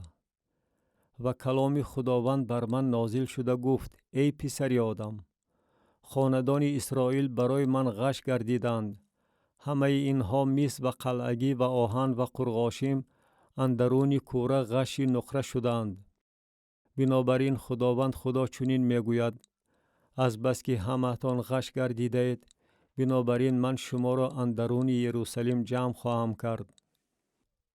چنان که نقره و مس و آهن و قرغاشیم و قلعگی را اندرون کوره جمع کرده آتش بر آنها می دمند تا که گداخته شوند، آنچنان من شما را در خشم و غضب خود جمع کرده در آن خواهم گذاشت و شما را خواهم گداخت و شما را جمع کرده آتش غضب خود را بر شما خواهم دمید و شما اندرون آن گداخته خواهید شد.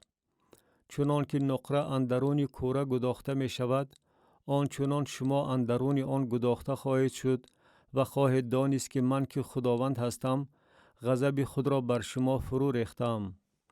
و کلام خداوند بر من نازل شده گفت: ای پسر آدم، به وی بگوی تو زمینی هستی که ناپاک شده ای و در روز غضب بر تو باران نخواهد بارید. سوی قصد انبیای آن اندرون آن مثل شیر غران است که نخچیر را می درد. آنها جانها را می خورند، مال و ملک و چیزهای گرانبها را می گیرند، بیوگان را اندرون آن افزون می کنند. کاهنان آن شریعت مرا پایمال و چیزهای مقدس مرا پلید می سازند. چیزی مقدس را از غیر مقدس جدا نمی کنند و چیزی پلید را از پاک فرق نمی نمایند و از شنبه های من چشم خود را می پوشند و من اندرون آنها به حرمت شدم. سروران آن اندرون آن مثل گرگان می باشند که نخچیر را می درند. آنها خون می ریزند، جانها را نابود می کنند تا که حرص خود را قانع گردانند. و انبیای آن برای آنها بالای ناباب اندازه کرده رؤیاهای باطل می بینند و برای آنها فالی دروغ زده می گویند خداوند خدا چنین می گوید و حالان که خداوند چیزی به آنها نگفته است. قوم این زمین یکدیگر را به امان ظلم و تاراج می نمایند، مسکین و بینوا را فریب می دهند و در حق غریب ناانصافانه ستم می کنند. و من در میان آنها کسی را جستم که دیوار را تعمیر نماید و در رخنه آن به حضور من برای این زمین بایستد تا که آن را خراب نکنم، ولیکن چنین کس را نیافتم. پس خشم خود را بر آنها فرو خواهم ریخت، با آتش غضب خود آنها را نیست و نابود خواهم کرد، پاداش رفتارشان را بر سرشان خواهم آورد، میگوید خداوند خدا. کتاب حزقیال نبی باب 23. مثل درباره آحاله و آحالیبه. و کلام خداوند بر من نازل شده گفت: ای پسر آدم، دو زن دختران یک مادر بودند و آنها در مصر زیناکار شده در جوانی خود زینا کردند. در آنجا سینه های آنها را مالش دادند و در آنجا پیستان های بکارت آنها را فشردند. و نام های آنها کلانی آحاله و خواهرش آحالیبه بود و آنها زنان من بوده پسران و دختران زاییدند. و نام های آنها آحاله سامریه و آحالیبه یروشلیم بود. و آحاله زینا کرد در صورتی که هنوز از آن من بود و به خوشداران خود به سپاهیان اشور دل داد، به آنهایی که لباس لاجورد می پوشیدند، به والیان و سرداران که سراسر جوانان دلپذیر فارسان اسب سوار بودند، و با آنها که سراسر برگزیدگان بنی اشور بودند به زیناکاری خود داده شد و با همه بت‌های کسانی که به آنها دل داده بود خود را پلید ساخت. ولی از زیناکاری خود که با مصریان داشت دست نکشید، زیرا که آنها با او در ایام جوانی او خفت و خواب داشتند و پیستانهای بکارتش را می فشردند و شهوات خود را بر او فرو می ریختند. بنابراین من او را به دست هوشدارانش، یعنی به دست بنی اشور که به آنها دل داده بود سپردم. آنها عورت او را کشادند، پسران و دخترانش را گرفتند و او را با شمشیر کشتند و نامش برای زنان عبرت شد و او را به جزا مستحق کردند. و خواهرش آحالیبه این را دید و در شهوت پرستی خود از وی بیشتر فاصل شد و از زیناکاری خواهرش زیادتر زینا کرد.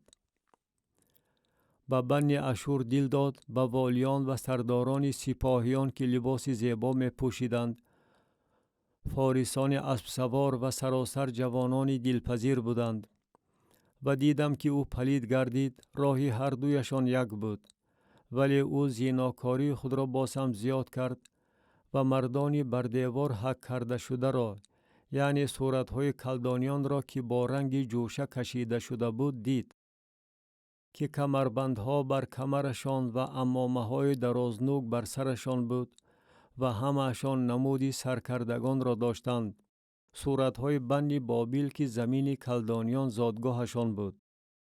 و همین که چشمش به آنها افتاد دل داد و نزد آنها به زمین کلدانیان قاصدانش را فرستاد و بنی بابیل نزد او به جاگه عشقبازی داخل شده با زیناکاری خود او را پلید ساختند و چون از آنها پلید شد جان او از آنها نفرت پیدا کرد و از بس که آشکارا به زیناکاری داده شد و عورت خود را کشاد جان من از او نفرت پیدا کرد چنان که جان من از خواهرش نفرت پیدا کرده بود و او زیناکاری خود را افزون کرد در حالتی که ایام جوانی خود را به یاد می آورد که آن وقت در زمین مصر به زینا داده شده بود و همچون سوریگان به آنها دل داد که عضو آنها مثل عضو خران و نطفه‌ریزی آنها مثل نطفه‌ریزی اسپان بود و تو فسق و فجور ایام جوانی خود را از نو آغاز نمودی که آن وقت مصریان پیستانهای تو را به خاطر سینه های جوانی تو می فشردند. بنابراین ای آحالیبه خداوند خدا چنین می گوید اینک من خوشدارانت را که جانت از آنها نفرت پیدا کرده است به ضد تو برانگیخته آنها را از هر طرف بر تو خواهم آورد. یعنی بنی بابیل و همه کلدانیان را از قبیله های فقود و شوعه و کوعه و تمام بنی اشور را همراه آنها که همهشان جوانان دلپذیر والیان و سرداران می باشند سراسر سرکردگان و نامداران اسب سوارند و با اسلحه و اسپان و عرابه ها و انبوه قوم ها با جفشن ها سپرها و خودها بر تو آمده تو را احاطه خواهند کرد و من تو را به داوری آنها خواهم سپرد و آنها تو را موافق احکام خود داوری خواهند نمود و من رشک خود را به ضد تو خواهم نگرانید و به تو با غضب عمل خواهند کرد. بینی و گوشهایت را خواهند برید و بقیه تو از شمشیر خواهد افتاد. آنها پسران و دختران تو را خواهند گرفت و بقیه تو به آتش خواهد سوخت و لباس های تو را خواهند کشید و کالای زیب و زینت تو را خواهند گرفت و فسق و فجور تو و زیناکاری تو را که از زمین مصر آورده ای از تو نیست خواهم کرد و چشمان خود را سوی آنها بلند نخواهی کرد و مصر را دیگر به یاد نخواهی آورد. زیرا که خداوند خدا چنین میگوید اینک من تو را به دست آنهایی که بد میبینی به دستی کسانی که جانت از آنها نفرت پیدا کرده است خواهم سپرد و آنها به تو با عداوت عمل نموده تمام مال و ملک تو را خواهند گرفت و تو را در حالت برهنه و عریان ترک خواهند کرد و عورت پرزینای تو و فسق و فجور تو و زیناکاری تو کشاده خواهد شد. این عملها به تو کرده خواهد شد برای آنکه تو با خلقها زینا نموده خود را با بتهای آنها پلید ساخته ای. تو با راه خواهر خود رفته ای و من کاسه او را به دست تو خواهم داد. خداوند خدا چنین میگوید تو کاسه عمیق و وسیع خواهر خود را خواهی نوشید و مورد استهزا و تمسخر خواهی گردید چون که گنجایش آن بزرگ است. از مستی و اندوه پر خواهی شد. کاسه دهشت و خرابی است کاسه خواهرت سامریه و آن را نوشیده تا آخر خالی خواهی کرد و شکست پاره های آن را خواهی لیسید و سینه های خود را چاک خواهی کرد. زیرا که من گفتم میگوید خداوند خدا. بنابراین خداوند خدا چنین میگوید از بس که تو مرا فراموش کردی و پشت خود را به طرف من گرداندی پس تو نیز پاداش فسق و فجور و زیناکاری خود را بردار.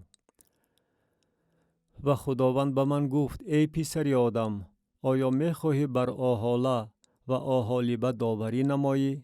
پس اعمال زشتشان را به آنها بیان نما. زیرا که آنها زینا کردند و دستهاشان خونالود است و با بتهای خود زینا کردند و پسران خود را نیز که برای من زاییده بودند به صفت خوراک بتها از آتش گذرانیدند. باز این کارها را در حق من کردند. در همان روز خانه مقدس مرا پلید ساختند و شنبه های مرا پایمال کردند. و هنگامی که پسران خود را برای بت‌های خود ذبح کردند، در همان روز به خانه مقدس من آمدند تا که آن را پلید سازند و اینک اندرون خانه من آنها چنین عمل کردند. و حتی نزد آدمانی که از دور آمده بودند کس می فرستادند. نزد آنها قاصد فرستاده شد و اینک آنها آمدند و تو خود را برایشان شستشوی می نمودی، سرمه به چشمانت می کشیدی و خود را با کالای زیب و زینت آرام می دادی و بر جاگه پا حشمت می نشستی که سفره نزد آن آراسته بود و بخور و روغن مرا بر آن می گذاشتی. و صدای خوش نزد آن طنین انداز بود و علاوه بر آدمانی که از اهالی موضع های گوناگون بودند، سباییان از بیابان آورده می شدند و دستپانه ها بر دستهاشان و تاج های زیبا بر سرهاشان می گذاشتند. و من گفتم آیا این زنی فرسوده باز با زیناکاری مشغول خواهد شد؟ آیا خوشدارانش الحال با او زینا خواهند کرد؟ ولی او زیناکاری خود را دوام می داد. و نزد او می آمدند چنان که نزد زنی فاحشه می آیند، آنچنان نزد این زنانی پرفسق و فجور، یعنی نزد آحاله و آحالیبه می آمدند. و مردان عادل بر آنها داوری خواهند کرد چنان که بر زنان زیناکار و خونریز داوری می کنند، زیرا که آنها زیناکارند و دستهاشان خونالود است. زیرا که خداوند خدا چنین می گوید: جماعت را به ضد آنها برانگیز و آنها را به دهشت و تاراج بسپار. و جماعت آنها را سنگباران خواهند کرد و با شمشیرهای خود آنها را پاره پاره خواهند نمود و پسران و دختران آنها را خواهند کشت و خانه های آنها را به آتش خواهند سوزانید. و من فسق و فجور را از این زمین برهم خواهم داد و همه زنان درس عبرت خواهند گرفت و مثل شما به فسق و فجور مشغول نخواهند شد. و سزای فسق و فجور شما را بر شما بار خواهند کرد و شما برای گناه های بت پرستی خود جزا خواهید کشید و خواهید دانست که من خداوند خدا هستم. کتاب حزقیال نبی باب 24. مثل درباره دیگ جوشان. و در سال نهم در روز دهم ماه دهم کلام خداوند بر من نازل شده گفت: ای پسر آدم، نام امروز را برای خود بنویس، نام همین روز را. محض در همین روز پادشاه بابل یروشلیم را محاصره کرده است. برای خاندان اسیانگر مثل بزن و به آنها بگوی: خداوند خدا چنین میگوید: دیگه بمان آن را بمان و آب نیز در آن بریز. پارچه های آن را، یعنی همه پارچه های خوب ران و کتف را در آن جمع نما. با استخوان های بهترین آن را پر کن. گوسفندان بهترین را بگیر و استخوان ها را نیز در تگ آن درگیران. آن را طوری بجوشان که استخوان هایش نیز اندرون آن بپزد. بنابراین خداوند خدا چنین میگوید: وای بر حال شهر خونریز، وای بر حال دیگی که زنگ آن اندرون آن می باشد و زنگ آن از درون آن نبرآمده است. پارچه هایش را پی هم بیرون آور، به آن که بر آنها قرعه پرتایی، زیرا که خون وی اندرون وی بود. آن را وی بر صخره سفته بماند، آن را بر زمین نریخت تا که با خاک پوشانیده شود. برای آنکه غضبم را برافروخته انتقام گیرم، من خون وی را بر صخره سفته ماناندم تا که پوشانیده نشود. بنابراین خداوند خدا چنین میگوید: وای بر حال شهر خونریز، من نیز گلخن را بزرگ خواهم کرد. هیزم زیاد آورده و آتش درگیرانیده گوشت را هیل هیل خواهم پزانید و این گوشتاب را سخت جوشانیده خواهم سوزانید، به طوری که استخوان‌ها نیز سوخته تمام شود.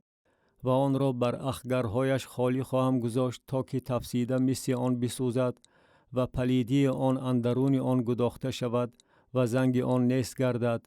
زورزنی ها را رد کرد و زنگ بسیارش از آن بیرون نآمد، پس زنگ آن در آتش نیست خواهد شد. در فسق و فجور تو در آن قدر پلید گشتی که هرچند من تو را تازه کردم، از پلیدی خود تازه نشدی. تا خشم خود را من بر تو به اتمام نرسانم، تو دیگر تازه نخواهی شد.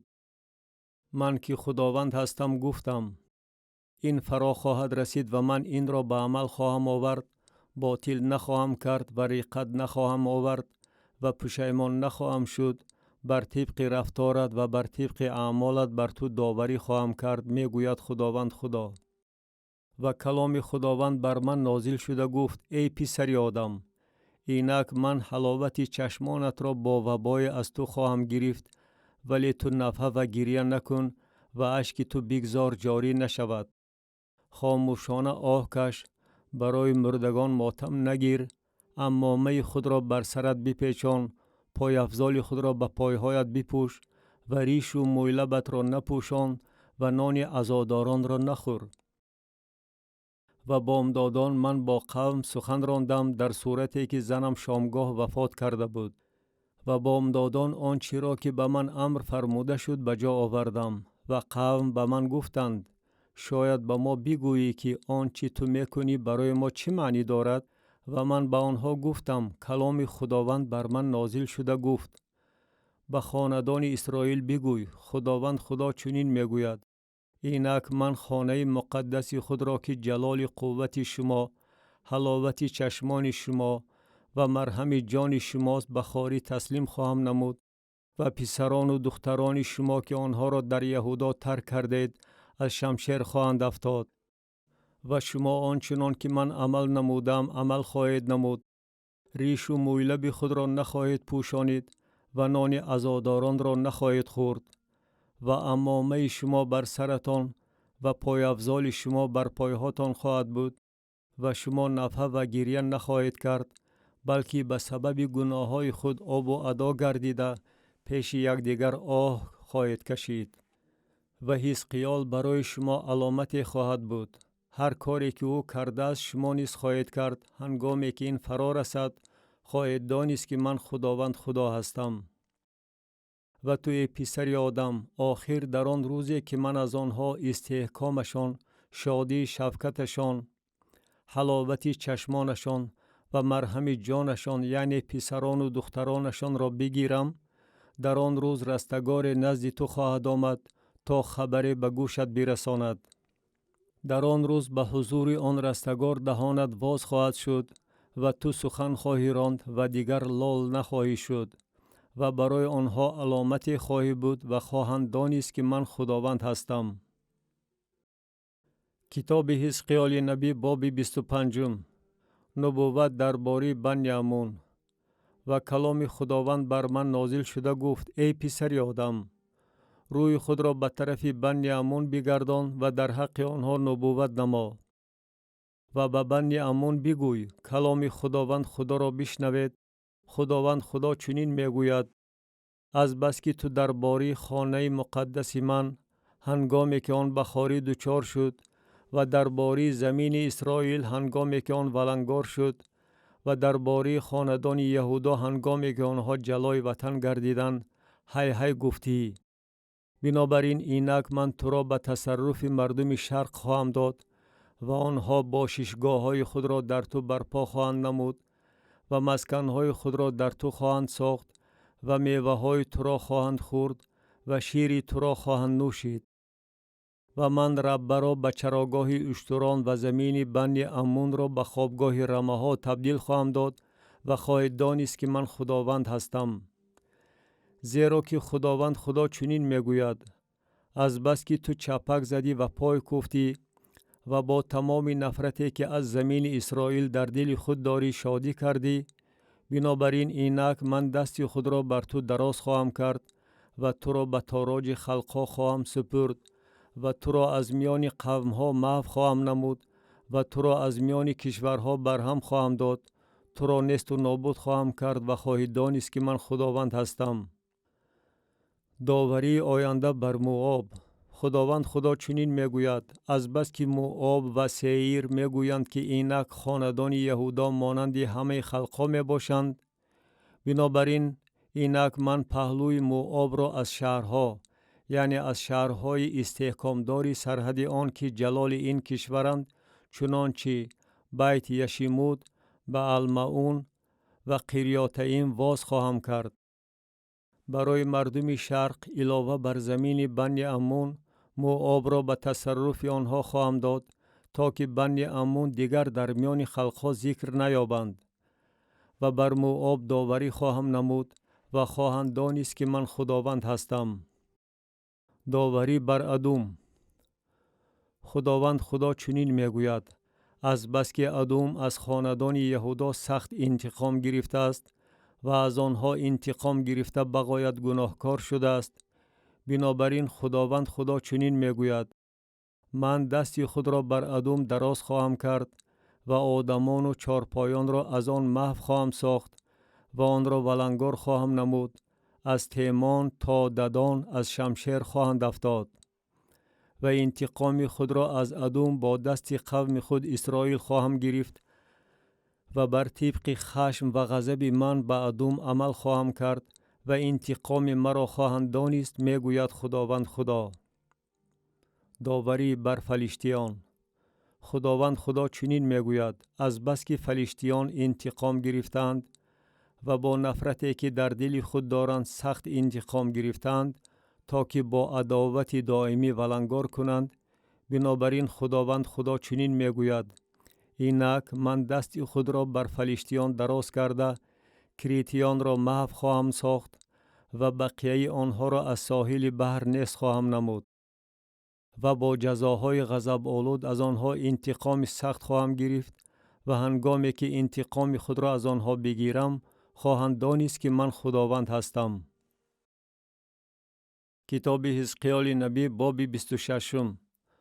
داوری آینده بر سور.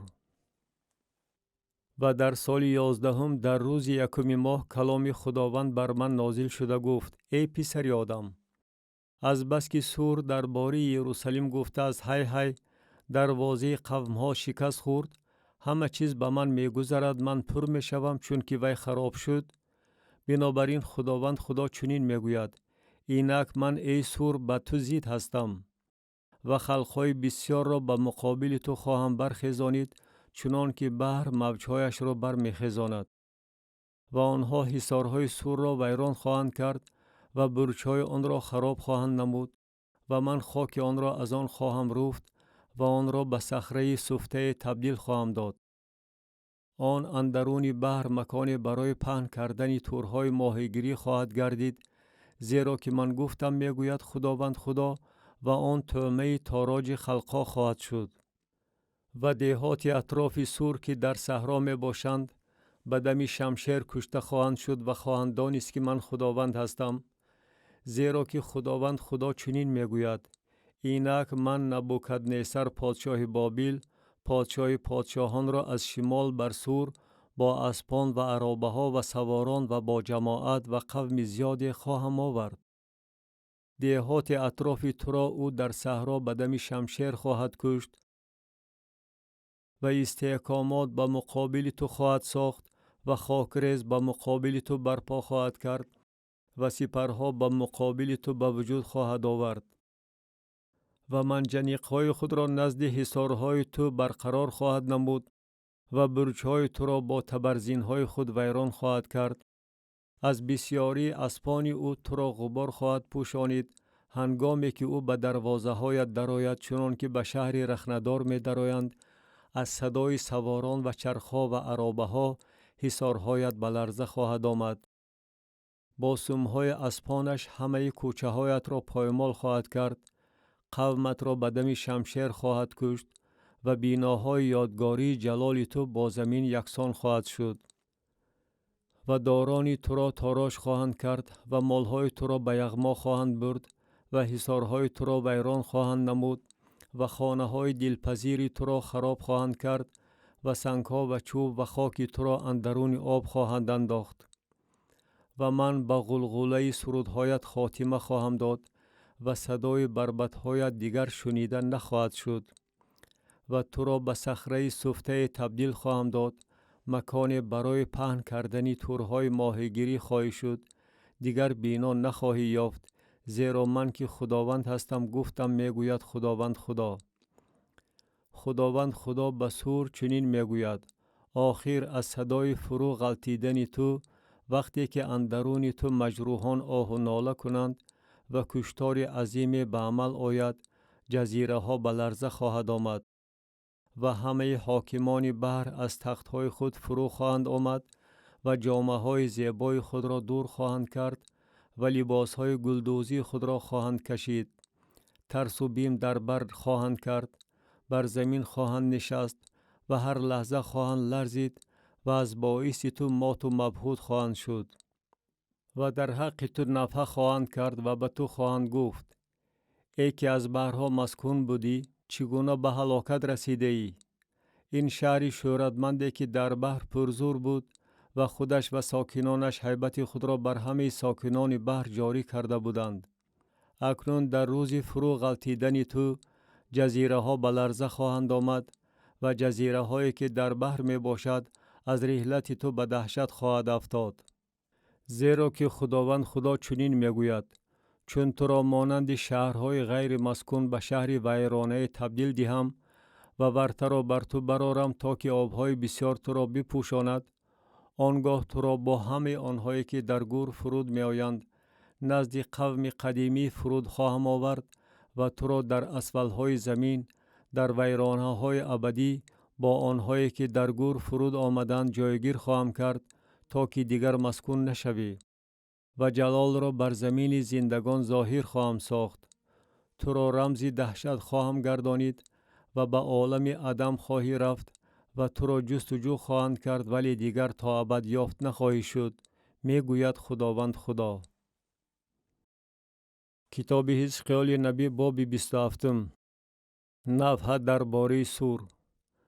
و کلام خداوند بر من نازل شده گفت: و تو ای پسر آدم در حق سور نفحه نما و به سور بگوی: ای که نزد بندرهای بحر ساکن شده ای و بر جزیره های بسیار با قوم ها تجارت میکنی.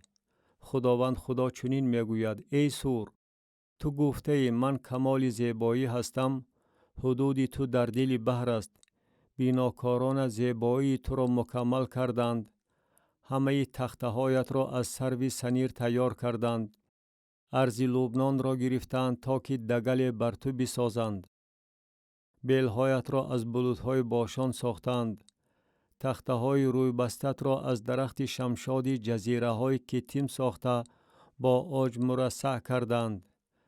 کتان گلدوزی مصر بادبان تو بود تا که لوای برای تو باشد، متای لاجورد و ارغوان از جزیره های علیشا چادر تو بود. ساکنان سیدون و اروت بیلکش های تو بودند. دانشمندان تو ای سور که در تو بودند سوکانداران تو بودند. پیران جبل و دانشمندان آن در تو بودند، رخنه های تو را تعمیر می کردند. همه گونه کشتی های بحر و ملاحانشان در تو بودند تا با تو داد و گریفت نمایند. فارس و لود و فوت در قشون تو جنگاوران تو بوده سپر و خود بر تو می آویختند، آنها تو را شفقت می بخشیدند. بنی اروت با قشون تو بر حصارهایت گرداگرد می ایستادند و جمادان در برج‌های تو بودند، آنها سپرهای خود را بر حصارهایت گرداگرد آویخته زیبایی تو را مکمل می کردند.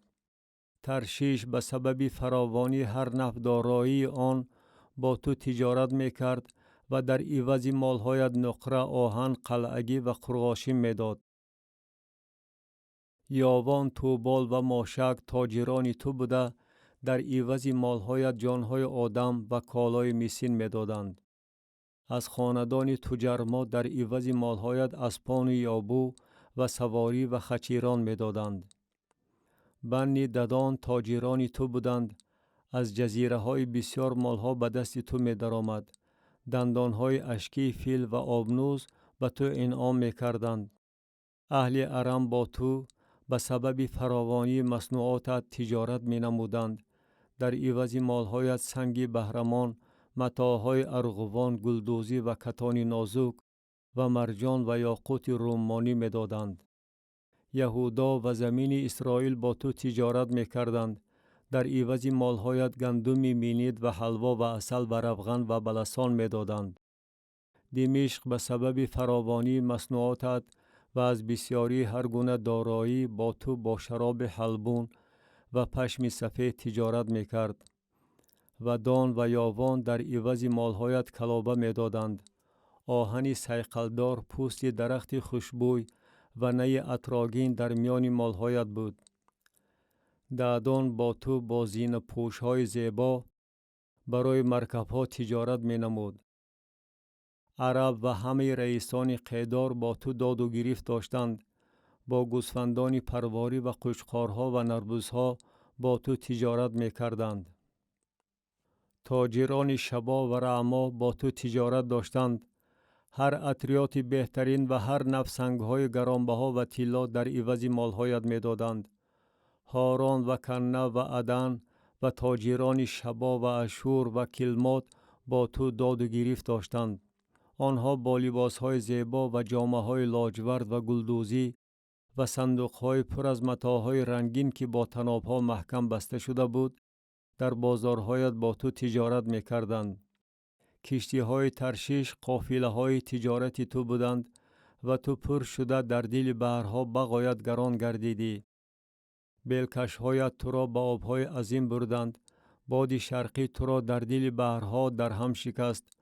داراییت و مالهایت، تجارتت، ملاحانت و سوکاندارت، آنهایی که رخنه‌هایت را تعمیر می‌کردند و آنهایی که با تو داد و گریفت داشتند و همه جنگاورانی که در تو بودند و تمام جماعتی که اندرون تو بودند، در روز شکستی تو در دل بحرها می‌افتند.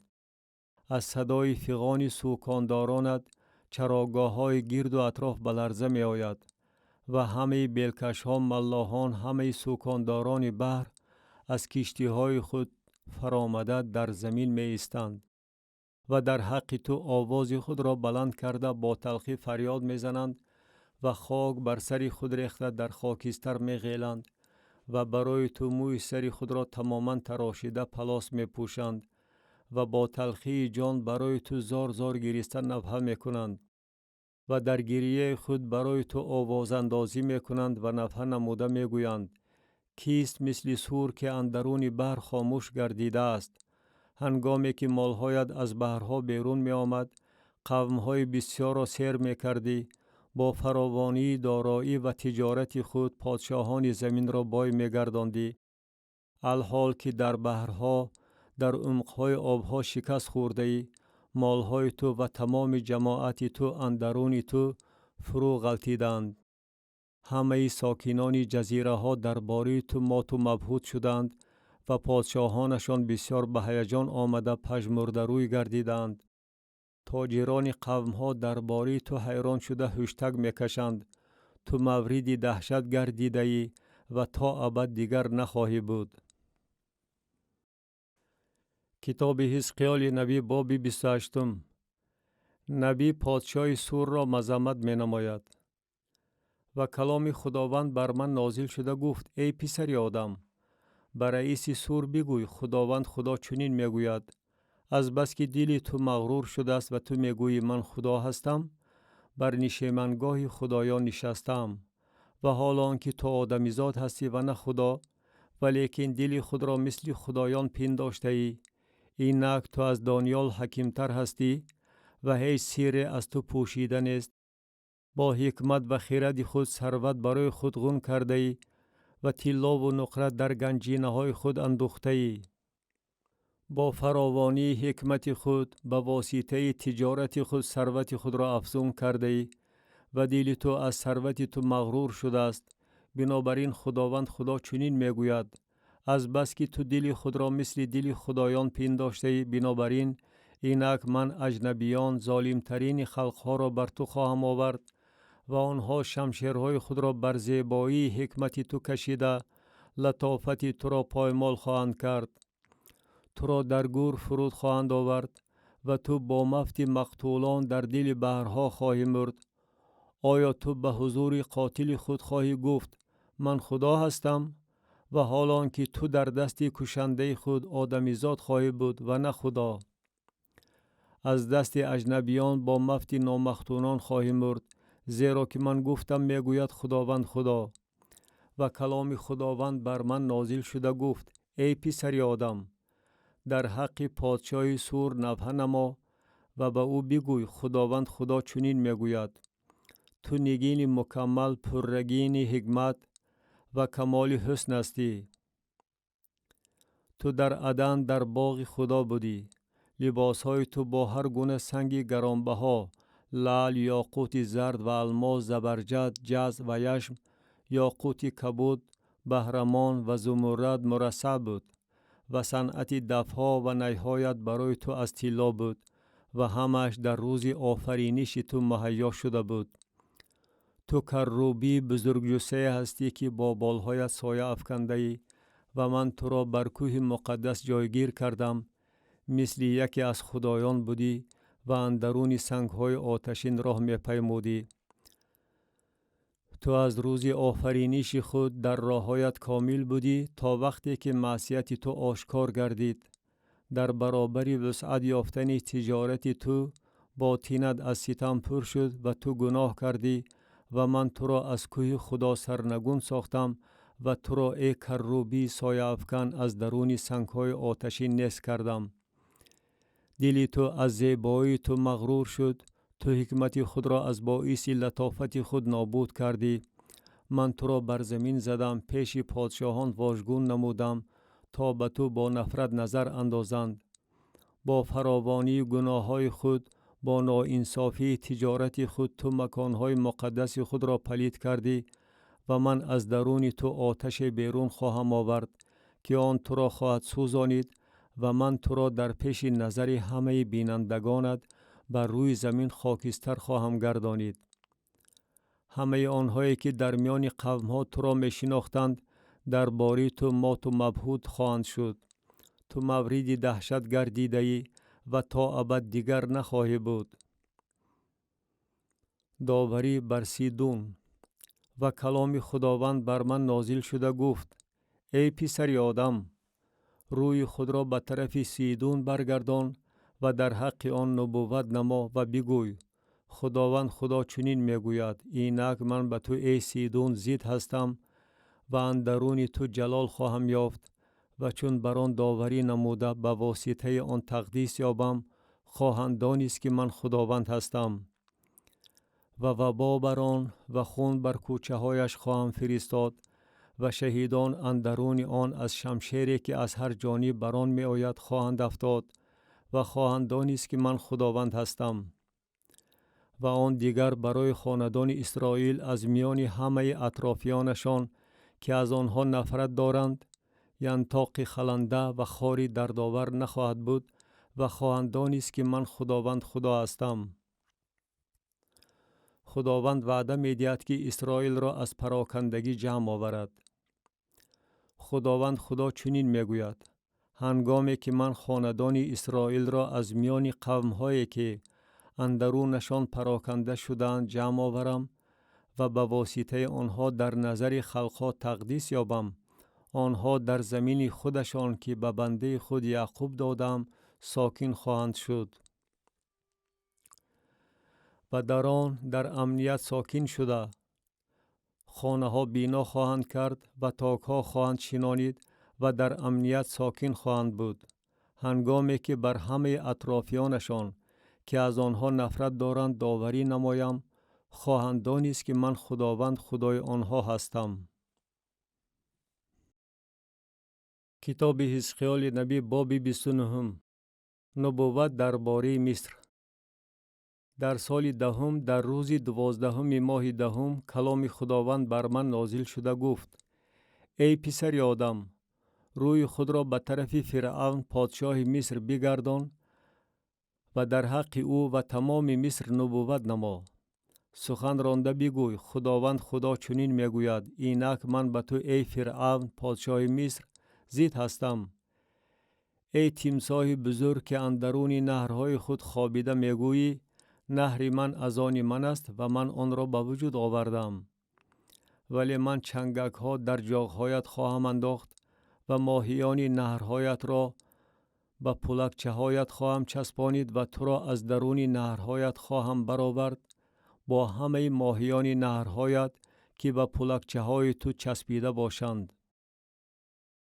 و تو را در بیابان خواهم پرتافت، تو را با همه ماهیان نهرهایت، تو بر روی صحرا خواهی افتاد و دیگر جمع کرده و فراهم آورده نخواهی شد. تو را طعمه حیوانات زمین و مرغان هوا خواهم گردانید و همه ساکنان مصر خواهند دانست که من خداوند هستم، چون که آنها برای خاندان اسرائیل عصای نعین بودند.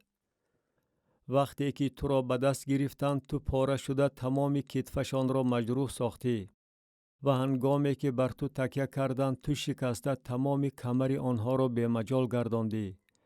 بنابراین خداوند خدا چنین میگوید: اینک من بر تو شمشیر خواهم آورد و از میان تو انسان و حیوان را نیست و نابود خواهم کرد و زمین مصر ولنگار و خرابزار خواهد گردید و خواهند دانست که من خداوند هستم، چون که می گفت نهر از آن من است و من آن را به وجود آوردم.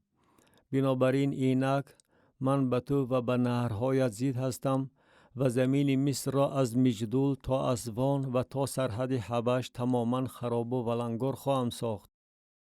پای انسان از آن گذر نخواهد کرد و پای حیوان از آن گذر نخواهد کرد و آن 40 سال مسکون نخواهد شد. و زمین مصر را اندرون زمینهای ویرانه و ولنگار خواهم کرد و شهرهایش اندرون شهرهای خرابه 40 سال ویرانه و ولنگار خواهد بود. و اهل مصر را در میان خلقها پراکنده خواهم ساخت و در میان کشورها پریشان خواهم کرد. زیرا که خداوند خدا چنین میگوید: بعد از تمام شدن 40 سال اهل مصر را از میان قومان که در آنجا پراکنده شدند جمع خواهم کرد و اسیران مصر را خواهم برگردانید و آنها را به زمین فتروس به زمین زادگاهشان خواهم آورد و در آنجا مملکتی ضعیف خواهند بود. آن پسترین مملکت ها خواهد بود و دیگر بر خلقها برترین نخواهد داشت و من آنها را خرد خواهم گردانید تا که بر خلقها حکمرانی نکنند. و آن دیگر برای خاندان اسرائیل پشت و پناه نخواهد بود که معصیتشان را به یاد می آورده باشد که آن وقت آنها به آن مراجعت کرده بودند و خواهند دانست که من خداوند خدا هستم. و چنین واقع شد که در سال 27 در روز 1 ماه 1 کلام خداوند بر من نازل شده گفت: ای پسر آدم، نبوکدنصر پادشاه بابل لشکری خود را نزد سور مهنت عظیم فرمود.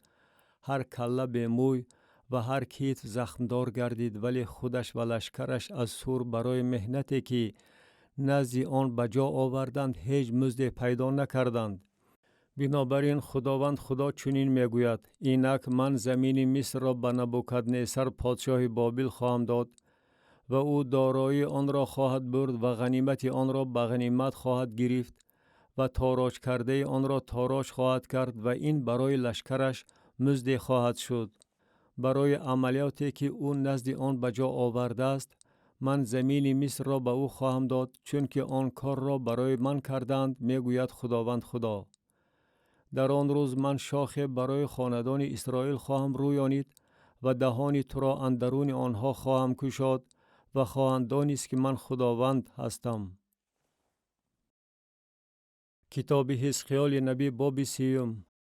درباره آن که مصر را در روز خداوند چه مصیبت ها در پیش است.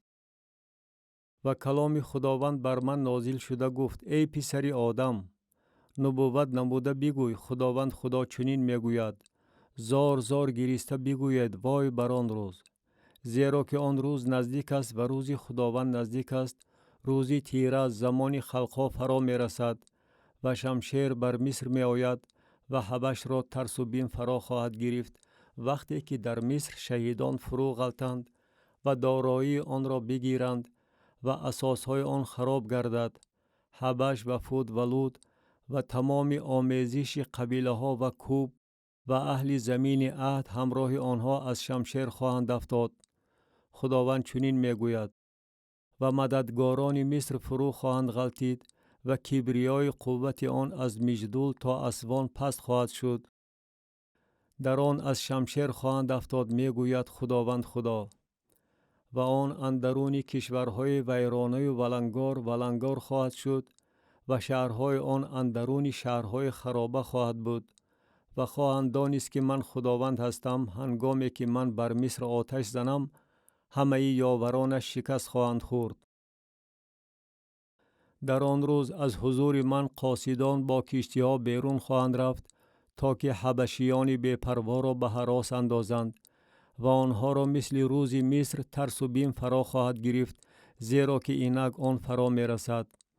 خداوند خدا چنین می گوید و من به انبوه مصر به واسطه نبوکدنصر پادشاه بابل خاتمه خواهم داد.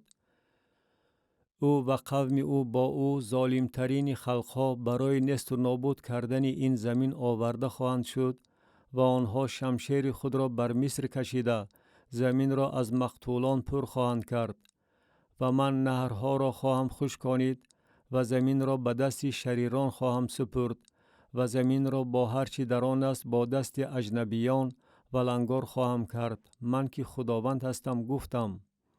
خداوند خدا چنین میگوید و من بتها را نست خواهم کرد و صنمها را از نوف برهم خواهم داد و رئیس از زمین مصر دیگر نخواهد بود و من زمین مصر را به هراس خواهم انداخت و فتروس را به خرابزار تبدیل خواهم داد و آتش بر سوان خواهم زد و داوری بر نو خواهم کرد و غضب خود را بر سین که استحکام مصر است فرو خواهم ریخت و انبوه نو را محو خواهم کرد و هنگامی که بر مصر آتش زنم سین به لرزه خواهد آمد و نو رخندار خواهد شد و نوف همیشه به هجوم دشمنان دچار خواهد گردید.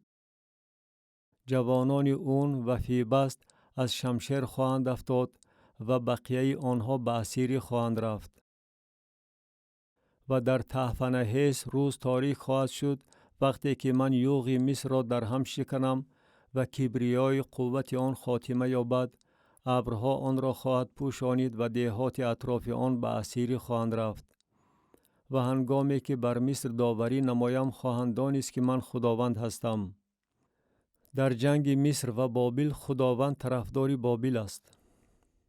و چنین واقع شد که در سال 11 در روز 7 ماه 1 کلام خداوند بر من نازل شده گفت: ای پسر آدم، من بازوی فرعون پادشاه مصر را در هم شکستم و اینک آن جراحت بندی کرده نشده است تا که شفا یابد و تختبندی بر آن گذاشته نشده است تا که برای نگاه داشتن شمشیر پیوند و قوی گردد.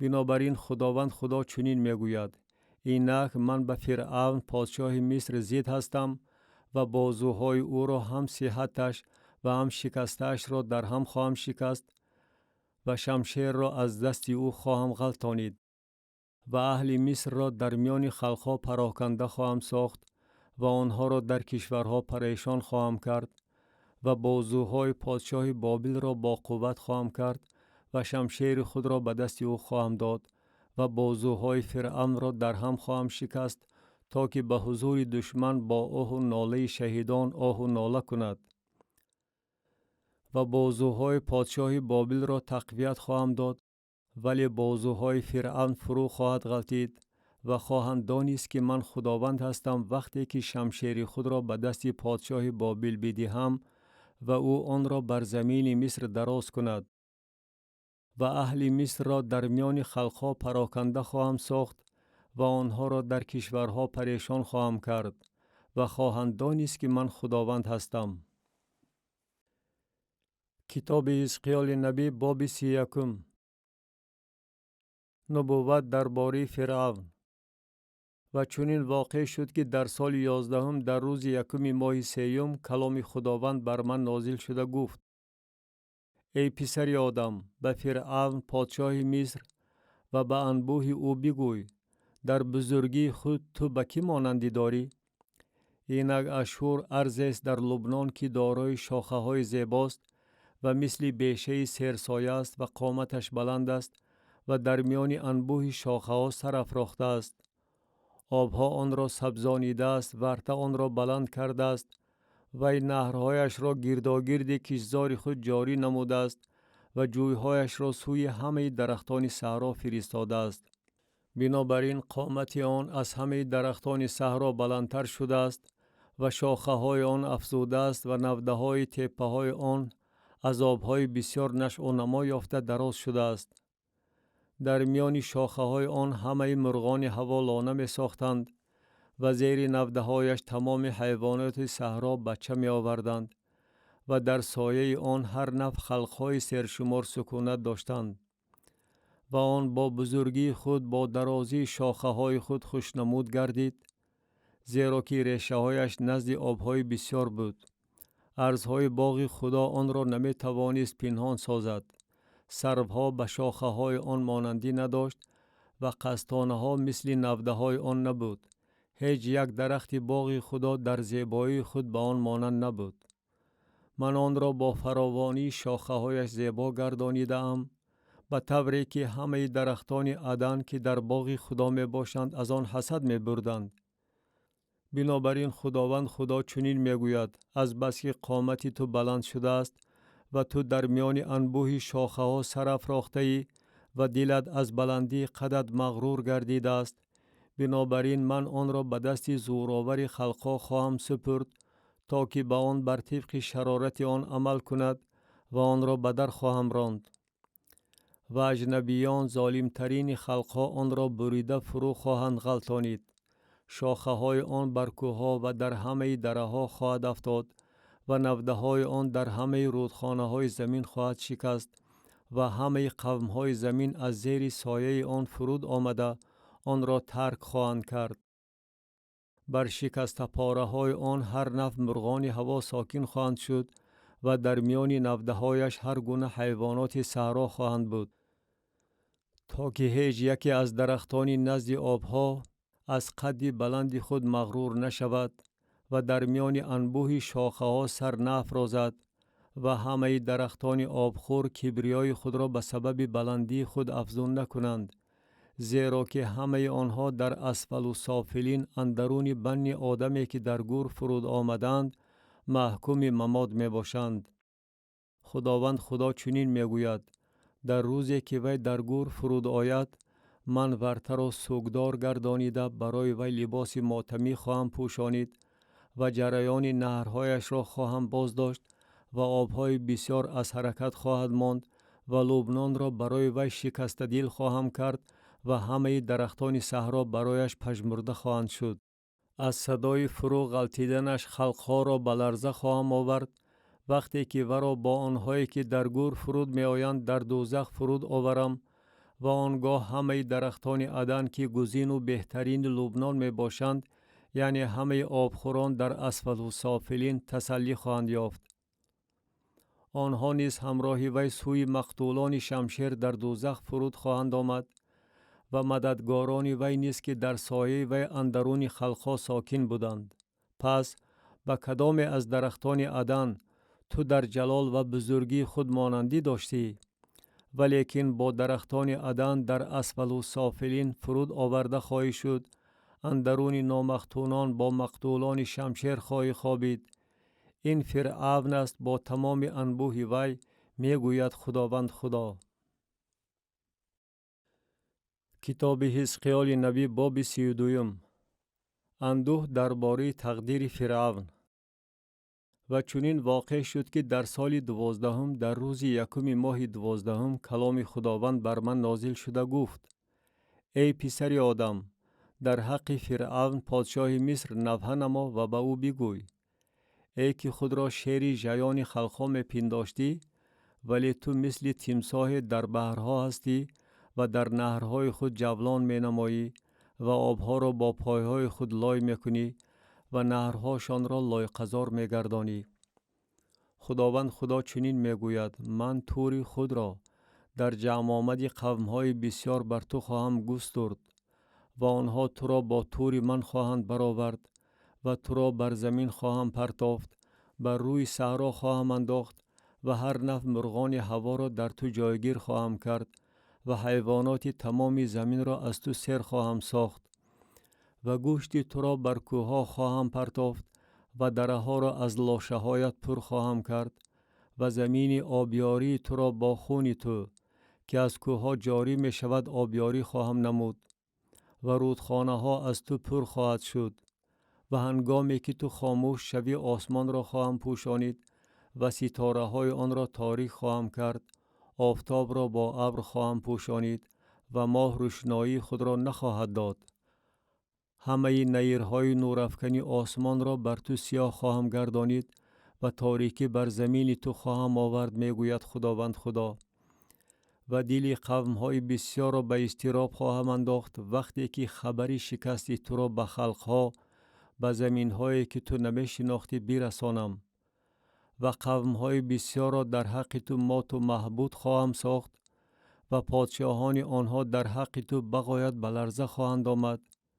وقتی که شمشیر خود را پیش رویشان جولان دهم و آنها در روز فرو غلطیدن تو هر یک برای جان خود هر لحظه خواهند لرزید. زیرا که خداوند خدا چنین میگوید: شمشیر پادشاه بابل بر تو خواهد آمد. با شمشیر زورآوران که همشان ظالمترین خلقها می باشند، انبوه تو را فرو خواهم غلطانید و آنها کبریای مصر را نیست و نابود خواهند کرد و تمام انبوه آن به هلاکت خواهند رسید و همه چارپایان آن را نزد آبهای فراوان محو خواهم نمود و پای آدمیزاد دیگر آنها را لای نخواهد کرد و سوم چارپایان آنها را لای نخواهد کرد. آنگاه آبهای آنها را صاف و زلال گردانیده نهرهای آنها را مثل روغن جاری خواهم نمود، میگوید خداوند خدا. هنگامی که زمین مصر را ویرانه و ولنگار نمایم و زمین از هر چی در آن است تهی گردد و هنگامی که همه ساکنان آن را به هلاکت برسانم، آنگاه خواهند دانست که من خداوند هستم. سرود نوحه‌گری درباره مصر. نوحه‌ای که خواهند خواند همین است و دختران خلقها آن را خواهند خواند. در حق مصر و در حق انبوهش آن را خواهد خواند، میگوید خداوند خدا. و چنین واقع شد که در سال 12 در روز 15 ماه کلام خدا بر من نازل شده گفت: ای پسر آدم، در حق انبوه مصر نوحه نما و آن را و هم دختران خلقهای کبیر را به اسفل سافلین. ای پسر آدم، در حق انبوه مصر نوحه نما و آن را و هم دختران خلقهای کبیر را به اسفل سافلین فرود آور تا با آنهایی باشند که در گور فرود آمدند. تو از کی خوبتری؟ فرود آی و با نامختونان بخواب. اندرون مقتولان شمشیر فرو خواهند غلطید. شمشیر سپرده شده است، او را با تمام انبوهش بکشید. گزین زورآوران از درون دوزخ در حق او و مددگارانش خواهند گفت: اینک این نامختونان، این مقتولان شمشیر فرود آمده خوابیدند. در آنجا اشور و تمام جماعت او می باشند که قبرهاشان گرداگرد اوست. همه‌شان مقتولانی هستند که از شمشیر افتادند. قبرهای او در اقصای گورستان جایگیر شده است و جماعت او گرداگرد قبر اوست. همه‌شان مقتولانی هستند که از شمشیر افتادند، در صورتی که در زمین زندگان همه را در دهشت می انداختند. در آنجا اعلام است و تمام انبوهش گرداگرد قبر اوست. همه‌شان مقتولانی هستند که از شمشیر افتادند و در حالت نامختونی به اسفل و سافلین فرود آمدند، در صورتی که در زمین زندگان همه را در دهشت می انداختند و الحال با آنهایی که در گور فرود آمدند باری ننگ خود را می بردارند.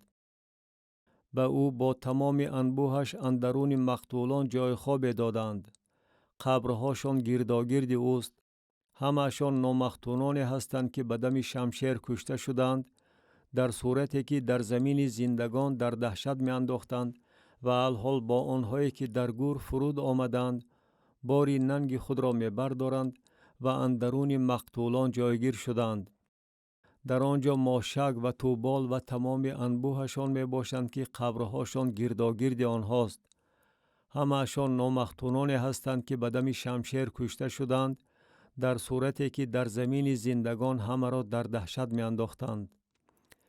و آنها که از میان نامختونان فرو غلطیدند با زورآوران نخواهند خوابید که با اسلحه جنگی خود در دوزخ فرود آمدند و شمشیرهای خود را زیر سرشان گذاشتند. گناه آنها بر استخوان‌هاشان خواهد بود، زیرا که در زمین زندگان زورآوران را در دهشت می انداختند. تو نیز اندرون نامختونان شکست خواهی خورد و با مقتولان شمشیر خواهی خوابید. در آنجا ادوم پادشاهانش و همه رئیسانش می باشند که با وجود زوراوری خود با مقتولان شمشیر جایگیر شدند. آنها با نامختونان و با آنهایی که در گور فرود آمدند خوابیدند. در آنجا حاکمان شمال و همه سیدونیان می باشند که با وجود دهشت خود از زوراوری خود خجل گردیده با مقتولان فرود آمدند و با مقتولان شمشیر در حالت نامختونی خوابیدند و الحال با آنهایی که در گور فرود آمدند باری ننگ خود را می بردارند. فرعون آنها را دیده در خصوص تمام انبوه خود تسلی خواهد یافت. فرعون و تمام لشکر او مقتولان شمشیر خواهند بود، می گوید خداوند خدا. زیرا که من او را واگذاشتم که در زمین زندگان همه را در دهشت اندازد و او یعنی فرعون و تمام انبوهش اندرون نامختونان با مقتولان شمشیر خوابانیده خواهد شد، می گوید خداوند خدا. کتاب حزقیال نبی باب 33. دستور و مشورت ها به اسیرانی که در بابل می باشند. و کلام خداوند بر من نازل شده گفت: ای پسر آدم، با پسران قوم خود سخن رانده به آنها بگوی: اگر من بر زمین شمشیر آورم و قوم آن زمین کسی را از میان خود گرفته او را برای خود دیدبان تعیین کنند و او شمشیر را که بر آن زمین می آید ببیند و شاخ نواخته قوم را آگاه نماید و اگر کسی صدای شاخ را شنیده احتیاط نشود، آنگاه شمشیر آمده او را گرفتار خواهد کرد و خون او بر گردن او خواهد بود. او صدای شاخ را شنید ولی احتیاط نشد، خونش بر گردنش خواهد بود و اگر احتیاط می شد جان خود را رها می کرد. و اگر دیدبان شمشیر را که می آید ببیند ولی شاخ ننوازد و قوم را آگاه ننماید و شمشیر آمده جانی را از میان آنها گرفتار کند، وی در گناه خود گرفتار شده است ولی خون ورا از دست دیدبان طلب خواهم کرد. و تو ای پسر آدم، من تو را برای خاندان اسرائیل دیدبان تعیین نمودم و تو کلام را از دهان من شنیده آنها را از من آگاه خواهی نمود. هنگامی که من به شریر بگویم: ای شریر، البته خواهی مرد، ولی تو سخنی نگوی برای آن که شریر را از راه او آگاه نمایی. آن شریر در گناه خود خواهد مرد، اما خون او را من از دست تو طلب خواهم کرد. ولیکن اگر تو شریر را از راه او آگاه نمایی تا که از آن توبه کند و او از راه خود توبه نکند، او در گناه خود خواهد مرد و تو جان خود را نجات داده ای. و تو ای پسر آدم به خاندان اسرائیل بگوی: شما سخن رانده چنین میگوید: مادامی که معصیت ها و گناه های ما برگردن ماست و ما در آنها آب و ادا شده ایستادیم، پس چه طور ما زنده خواهیم ماند؟ با آنها بگوی: به حیات خودم قسم که میگوید خداوند خدا، من مردن شریر را خواهان نیستم، بلکه آن را که شریر از راه خود توبه کرده زنده ماند. از راه های بدی خود توبه کنید ای خاندان اسرائیل، پس چرا بمیرید؟ و تو ای پسر آدم به پسران قوم خود بگوی: عدالت عادل او را در روزی که گناهکار شود رها نخواهد کرد و شرارت شریر در روزی که او از شرارت خود توبه کند سبب هلاکت او نخواهد شد و عادل در روزی که گناه کند به طفیل عدالت خود زنده نخواهد ماند. هنگامی که من در باری عادل گویم او البته زنده خواهد ماند و او به عدالت خود اعتماد نموده ناانصافی کند، تمام عدالت او به یاد آورده نخواهد شد و او در ناانصافی که کرده است خواهد مرد. و هنگامی که من به شریر گویم البته خواهی مرد و او از گناه خود توبه کرده از روی عدل و انصاف عمل نماید، یعنی این شریر مالی گروی را برگرداند، بهای آنچه را که دزدیده است ادا کند، بر طبق فرایض حیات رفتار نماید، به آنکه ناانصافی به عمل آورد، او البته زنده خواهد ماند و نخواهد مرد. همه گناهایی که او کرده است به یاد آورده نخواهد شد، مادامی که او از روی عدل و انصاف عمل نموده است البته زنده خواهد ماند. ولیکن پسران قوم تو میگویند راه خداوند درست نیست و حالان که راه خودشان درست نیست. اگر عادل از عدالت خود برگشته ناانصافی به عمل آورد، او از باعث آن خواهد مرد. و اگر شریر از شرارت خود توبه کرده از روی عدل و انصاف عمل نماید، او از باعث آن زنده خواهد ماند. ولیکن شما میگوید راه خداوند درست نیست. من بر هر یک از شما ای خاندان اسرائیل موافق رفتار و کردارش داوری خواهم نمود. و چنین واقع شد که در سال 12 جلای وطن شدن ما، در روز 5 ماه دهم، رستگار از یروشلیم نزد من آمده گفت شهر مسخر شد. و دست خداوند شامگاه پیش از آمدن آن رستگار بر من نهاده شده بود و او دهان مرا پیش از آن که وی بامدادان نزد من آید کشاده بود و دهانم کشاده شد و من دیگر لال نبودم. درباره آنهایی که کلام را میشنوند لیکن بر طبق آن رفتار نمی کنند. و کلام خداوند بر من نازل شده گفت ای پسر آدم، ساکنان این ویرانه های زمین اسرائیل سخن رانده می گویند ابراهیم یک نفر بود و این زمین را میراث گرفت و ما بسیار هستیم و ما این زمین میراث داده شده است. بنابراین به آنها بگوی خداوند خدا چنین میگوید گوشت را با خون آن میخورید و چشمان خود را سوی بتهای خود بلند میکنید و خون میریزید. آیا این زمین را میراث خواهید گرفت؟ بر شمشیر خود تکیه می نماید، کارهای زشت می کنید و زن یکدیگر را پلید می سازید. آیا این زمین را میراث خواهید گرفت؟ با آنها چنین بگوی خداوند خدا چنین می گوید به حیات خودم قسم که آنهایی که در ویرانه ها می باشند از شمشیر خواهند افتاد و آنهایی را که در صحرا هستند برای خوراک به حیوانات خواهم داد و آنهایی که در قلعه ها و مغاره ها می باشند از وبا خواهند مرد. و این زمین را ویرانه و ولنگار خواهم گردانید و کبریای قوتش خاتمه خواهد یافت و کوههای اسرائیل خرابزار خواهد شد به طوری که راهگذری نخواهد بود. و خواهند دانست که من خداوند هستم وقتی که این زمین را برای همه کارهای زشتی که کردند ویرانه و ولنگار گردانم. و تو ای پسر آدم، پسران قوم تو در سایه دیوارها و نزد درهای خانه ها درباره تو سخن میرانند و هر یک به دیگری هر کس به برادرش سخن رانده میگوید بیایید و بشنوید که چی کلامی از جانب خداوند بیرون آمده است.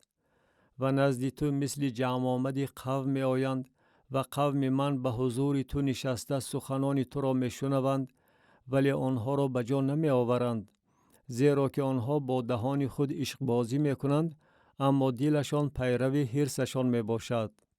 و اینک تو برای آنها مثل سرود عشق بازی هستی که آواز خوشی داری و به خوبی می نوازی و سخنانت را می شنوند ولی آنها را به جا نمی آورند.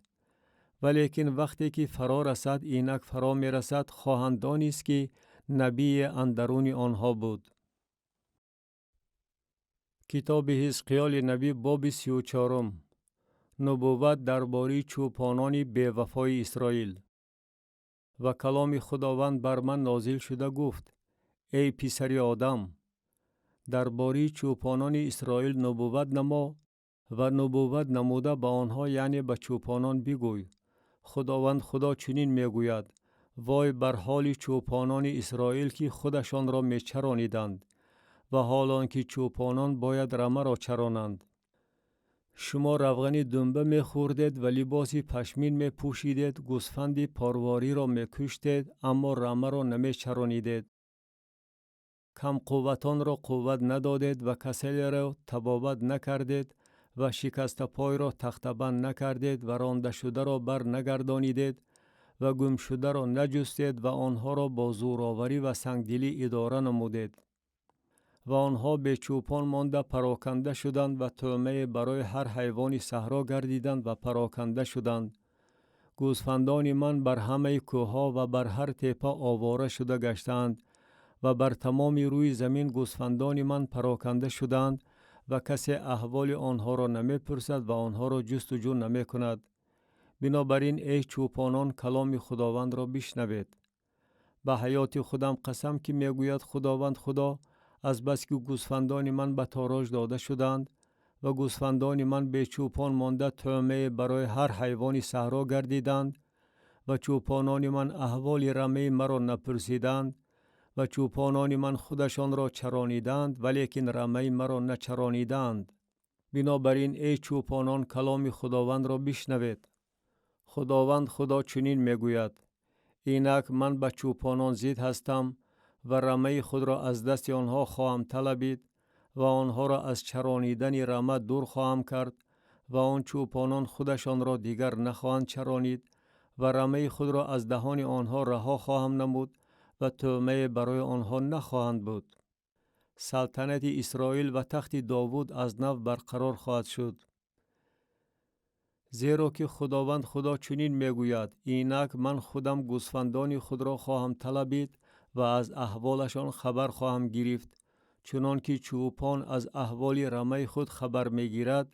در آن روزی که در میان گوسفندان پراکنده خود می باشد، آنچنان من از احوال گوسفندان خود خبر خواهم گرفت و آنها را از هر جایی که در روز ابر و میغ پراکنده شده بودند رها خواهم کرد و آنها را از میان قومها بیرون خواهم آورد و از کشورها جمع خواهم کرد و به زمین خودشان خواهم آورد و بر کوههای اسرائیل در رودخانه ها و در همه آبادانی های این زمین خواهم چرانید.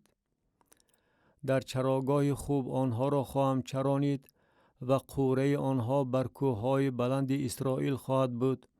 آنجا آنها در قوره خوب خواهد خوابید و در چراگاه سرعلف بر کوههای اسرائیل خواهند چرید. من گوسفندان خود را خواهم چرانید و من آنها را خواهم خوابانید، میگوید خداوند خدا. گم شده را خواهم جست و رانده شده را خواهم برگردانید و شکست پای را تخت بند خواهم کرد و کسل را قوت خواهم داد و فربه و زورآور را نست خواهم کرد. از روی انصاف خواهم چرانید. و به شما ای گوسفندان من، خداوند خدا چنین میگوید: اینک من در میان گوسفند و گوسفند بر قوشقاران و بر نربزان داوری خواهم نمود.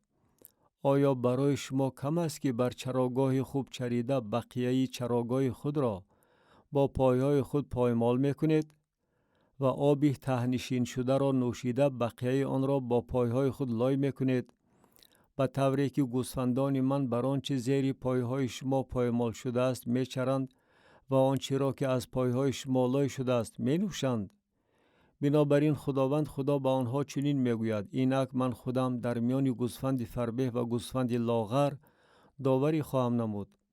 از بس که شما با پهلو و کتف خود تیله میدید و با شاخاتان همه کم قوتان را میزنید تا دمی که آنها را بیرون برارید، پس من گوسفندان خود را نجات خواهم داد و آنها دیگر به تاراج داده نخواهند شد و در میان گوسفند و گوسفند داوری خواهم نمود. و یک چوپان را بر آنها خواهم گذاشت و او آنها را خواهد چرانید، یعنی بنده خود داوود را. او آنها را خواهد چرانید و او چوپان آنها خواهد شد. و من که خداوند هستم خدای آنها خواهم بود و بنده من داوود اندرون آنها رئیس خواهد بود. من که خداوند هستم گفتم. و برای آنها عهد صلح و آسایشتگی خواهم بست و حیوانات درنده را از این زمین نیست خواهم کرد و آنها در بیابان در امنیت ساکن خواهند شد و در جنگل ها خواهند خوابید. و به آنها و به اطراف تپه خود برکت خواهم بخشید و باران را در موسمش خواهم بارانید. باران های برکت خواهد بود. و درخت صحرا بار خود را خواهد آورد و زمین حاصل خود را خواهد داد و آنها بر زمین خود در امنیت خواهند بود و خواهند دانست که من خداوند هستم وقتی که چوب‌های یوغ آنها را در هم شکنم و آنها را از دست غلام کنندگانشان برهانم و آنها دیگر به تاراج خلقها داده نخواهند شد و حیوانات زمین آنها را نخواهند خورد و در امنیت ساکن خواهند شد و کسی آنها را به هراس نخواهد انداخت و برای آنها باغستان نامیه برپا خواهم کرد و دیگر در این زمین از قحطی نابود نخواهند شد و دیگر باری ننگ خلقها را نخواهند برداشت و خواهند دانست که من خداوند خدای آنها با آنها هستم و آنها خاندان اسرائیل قوم من می باشند. میگوید خداوند خدا. و شما رمه من گوسفندان چراگاه من هستید، شما آدمیزاد هستید، من خدای شما می باشم، میگوید خداوند خدا. کتاب حزقیال نبی باب 35. نبوت درباره کوه سعیر. و کلام خداوند بر من نازل شده گفت: ای پسر آدم، روی خود را به سمت کوه سعیر بگردان و در حق آن نبوت نما و با آن بگوی: خداوند خدا چنین میگوید، اینک من به تو ای کوه سعیر زید هستم و دست خود را بر تو دراز کرده تو را ویرانه و ولنگار خواهم ساخت. شهرهایت را به خرابزار تبدیل خواهم داد و تو ولنگار خواهی شد و خواهی دانست که من خداوند هستم. از بس که تو عداوت دائمی داشتی و بنی اسرائیل را در وقت مصیبتشان در نهایت گناهشان به دم شمشیر نیست و نابود کردی، بنابراین به حیات خودم قسم که میگوید خداوند خدا، تو را غرق خون خواهم کرد و خون تو را تعقیب خواهد نمود. مادامی که عداوت تو تشنه خون بود، از این رو خون تو را تعقیب خواهد نمود. و کوه سعیر را ویرانه و ولنگار خواهم ساخت و رونده و آینده را از آن نیست خواهم کرد و کوههای آن را از مقتولان آن پر خواهم کرد. در تپه ها و دره ها و همه رودخانه های تو مقتولان شمشیر خواهند افتاد. تو را به خرابزار ابدی تبدیل خواهم داد و شهرهای تو مسکون نخواهد شد و خواهید دانست که من خداوند هستم. از بس که تو گفتی این دو خلق و این دو کشور از آن من خواهد شد و آن را تصرف خواهیم کرد و حالان که خداوند آنجا بود. بنابراین به حیات خودم قسم که میگوید خداوند خدا، به اندازه خشم و حسدی که تو در عداوت خود نسبت به آنها نشان داده ای، با تو عمل خواهم کرد و خود را به آنها ظاهر خواهم ساخت وقتی که بر تو داوری نمایم. و خواهی دانست که من که خداوند هستم، همه دشنام های تو را که در حق کوه های اسرائیل به زبان راندی شنیدم، یعنی گفتی ولنگار شده است، برای خوردن ما داده شده است. و شما با دهان خود بر من تکبر نمودید و سخنان خود را بر ضد من مغرورانه افزون کردید و من شنیدم. خداوند خدا چنین میگوید: در صورتی که تمام دنیا شادی میکند، من تو را ولنگار خواهم ساخت، چنان که تو بر میراث خاندان اسرائیل وقتی که آن ولنگار شد شادی کردی، آنچنان من با تو عمل خواهم نمود. کوه سعیر و تمام ادوم سراسر ولنگار خواهد شد و خواهند دانست که من خداوند هستم. مراجعت به کوههای اسرائیل، آنها از نو مسکون خواهند شد. و تو ای پسر آدم درباره کوههای اسرائیل نبوت نما و بگوی: ای کوههای اسرائیل، کلام خداوند را بشنوید. خداوند خدا چنین میگوید: از بس که دشمن در حق شما میگوید های های، بلندی های قدیمی هم میراث ما شده است، بنابراین نبوت نما و بگوی: خداوند خدا چنین میگوید: از بس که شما را ولنگار کردند و از هر جانب میخواهند فرود برند، تا که میراث بقیه خلقها شده ورد زبان و مورد بهتان مردم گردید، بنابراین ای کوههای اسرائیل، کلام خداوند خدا را بشنوید. خداوند خدا به کوهها و تپه ها، به رودخانه ها و دره ها، به ویرانه های خلا و شهرهای متروک که گرفتار تاراج و مورد تمسخر بقیه خلقهای گرد و اطراف گردیدن چنین میگوید: بنابراین خداوند خدا چنین میگوید: من با آتش رشک خود در حق بقیه خلقها و در حق تمام ادوم سخن راندم که آنها زمین مرا با شادی هر دل و با نفرت عمیق میراث خود گردانیدند، تا که چراگاه های آن را به تاراج دهند. بنابراین درباره زمین اسرائیل نبوت نما و به کوهها و تپه ها، به رودخانه ها و دره ها بگوی: خداوند خدا چنین میگوید: اینک من در رشک و خشم خود سخن راندم، چون که شما باری ننگ خلقها را برداشته اید. بنابراین خداوند خدا چنین میگوید: من دست خود را برداشتم که خلقهایی که در گرد و اطراف شما هستند، خودشان باری ننگ خود را خواهند برداشت. و شما ای کوههای اسرائیل، شاخه های خود را خواهید رویانید و میوه های خود را برای قوم من اسرائیل خواهید آورد، زیرا که آنها به قریبی خواهند آمد. زیرا اینک من سوی شما نظر دوختم و به شما رو می آورم و شما شدگار و کشت کرده خواهید شد. و من بر شما مردم بسیار را، تمام خاندان اسرائیل را سراسر ساکن خواهم کرد و شهرها مسکون و خرابه ها آباد خواهد شد. و بر شما آدمان و حیوانات را افزون خواهم نمود و آنها افزون و بارآور خواهند شد و شما را مثل ایام پیشتره‌تان مسکون خواهم کرد و بر شما بیشتر از زمان اول شما توجه خواهم نمود و خواهید دانست که من خداوند هستم. و آدمان را یعنی قوم خود اسرائیل را سوی شما روانه خواهم کرد و آنها تو را تصرف خواهند نمود و تو میراث آنها خواهی شد و دیگر این فرزندان خود را تلف نخواهی کرد. خداوند خدا چنین میگوید: از بس که به شما میگویند تو مردم خور هستی و خلقهای خود را تلف میکردی، بنابراین من بعد مردم خور نخواهی بود و خلقهایت را دیگر تلف نخواهی کرد، میگوید خداوند خدا.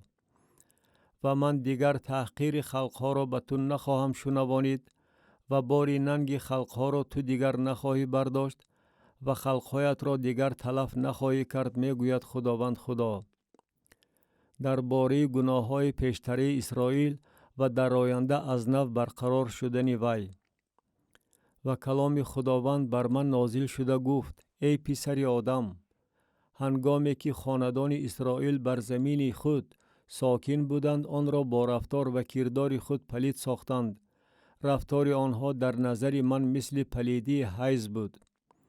و من از باعث خونی که آنها بر زمین ریختند و آن را با بت‌های خود پلید ساختند، خشم خود را بر آنها فرو ریختم و آنها را در میان خلقها پراکنده کردم و آنها در کشورها پریشان شدند. بر طبق رفتار و کردارشان من بر آنها داوری نمودم. و هنگامی که آنها نزد خلقهای رسیدند که به آنجا رفته بودند، اسم مقدس مرا به حرمت کردند، چون که در حق آنها می گفتند اینها قوم خداوند هستند و از زمین او بیرون آمدند. و من به اسم مقدس خود افسوس خوردم که آن را خاندان اسرائیل در میان خلقهایی که نزدشان آمده بودند به حرمت کردند. بنابراین به خاندان اسرائیل بگوی: خداوند خدا چنین میگوید: نه به خاطر شما ای خاندان اسرائیل این را به عمل می آورم، بلکه به خاطر اسم مقدس خود که آن را در میان خلقهایی که نزدشان آمده بودید به حرمت کردید. و من اسم بزرگی در میان خلقها به حرمت شده خود را که شما آن را اندرون آنها به حرمت کرده تقدیس خواهم نمود و هنگامی که در پیش نظر خلقها به واسطه شما تقدیس یابم، آنها خواهند دانست که من خداوند هستم. و شما را از میان خلقها خواهم گرفت و شما را از همه کشورها جمع خواهم کرد و شما را به زمین شما خواهم آورد. و آبی پاک بر شما خواهم پاشید و شما پاک خواهید شد. از همه پلیدی هاتان و از همه بت هاتان شما را پاک خواهم کرد. و دلی تازه به شما خواهم داد و روح تازه اندرون شما خواهم نهاد و دلی سنگین را از جسم شما دور خواهم کرد و دلی گوشتین به شما خواهم بخشید. و روح خود را اندرون شما خواهم نهاد و شما را وادار خواهم نمود که بر طبق فرایض من رفتار کنید و دستورهای مرا رعایت نمایید و به جا آورید. و در زمینی که به پدران شما دادم سکونت خواهید داشت و قوم من خواهید بود و من خدای شما خواهم بود. و شما را از همه پلیدی های شما نجات خواهم داد و غله دانه را خوانده آن را فراوان خواهم گردانید و شما را به قحطی گرفتار نخواهم کرد. و میوه درختان و حاصل صحرا را افزون خواهم کرد تا که دیگر در میان خلقها بار ننگ قحطی را نبردارید. و هنگامی که رفتار بد خود و کردار زشت خود را به یاد آورید، برای گناه ها و کجکاری های خود از خودتان نفرت پیدا خواهید کرد. بدانید که من این را نه به خاطر شما به عمل می آورم، میگوید خداوند خدا. از رفتار خود شرم کنید و خجل شوید ای خاندان اسرائیل.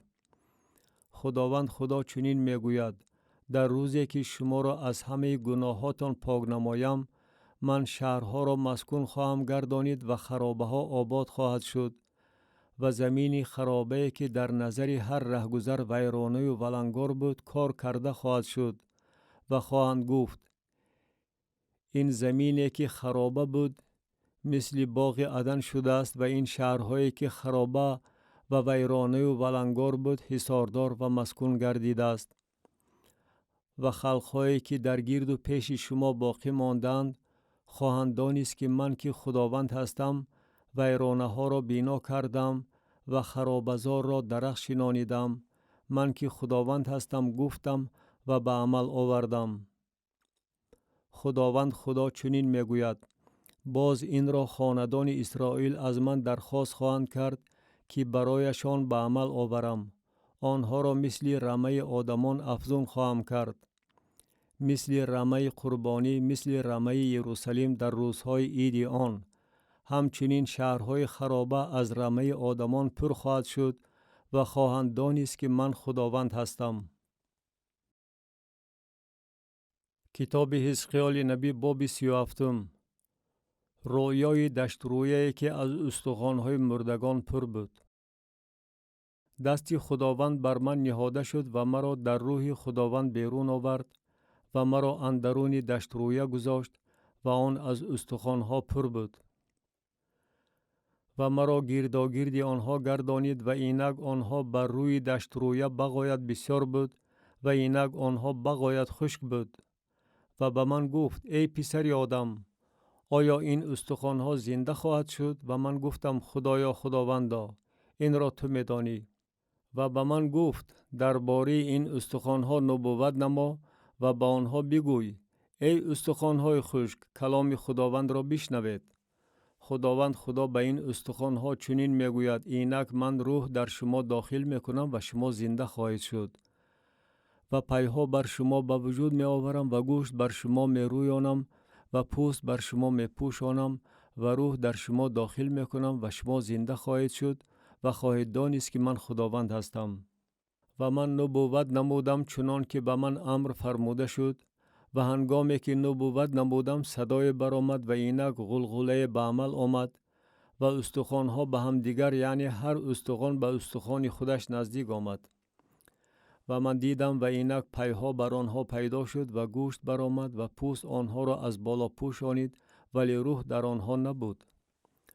و به من گفت: به روح نبوت نما ای پسر آدم، نبوت نما و به روح بگوی: خداوند خدا چنین میگوید: از جانب 4 باد بیا ای روح و به این مقتولان بدم و آنها زنده خواهند شد. ایضاح این رویا.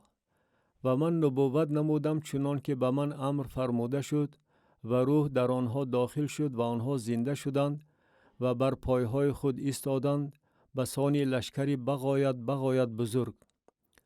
و به من گفت: ای پسر آدم، این استخوان‌ها تمام خاندان اسرائیل می باشند. اینک آنها می گویند: استخوان‌های ما خشک شد و امید ما برباد رفت، ما محو شده ایم.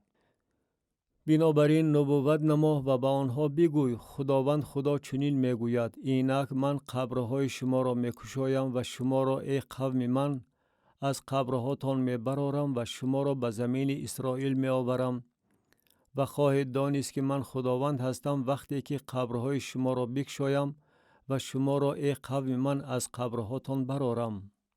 و روح خود را در شما داخل خواهم کرد و شما زنده خواهید شد و شما را در زمینتان جای خواهم داد و خواهید دانست که من که خداوند هستم گفتم و به عمل آوردم، میگوید خداوند. رؤیای 2 چوب دست. و کلام خداوند بر من نازل شده گفت: و تو ای پسر آدم، چوب دست برای خود بگیر و بر آن بنویس برای یهودا و برای بنی اسرائیل که به او همراه شدند. و چوب دستی دیگری بگیر و بر آن بنویس برای یوسف. این چوب دست از آن افرایم و تمام خاندان اسرائیل است که به او همراه شدند. و آنها را به یکدیگر نزدیک کن تا که برای تو مثل یک چوب دست باشند و آنها در دست تو یک تا خواهند بود و هنگامی که پسران قومت به تو سوال داده گویند شاید به ما بگویی که اینها برای تو چه معنا دارد؟ با آنها بگوی خداوند خدا چنین میگوید اینک من چوب دست یوسف را که در دست افرایم و سبطهای اسرائیل همراهانش می باشد خواهم گرفت و آنها را بران یعنی بر چوب دست یهودا خواهم پیوست و آنها را یک چوب دست خواهم گردانید و آنها در دست من یک تا خواهند بود. و چوب دست ها که بر آنها خواهی نوشت بگذار پیش نظر آنها در دست تو باشد و با آنها بگوی خداوند خدا چنین میگوید اینک من بنی اسرائیل را از میان خلقهایی که آنها نزدشان رفتند خواهم گرفت و آنها را از هر جا جمع خواهم کرد و آنها را به زمینشان خواهم آورد و آنها را در این زمین بر کوههای اسرائیل به یک خلق تبدیل خواهم داد و یک پادشاه برای همه آنها پادشاهی خواهد کرد و آنها دیگر دو خلق نخواهند بود و دیگر به دو مملکت تقسیم نخواهند شد و خود را دیگر با بت‌هاشان و با قباحت‌هاشان و با هر گونه جنایت‌هاشان پلید نخواهند ساخت و من آنها را از همه اقامتگاه‌هاشان که در آنجا گناه کردند نجات خواهم داد و آنها را پاک خواهم کرد و آنها قوم من خواهند بود و من خدای آنها خواهم بود. و بنده من داوود پادشاه آنها خواهد بود و یک چوپان برای همه آنها خواهد بود و بر طبق دستورهای من رفتار خواهند کرد و فرایض مرا رعایت خواهند نمود و آنها را به جا خواهند آورد. و در زمینی که من به بنده خود یعقوب دادم و پدرانشان در آن ساکن بودند مسکن خواهند گرفت و آنها و پسرانشان و پسران پسرانشان در آن تا ابد سکونت خواهند داشت و بنده من داوود تا ابد رئیس آنها خواهد بود. و من با آنها عهد صلح و آسایشتگی خواهم بست که با آنها عهد جاودانی خواهد بود و آنها را برکت داده افزون خواهم نمود و خانه مقدس خود را اندرون آنها تا ابد برقرار خواهم کرد و مسکن من بر آنها خواهد بود و من خدای آنها خواهم بود و آنها قوم من خواهند بود و خلقها خواهند دانست که من خداوندی هستم که اسرائیل را تقدیس می نمایم وقتی که خانه مقدس من اندرون آنها تا ابد برقرار گردد. کتاب حزقیال نبی باب 38. نبوت درباره جوج. و کلام خداوند بر من نازل شده گفت ای پسر آدم روی خود را به سمت جوج که در زمین ماجوج سر رئیس ماشک و توبال است بگردان و درباره او نبوت نما و بگوی خداوند خدا چنین میگوید اینک من به تو ای جوج سر رئیس ماشک و توبال زید هستم و من تو را گستاخ خواهم ساخت و سلوک در جاغهایت خواهم انداخت و تو را با تمام لشکرت بیرون خواهم آورد با اسبان و سوارانی که همه‌شان لباسهای زیبا پوشیده باشند با جماعت سرشماری که همه‌شان جفشند و سپر داشته با شمشیرها مسلح باشند. فارس، حبش و فود با آنها بوده همه‌شان سپر و خود داشته باشند. جومر با همه فوجهایش، خاندان توجرمه، اقصای شمال با همه فوجهایش، قومهای بسیار همراه تو باشند. آماده و تیار باش تو و تمام جماعتی که نزد تو جمع شدند و آنها تو را پاسبانی خواهند کرد. بعد از ایام زیاد تفقد کرده خواهی شد در سالهای آخر تو به زمین خواهی آمد که آن از شمشیر فارغ گردیده از میان قومهای بسیار بر کوههای اسرائیل که همیشه خرابزار بودند جمع کرده شده است و آن از میان قومها بیرون آورده شده است و همه‌شان در امنیت سکونت دارند. و برآمده مثل تندباد خواهی آمد مثل ابر این زمین را خواهی پوشانید تو و همه فوجهایت و خلقهای بسیار همراه تو.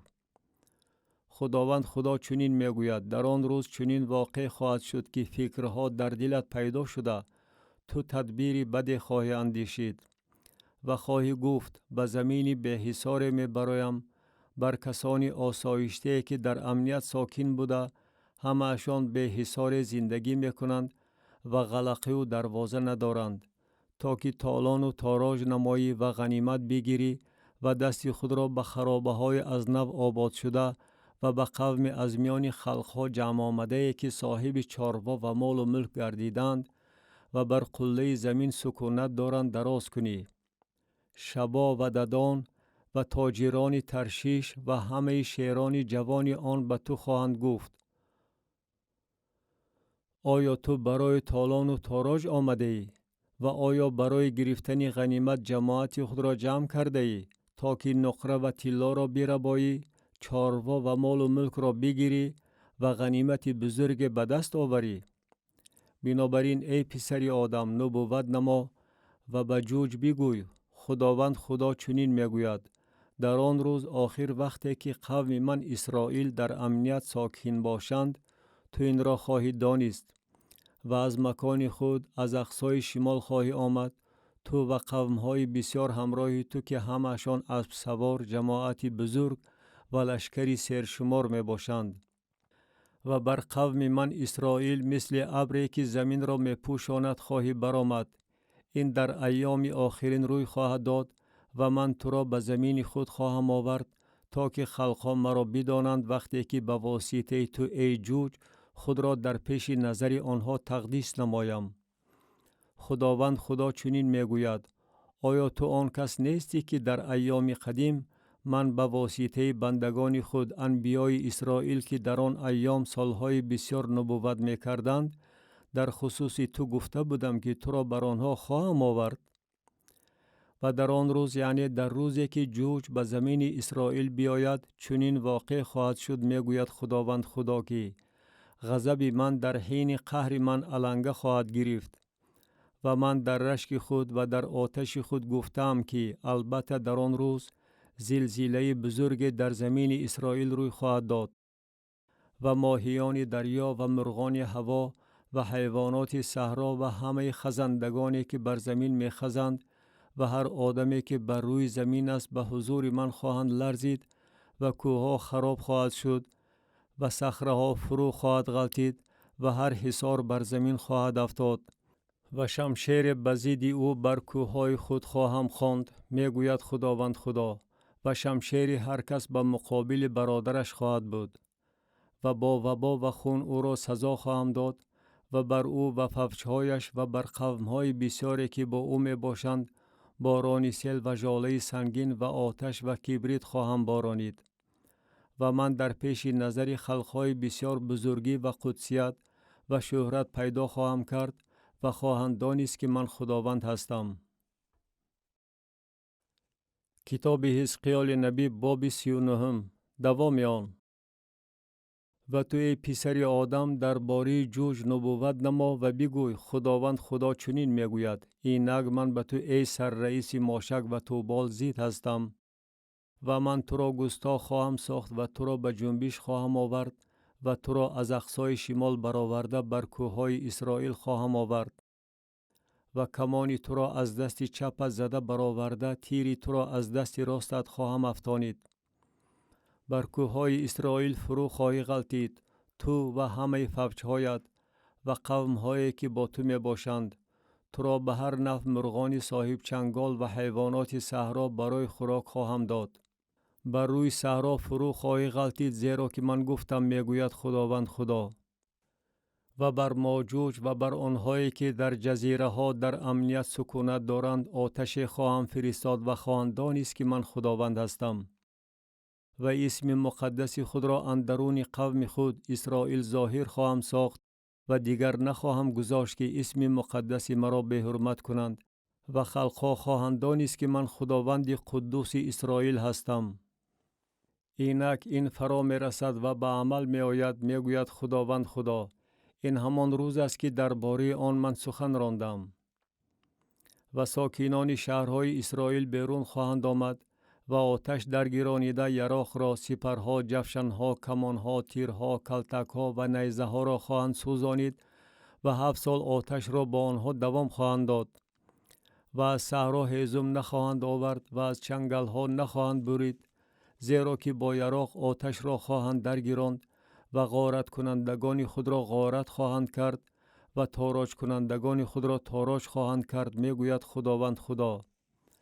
و در آن روز چنین واقع خواهد شد: موضع در آنجا برای قبر در اسرائیل، یعنی دره اباریم را به طرف شرقی بحر به جوش خواهم داد و آن برای رهگذران سد راه خواهد شد و در آنجا جوج و تمام انبوه او را دفن خواهند نمود و آن را دره انبوه جوج خواهند نامید. و خاندان اسرائیل آنها را در دوام 7 ماه دفن خواهند نمود تا که زمین را تازه کنند. و تمام قوم زمین آنها را دفن خواهند نمود و آن روزی که من جلال یابم برایشان روزی تذکر خواهد بود. و شخصانی دائمی تعیین خواهند نمود که در زمین گردش کنند و با مدد رهگذران آنهایی را که بر روی زمین باقی ماندند دفن نمایند تا که آن را تازه کنند. بعد از گذشتن 7 ماه آنها به جستجو شروع خواهند نمود.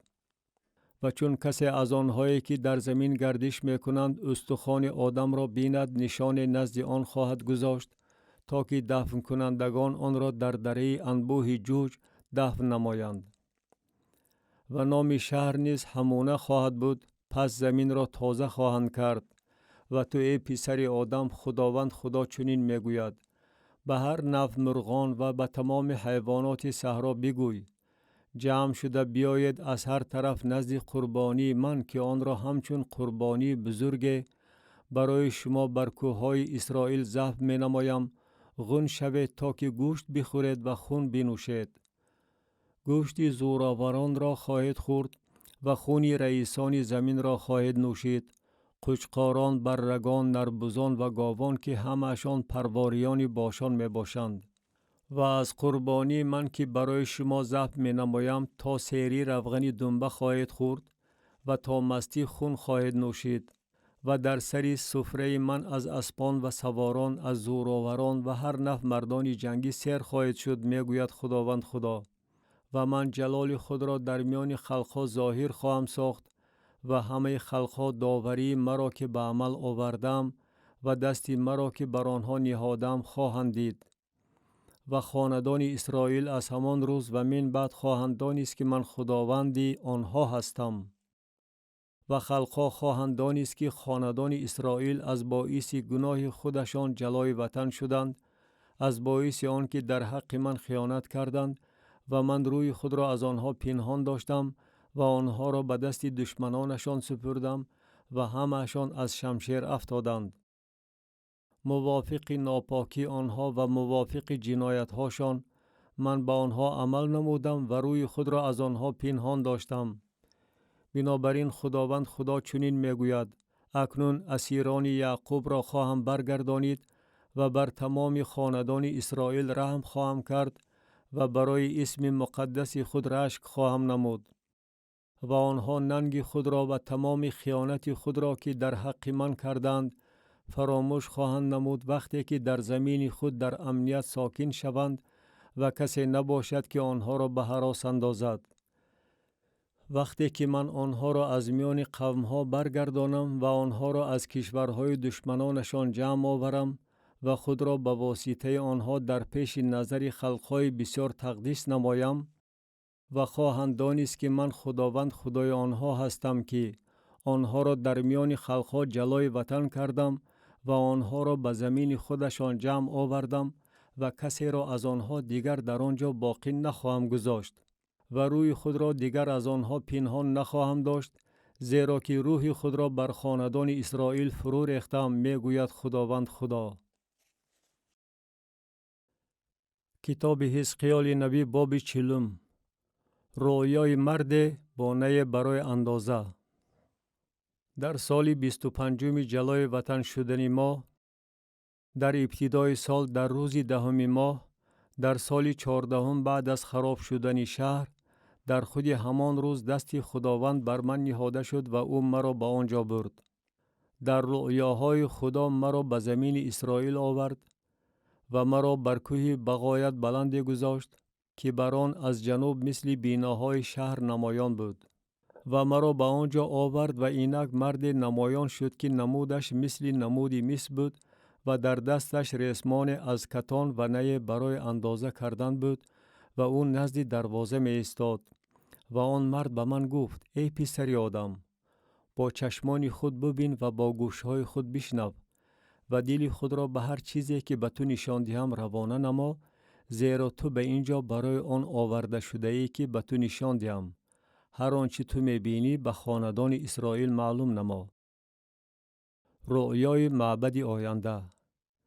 و اینک بیرون از معبد حصار گرداگرد بود و در دست آن مرد نی اندازه 6 ذراعی بود که هر ذراعش از 1 ذراع و 1 قبضه عبارت بود و او فراخی بینا را 1 نی و قدش را 1 نی اندازه کرد و نزد دروازه که رو به جانب شرق بود آمده به زینه هایش برآمد و آستانه دروازه را اندازه کرد که فراخیش 1 نی بود و آستانه دیگر را که فراخیش 1 نی بود و هر حجره 1 نی درازی و 1 نی فراخی داشت و مسافه بین حجره ها 5 ذراع بود و آستانه دروازه نزد رواق دروازه از درون 1 نی بود و رواق دروازه را از درون 1 نی اندازه کرد و رواق دروازه را 8 ذراع و ارکانش را 2 ذراع اندازه کرد و رواق دروازه از درون بود و حجره های این دروازه شرقی 3 تا از این طرف و 3 تا از آن طرف بود و هر 3 یک خیل اندازه داشتند و ارکان هر دو طرف یک خیل اندازه داشتند و فراخی دهن دروازه را 10 ذراع و درازی دروازه را 13 ذراع اندازه کرد و دیواره پیش حجره ها 1 ذراع بود و 1 ذراع دیواره از آن طرف بود و حجره 6 ذراع از این طرف و 6 ذراع از آن طرف اندازه داشت و دروازه را از بام یک حجره تا بام دیگرش اندازه کرد. فراخی آن 25 ذراع شد. هر دری درآمد رو بر روی دری دیگر بود و ارکان را 6 ذراع ساخت و همچنین ارکانی را که در صحن و نزد دروازه ها گرداگرد موجود بود و از بالای دروازه درآمدگاه تا پیش رواق دروازه داخلی 50 ذراع بود و در حجره ها و ارکان درون دروازه خانه گرداگرد تیریزه های شبکه‌دار بود و همچنین در رواق ها گرداگرد رو به درون تیریزه ها بود و بر ارکان نقش نخل ها و او مرا به صحن بیرونی آورد و اینک اتاق ها و سنگ فرش گرداگرد صحن ساخته شده است. 30 اتاق بر آن سنگ فرش بود و سنگ فرش در پهلوی دروازه ها موافق درازی دروازه ها بود. این سنگ فرش پایانی بود و فراخی صحن را از پیش دروازه پایانی تا کنار بیرونی صحن داخلی 100 ذراع اندازه کرد، هم به سمت شرقی و هم به سمت شمالی و درازی و فراخی دروازه صحن بیرونی را که رو به جانب شمال بود اندازه کرد و حجره هایش 3 تا از این طرف و 3 تا از آن طرف بود و ارکانش و رواقهایش مثل اندازه دروازه یکم بود. درازیش 50 ذراع و فراخیش 25 ذراع و تیریزه هایش و رواقهایش و نقش نخلهایش مثل اندازه دروازه بود که رو به جانب شرق بود و با 7 زینه به آن می برآمدند و رواقهایش پیش آنها بود و صحن داخلی دروازه های داشت که رو بر روی دروازه های شمالی و شرقی بود و از دروازه تا دروازه 100 ذراع اندازه کرد و مرا به طرف جنوب برد و اینک دروازه جنوبی و ارکانش و رواقهایش را اندازه کرد که مثل آن اندازه ها بود و تیریزه ها در آن و در رواقهایش گرداگرد مثل آن تیریزه ها بود. درازیش 50 ذراع و فراخیش 25 ذراع بود و زینه پایه آن 7 زینه داشت و رواقهایش پیش آنها بود و نقش نخلها بر ارکانش یکی از این طرف و دیگر از آن طرف بود و صحن داخلی دروازه جنوبی داشت و از آن دروازه تا این دروازه جنوبی 100 ذراع اندازه کرد و مرا از دروازه جنوبی به صحن داخلی آورد و دروازه جنوبی را اندازه کرد که مثل آن اندازه ها بود و حجره هایش و ارکانش و رواقهایش مثل آن اندازه ها بود و در آن و در رواقهایش گرداگرد تیریزه ها بود. درازیش 50 ذراع و فراخیش 25 ذراع بود و رواقها گرداگرد بود. درازیش 25 ذراع و فراخیش 5 ذراع بود و رواقهایش رو به جانب صحن بیرونی بود و نقش نخلها بر ارکانش بود و زینه پایه آن 8 زینه داشت و مرا به صحن داخلی آورد که به سمت شرق بود و دروازه را اندازه کرد که مثل آن اندازه ها بود و حجره هایش و ارکانش و رواقهایش مثل آن اندازه ها بود و در آن و در رواقهایش گرداگیر تیرزه ها بود. درازیش 50 ذراع و فراخیش 25 ذراع بود و رواقهایش رو به جانب صحن بیرونی بود و نقش نخلها بر ارکانش از این طرف و از آن طرف بود و زینه پایه آن 8 زینه داشت. و مرا به دروازه شمالی آورد و مثل آن اندازه ها اندازه کرد. حجره هایش، ارکانش و رواقهایش بود و در آن گرداگیر تیرزه ها بود.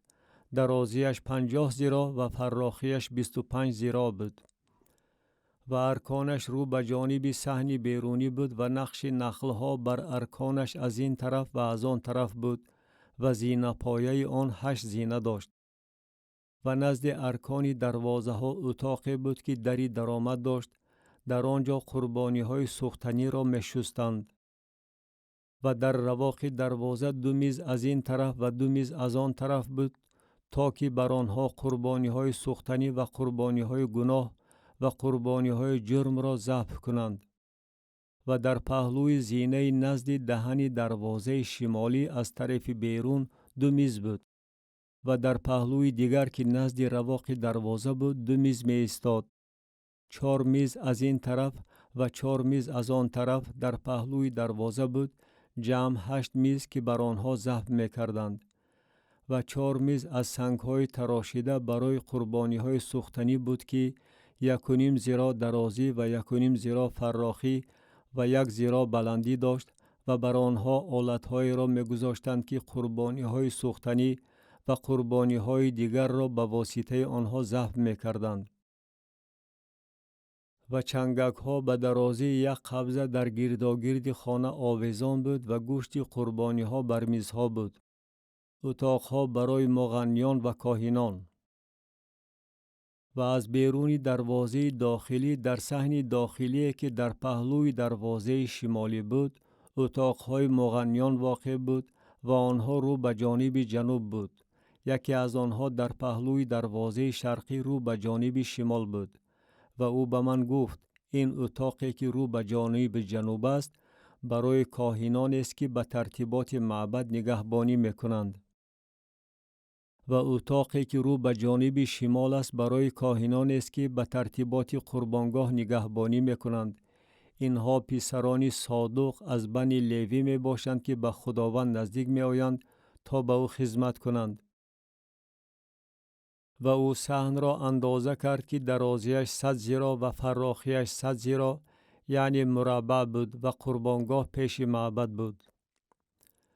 در باری رواق معبد و مرا به رواق معبد آورد و ارکان رواق را 5 ذراع از این طرف و 5 ذراع از آن طرف اندازه کرد و فراخی دروازه 3 ذراع از این طرف و 3 ذراع از آن طرف بود.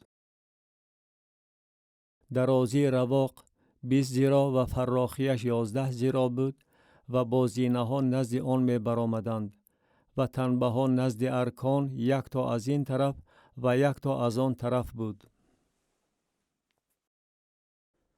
کتاب حزقیال نبی باب 41. تصویر معبد.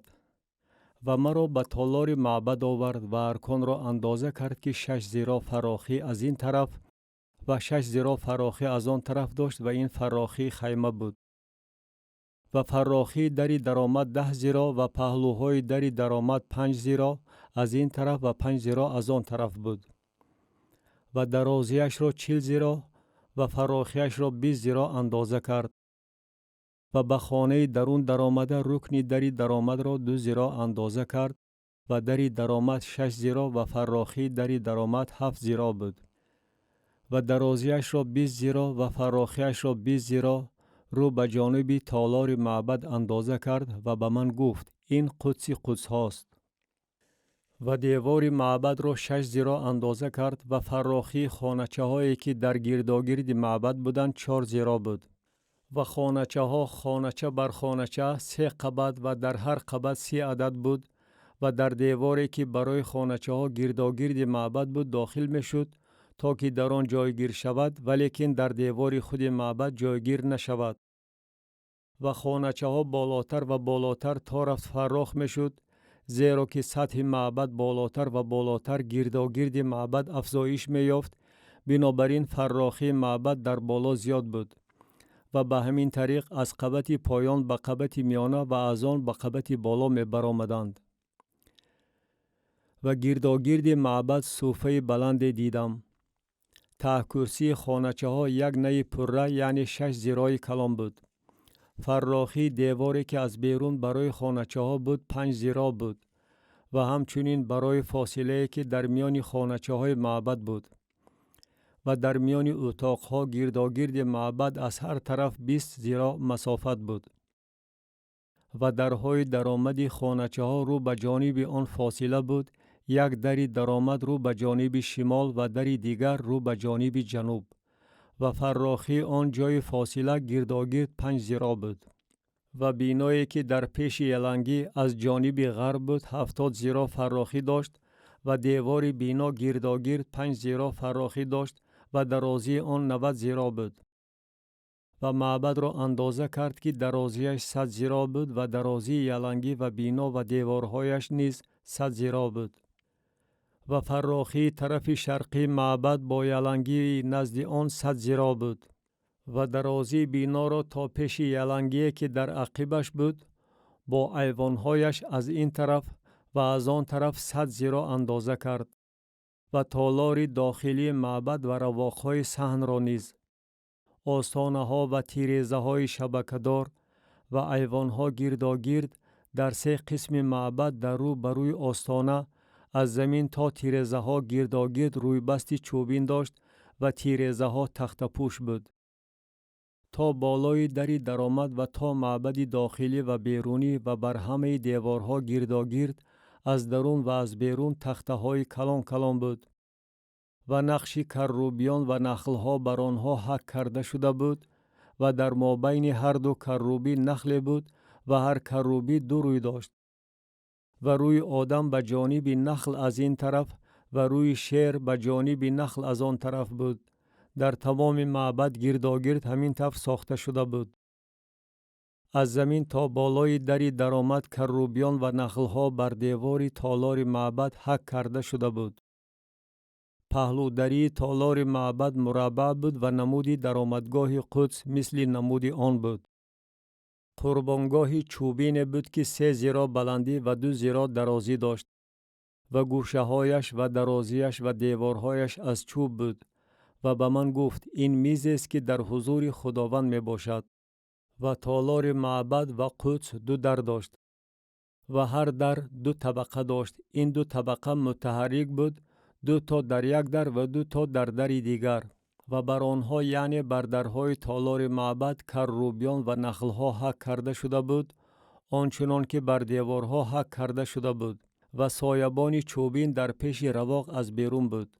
و تیریزه های شبکه‌دار با نقش نخلها از این طرف و از آن طرف بر پهلوهای رواق بود و همچنین بر خانچه های معبد و بر سایبان ها. کتاب حزقیال نبی باب 42 دوام آن. و مرا به صحن بیرونی با راه سمت شمالی برآورد و مرا نزد اتاقهایی که در رو بروی یلنگی و در رو بروی بینا به طرف شمال بود آورد. به طرف پیش عمارتی که 100 ذراع درازی داشته در جانب دری درآمد شمالی واقع بود و 50 ذراع فراخی داشت. رو بروی 20 ذراعی که از آن صحن داخلی بود و رو بروی سنگفرشی که از آن صحن بیرونی بود. ایوان رو بروی ایوان در قبطهای سیم بود و در پیش اتاقها راه به طرف صحن درونی بود که 10 ذراع فراخی داشت و راهروی که 1 ذراع بود و درهای آنها به طرف شمالی بود. و اتاقهای بالا تنگتر بودند، زیرا که ایوانها از آنها نظر به اتاقهای پایان و میانه بینا بیشتر می گرفتند، زیرا که آنها 3 قبطه بودند و ستونها مثل ستونهای صحنها نداشتند. بنابراین از زمینشان نظر به اتاقهای پایان و میانه بیشتر گرفته شده بود. و دیواری که به بیرون رو بر روی اتاقها سوی صحن بیرونی به طرف پیش اتاقها بود 50 ذراع درازی داشت. زیرا درازی اتاقهایی که در صحن بیرونی بود 50 ذراع بود و اینک طرف پیش تالار معبد 100 ذراع بود. و در پایان این اتاقها از طرف شرقی درآمدگاهی بود که از آن به آنها از صحن بیرونی آمده داخل می شدند. آن برابر فراخی دیوار صحن بوده از پیش یلنگی می گذشت و پیش بینای اتاقها می رفت. و راه طرف پیش آنها مثل نمودی راه اتاقهای سمت شمالی بود، هم درازیشان و هم فراخیشان. و همه برآمدگاه های آنها و ساخت آنها و درهای درآمد آنها همان خیل بود. و مثل درهای درآمد اتاقهای سمت جنوبی در بر سر راه بود، بر سر راهی که پیش دیواری سربسته شرقی بود و مردم با این راه آمده داخل می شدند. و به من گفت اتاقهای شمالی و اتاقهای جنوبی که پیش یلنگی می باشند اتاقهای مقدسند و کاهنانی که به خداوند نزدیک می آیند قربانی های مقدس را در آنها می خورند. قربانی های مقدس را یعنی هدیه آردی، قربانی گناه و قربانی جرم را در آنجا می گذارند، زیرا که این مکان مقدس است. هنگامی که کاهنان می آیند از این قدس به صحن بیرونی نمی برایند، بلکه لباس های خود را که با آنها خدمت می کنند در آنجا می گذارند، زیرا که آنها مقدس می باشند. و لباس های دیگر پوشیده به مکانی که از آن قوم است نزدیک می شوند. و بعد از آن که اندازه کردن معبد و صحن داخلی را انجام داد، مرا از دروازه که رو به جانب شرق بود بیرون آورد و آن را گرداگرد اندازه کرد. طرف شرقی را با نی اندازه کرد، با نی اندازه 500 نی گرداگرد اندازه کرد. طرف شمالی را با نی اندازه 500 نی گرداگرد اندازه کرد. طرف جنوبی را با نی اندازه 500 نی اندازه کرد. به طرف غربی گشته با نی اندازه 500 نی اندازه کرد. هر 4 طرف آن را اندازه کرد. حصار گرداگرد آن بود که درازیش 500 و فراخیش 500 نی بود، تا که چیزی مقدس را از غیر مقدس جدا کند. کتاب حزقیال نبی باب 43 دوام آن. و مرا نزد دروازه آورد، نزد دروازه که رو به جانب شرق بود. رویای جلال خدا که معبد را پر می کند. و اینک جلال خدای اسرائیل از طرف شرق آمد و آواز او مثل آواز آبهای بسیار بود و زمین از جلال او منور شد. و مثل نمود آن رویای بود که من دیده بودم، یعنی مثل آن رویایی که در وقت آمدنم برای خرابی این شهر دیده بودم، و رویاها مثل آن رویای بود که نزد نهر کبر دیده بودم و بر روی خود افتادم. و جلال خداوند از دروازه که رو به جانب شرق بود به معبد درآمد. و روح خدا مرا برداشته به صحن داخلی آورد و اینک جلال خداوند معبد را پر کرد. و کسی را شنیدم که به من از درون معبد سخن می راند و مرد نزد من ایستاده بود. معبد مکان تخت ملکوت آینده. و به من گفت ای پسر آدم، این است مکان تخت من و مکان کف پایهای من، که در آن من در میان بنی اسرائیل تا ابد ساکن خواهم شد و خاندان اسرائیل هم خودشان و هم پادشاهانشان دیگر اسم مقدس مرا با زیناکاری خود و با لاشه های پادشاهان خود و با بلندی های خود پلید نخواهند کرد. در صورتی که آنها آستانه خود را نزد آستانه من و پهلودری خود را نزد پهلودری من می ساختند و فقط دیوار در مابین من و آنها بود و آنها اسم مقدس مرا با کارهای زشت خود که به جا می آوردند پلید کردند و من آنها را در خشم خود به هلاکت رساندم. اکنون آنها زیناهای خود و لاشه های پادشاهان خود را از من دور خواهند کرد و من در میان آنها تا ابد ساکن خواهم شد. تو ای پسر آدم خاندان اسرائیل را درباره این معبد آگاهی بده تا که از گناههای خود شرم نمایند و طرح آن را اندازه کنند. و اگر آنها از هر کاری که کردند شرم نمایند، صورت معبد و طرح آن را و برآمدگاه‌هایش و درآمدگاه‌هایش و همه تصویرهایش و تمام فرایضش و همه تصویرهایش و همه قانونهایش را به آنها بیان نما و پیش نظر آنها بنویس تا که تمام صورت آن و تمام فرایض آن را رعایت نمایند و بر طبق آنها عمل کنند. این است قانون معبد.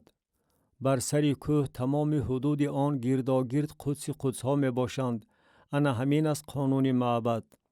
اندازه های قربانگاه و این هاست اندازه های قربانگاه به حساب زیراها که آن هم هر زیرا از یک زیرا و یک قبضه عبارت است.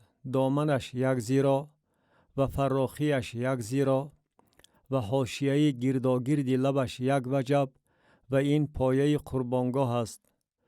و از دامنی که بر روی زمین است تا برجستگی پایان 2 زیرا و فراخیش 1 زیرا و از این برجستگی خرد تا برجستگی کلان 4 زیرا و فراخیش 1 زیرا و آتشدانش 4 زیرا و از آتشدان به سوی بالا 4 شاخ و آتشدان 12 زیرا درازی و 12 زیرا فراخی داشت، از هر 4 طرفش مربع بود و برجستگی 14 زیرا درازی و 14 زیرا فراخی از هر 4 طرفش داشت و حاشیه گرد آن نیم زیرا و دامن آن گرداگرد 1 زیرا و زینه های آن رو به جانب شرق بود.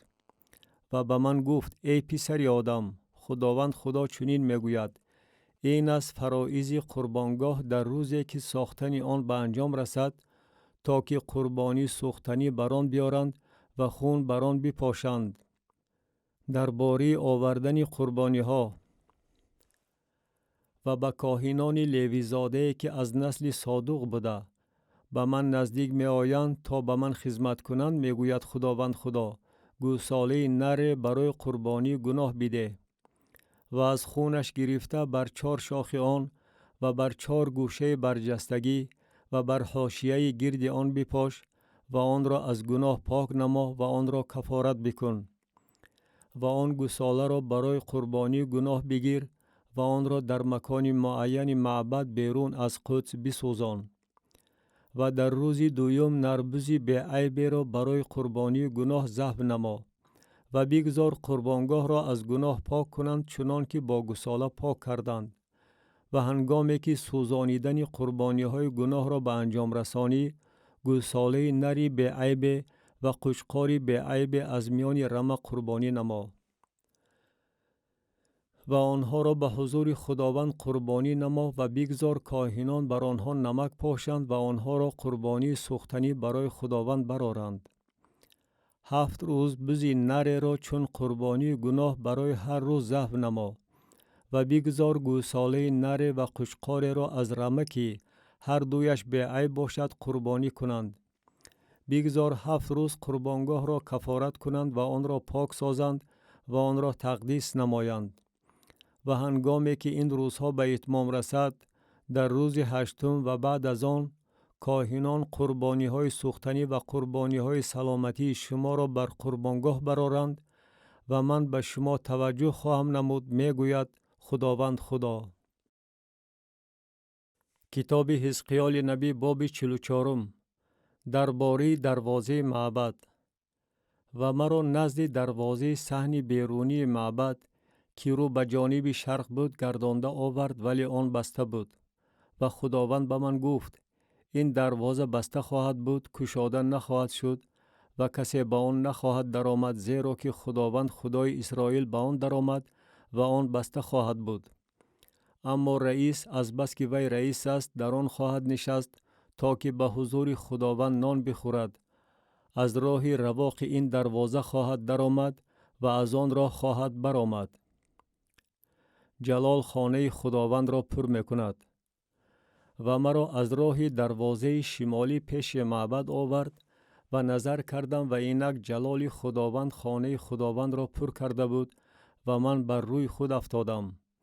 و خداوند به من گفت: ای پسر آدم، دقت نما و با چشمان خود ببین و هر آنچه من درباره تمام فرایض خانه خداوند و همه قانونهایش به تو بگویم با گوشهای خود بشنو و به درآمدگاه معبد و به همه برآمدگاه های خانه مقدس دقت نما و به این عیسیانگران یعنی به خاندان اسرائیل بگوی خداوند خدا چنین میگوید بس از شما را ای خاندان اسرائیل تمام آن کارهای زشتتان وقتی که اجنبیان دارای دل نامختون و جسم نامختون را می آوردید تا که در خانه مقدس من ایستاده خانه مرا پلید سازند و شما غذای مرا یعنی چربو و خون را با یاری آنها قربانی می نمودید و آنها علاوه بر همه کارهای زشت شما عهد مرا پایمال می کردند. و شما خدمت نوبتداری را نزد چیزهای مقدس من بجا نآوردید بلکه اجنبیان را بجای خود گذاشتید تا که خدمت مرا در نوبتداری خانه مقدس من بجا آورند.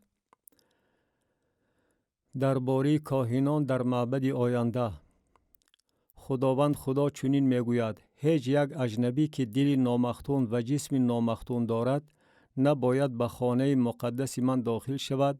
هیچ یک از آن اجنبیان نیست که در میان بنی اسرائیل هستند بلکه لیوی زادگانی که در وقت گمراهی اسرائیل از من دور شدند یعنی آنهایی که مرا ترک کرده بت‌های خود را پیروی نمودند جزای گناه خود را خواهند کشید و آنها در خانه مقدس من خدمتگزار گردیده وظیفه دروازه‌بان‌های معبد و ملازمان معبد را به جا خواهند آورد.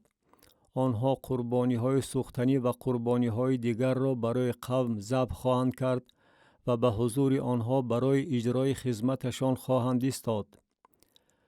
از بس که به آنها به حضور بت‌هاشان خدمت می‌کردند و برای خاندان اسرائیل وسوسه گناه گردیدند بنابراین دست خود را برداشته قسم خوردم میگوید خداوند خدا که آنها باری گناه خود را خواهند برداشت و به من نزدیک نخواهند آمد تا که برای من کهانت نمایند و به همه چیزهای مقدس من یعنی به قربانی های مقدس ترین نزدیک آیند بلکه باری ننگ خود و کارهای زشت خود را که به جا آوردند خواهند برداشت و من آنها را نگهبانان نوبتداری معبد برای هر خدمت آن و برای هر کاری که در آن به جا آورده می شود تعیین خواهم نمود.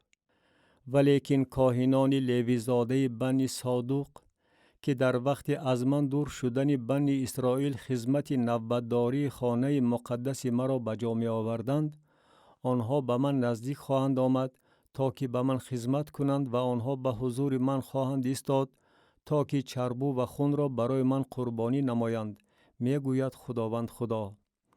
آنها به خانه مقدس من داخل خواهند شد و آنها به میز من نزدیک خواهند آمد تا که به من خدمت کنند و آنها نوبتداری را برای من به جا خواهند آورد و چون به دروازه صحن داخلی درآیند لباس کتان باید بپوشند و هنگامی که نزد دروازه صحن داخلی و در معبد خدمت کنند بر آنها لباس پشمین نباید باشد اما مهای کتان بر سر آنها باید باشد و شلوار کتان بر کمرشان باید باشد با چیزی که عرق آورد کمر را نباید بندند و هنگامی که به صحن بیرونی نزد قوم بیرون آیند لباسهای خود را که با آنها خدمت میکنند باید کشیده در اتاقهای مقدس بمانند و لباسهای دیگر بپوشند تا که با لباسهای خود قوم را تقدیس ننمایند و باید سری خود را نتراشند و گیسو نمانند بلکه موی سری خود را قیچی کنند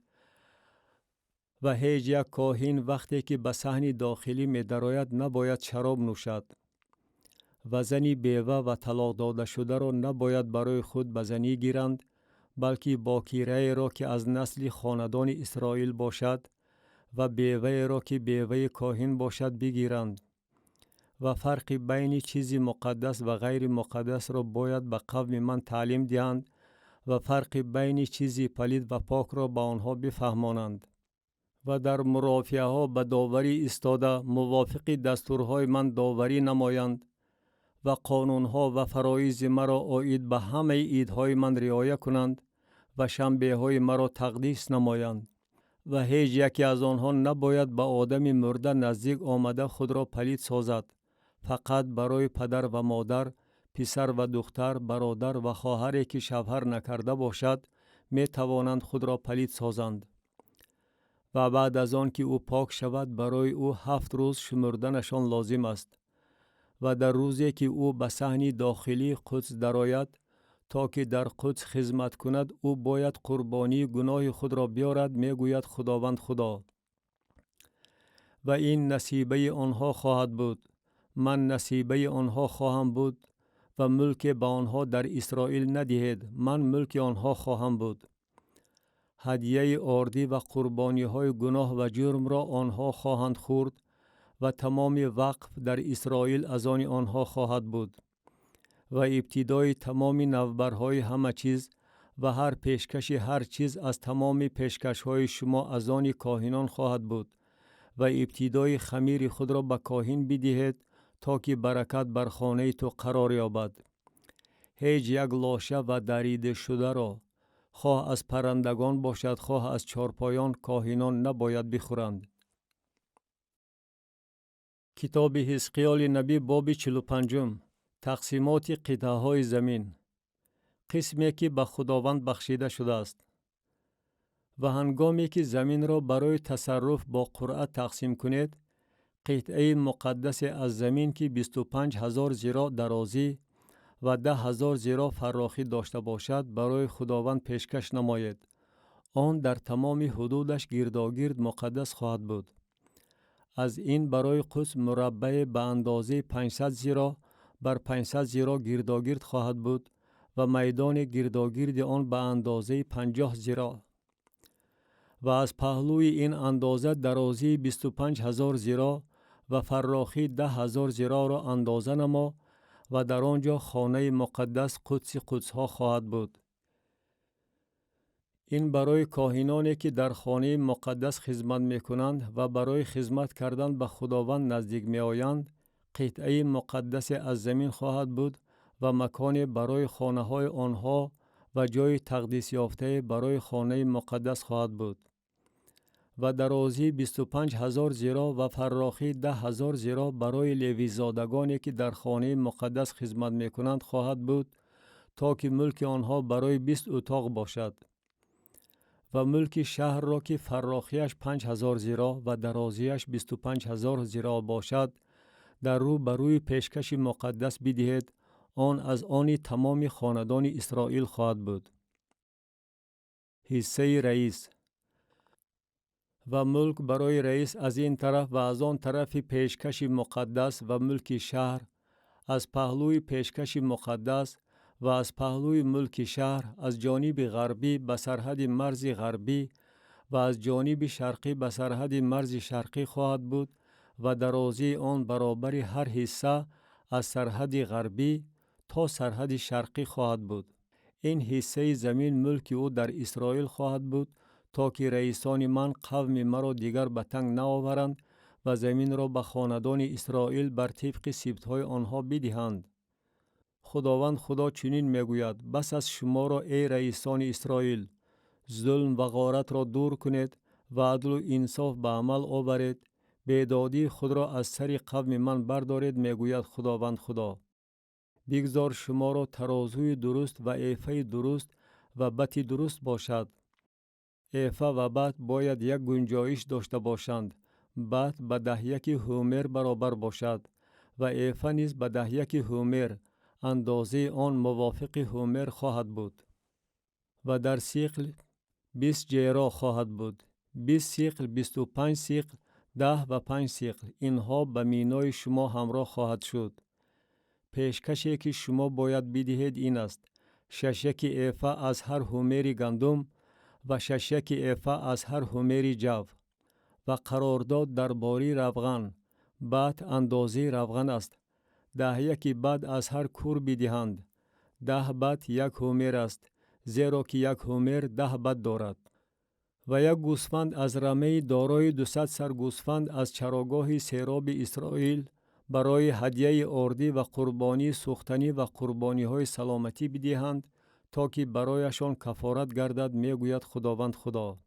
تمام قوم زمین وظیفه‌دار می باشند این پیشکش را بر رئیس اسرائیل بدهند. و رئیس وظیفه‌دار است قربانی های سوختنی و هدیه های آردی و هدیه های ریختنی را در عیدها و نوماها و شنبه ها در همه موسم های خاندان اسرائیل بدهد. او قربانی گناه و هدیه آردی و قربانی سوختنی و قربانی های سلامتی را برای کفارت خاندان اسرائیل خواهد آورد.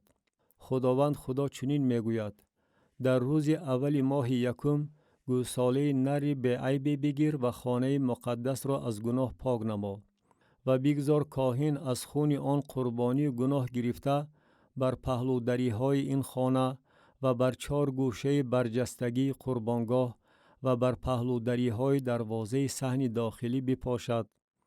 و در روز هفتم ماه برای هر کسی که سهواً و یا از روی ساده دلی گناه کرده باشد همین طور عمل نما و خانه را کفارت کنید.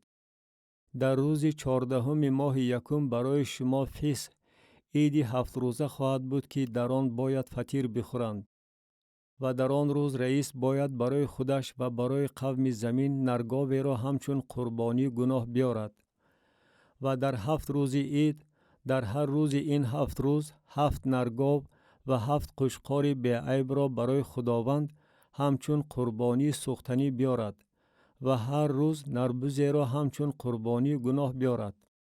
و هدیه آردی را به اندازه 1 ایفه با هر نرگاو و 1 ایفه با هر قشقار و روغن را به اندازه 1 هین با هر ایفه بیارد. در روز 15 ماه هفتم در عید او باید 7 روز مثل اینها، یعنی چنین قربانی گناه، چنین قربانی سوختنی، چنین هدیه آردی و چنین مقدار روغن بیارد. کتاب حزقیال نبی باب 46. قربانی هایی که رئیس و قوم می آورند.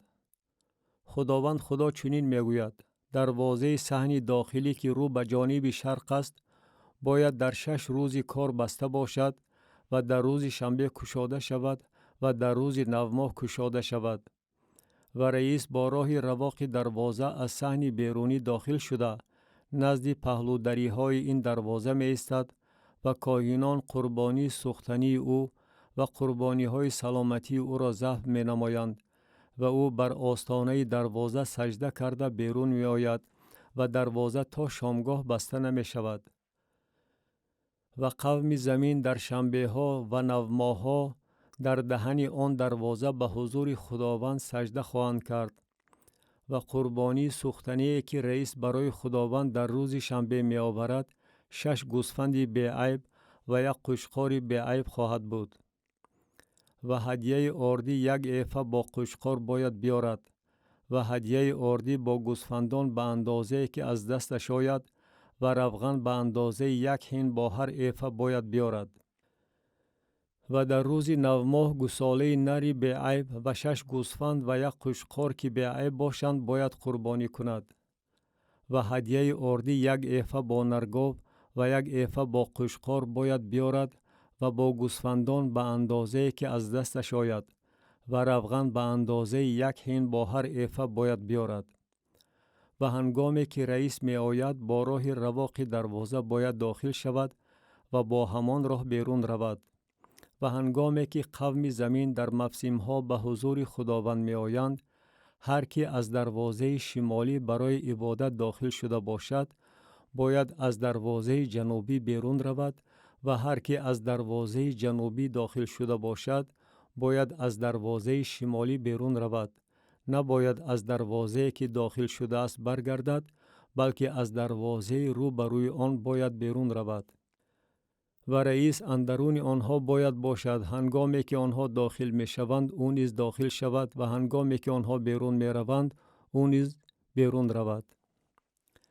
و در عیدها و موسمها هدیه آردی 1 ایفه با نرگاو و 1 ایفه با قشقار باید بیارد و با گوسفندان به اندازه که از دستش آید و روغن 1 هین با هر ایفه باید بیارد. و هنگامی که رئیس قربانی اختیاری می کند، یعنی برای خداوند به طور اختیاری قربانی سوختنی یا قربانی های سلامتی می آورد، بگذار دروازه را که رو به جانب شرق است برای او کشایند و او قربانی سوختنی خود و قربانی های سلامتی خود را ذبح نماید، چنان که در روز شنبه ذبح می نمایند و او بیرون رود و بعد از رفتنش دروازه را ببندند. و بره یک ساله بی عیب را هر روز برای خداوند همچون قربانی سوختنی بیار. هر صبح آن را قربانی نما. و به ضمن آن هر صبح هدیه آردی به اندازه 6 ایفه و روغن به اندازه 3 هین بیار تا که آرد در آن آمیخته شود. این هدیه آردی برای خداوند بر طبق فرایض ابدی به طور دائمی خواهد بود. بگذار بره و هدیه آردی و روغن را هر صبح همچون قربانی سوختنی دائمی بیارند. خداوند خدا چنین میگوید: اگر رئیس به یکی از پسران خود بخشش دهد، این میراث وی حساب یافته از آن پسرانش خواهد شد. این ملک ارثی آنها خواهد بود. ولی اگر از ملک ارثی خود به یکی از غلامانش بخشش دهد، تا سال آزادی از آن وی خواهد بود و به رئیس خواهد برگشت. اما ملک ارثی که او به پسرانش داده باشد از آن آنها خواهد بود. ولیکن رئیس حق ندارد از نصیبه قوم گرفته آنها را از ملکشان محروم سازد، بلکه فقط از ملک خودش میتواند به پسرانش میراث دهد تا که هیچ کس از قوم من از ملک خود رانده نشود. مکانی که در آنجا قربانی ها را میپختند و مرا از درآمدگاهی که در پهلوی دروازه بود به اتاقهای مقدس کاهنان که رو به جانب شمال بود آورد و اینک در آنجا به هر دو کنار به سمت غربی مکانی بود و به من گفت: این مکانی است که کاهنان در آنجا قربانی جرم و قربانی گناه را می جوشانند و هدیه آردی را می پزند، بی آنکه آن را به صحن بیرونی برآورده قوم را تقدیس نمایند. و مرا به صحن بیرونی برآورد و مرا از 4 گوشه صحن گذراند و اینک صحن در گوشه صحن، صحن در گوشه صحن بود. در هر 4 گوشه صحن، صحن‌های بالا کشاده بودند که 40 ذراع درازی و 30 ذراع فراخی داشتند. هر 4 صحن گوشه را اندازه برابر بود. و در گرد آنها، در گرد هر 4شان قطارهای سنگ بود و در زیر آن قطارها گرداگرد آتشدانها ساخته شده بود. و به من گفت: اینها خانه پخت و پز است که خدمتگزاران معبد در آنجا قربانی های قوم را میپزند. کتاب حزقیال نبی باب 47 درباره آبی که از تگ معبد جاری می شود. و مرا نزد درآمدگاه معبد آورد و اینک از تگ آستانه معبد آب به طرف شرق جاری بود، زیرا که معبد رو به جانب شرق بود و آب از تگ از پهلوی جنوبی معبد از طرف جنوبی قربانگاه جریان داشت. و مرا از دروازه شمالی بیرون آورد و مرا با راه بیرونی به سوی دروازه بیرونی با راهی که رو به جانب شرق است دور زناند و اینک آب از پهلوی جنوبی جاری می شد.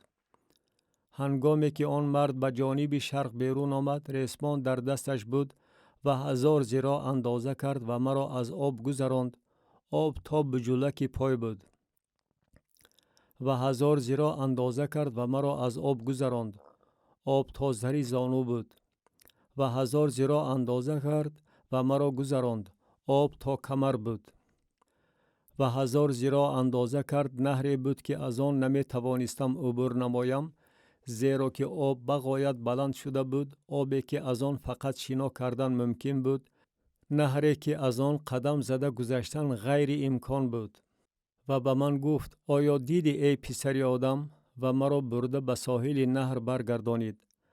و هنگامی که برگشتم، اینک در ساحل نهر از این طرف و از آن طرف خیلی بسیار درختان بود. و به من گفت: این آبها سوی ناحیه شرقی جاری می شود و به وادی اردن فرود آمده به بحر نمک می درآید، همین که به بحر درآید آبهای آن سالی می گردد. و چنین واقع خواهد شد که هر جان زنده خزنده در هر جایی که جریان آن نهر داخل شود زنده خواهد ماند و ماهی بغایت فراوان خواهد شد، زیرا که به آنجا این آبها آمده آن سالم خواهد شد و به هر جایی که این نهر داخل شود هر چیز زنده خواهد ماند. و ماهیگیران نزد آن خواهند ایستاد از عین جدی تا عین اجلائیم مکان پهن کردن تورهای آنها خواهد شد. ماهی آنها از جنسهای گوناگون و مثل ماهی بحری کبیر بغایت فراوان خواهد بود. ولی باطلاقها و حبسهای آن سالم نگردیده برای نمک گذاشته خواهد شد. و بر ساحل نهر از این طرف و از آن طرف هر نوع درختان غذا آور خواهند روید. برگهای آنها پژمرده نخواهند شد و میوه آنها تمامیت نخواهد داشت. هر ماه میوه تازه پیدا خواهد شد، زیرا که آب آن از معبد جاری می شود. میوه آنها برای خوراک و برگهای آنها برای دوا خواهد بود. درباره حدود زمین خداوند خدا چنین میگوید: این است حدودی که زمین را موافق آن به 12 سبط اسرائیل همچون ملک ارثی تقسیم خواهیم کرد.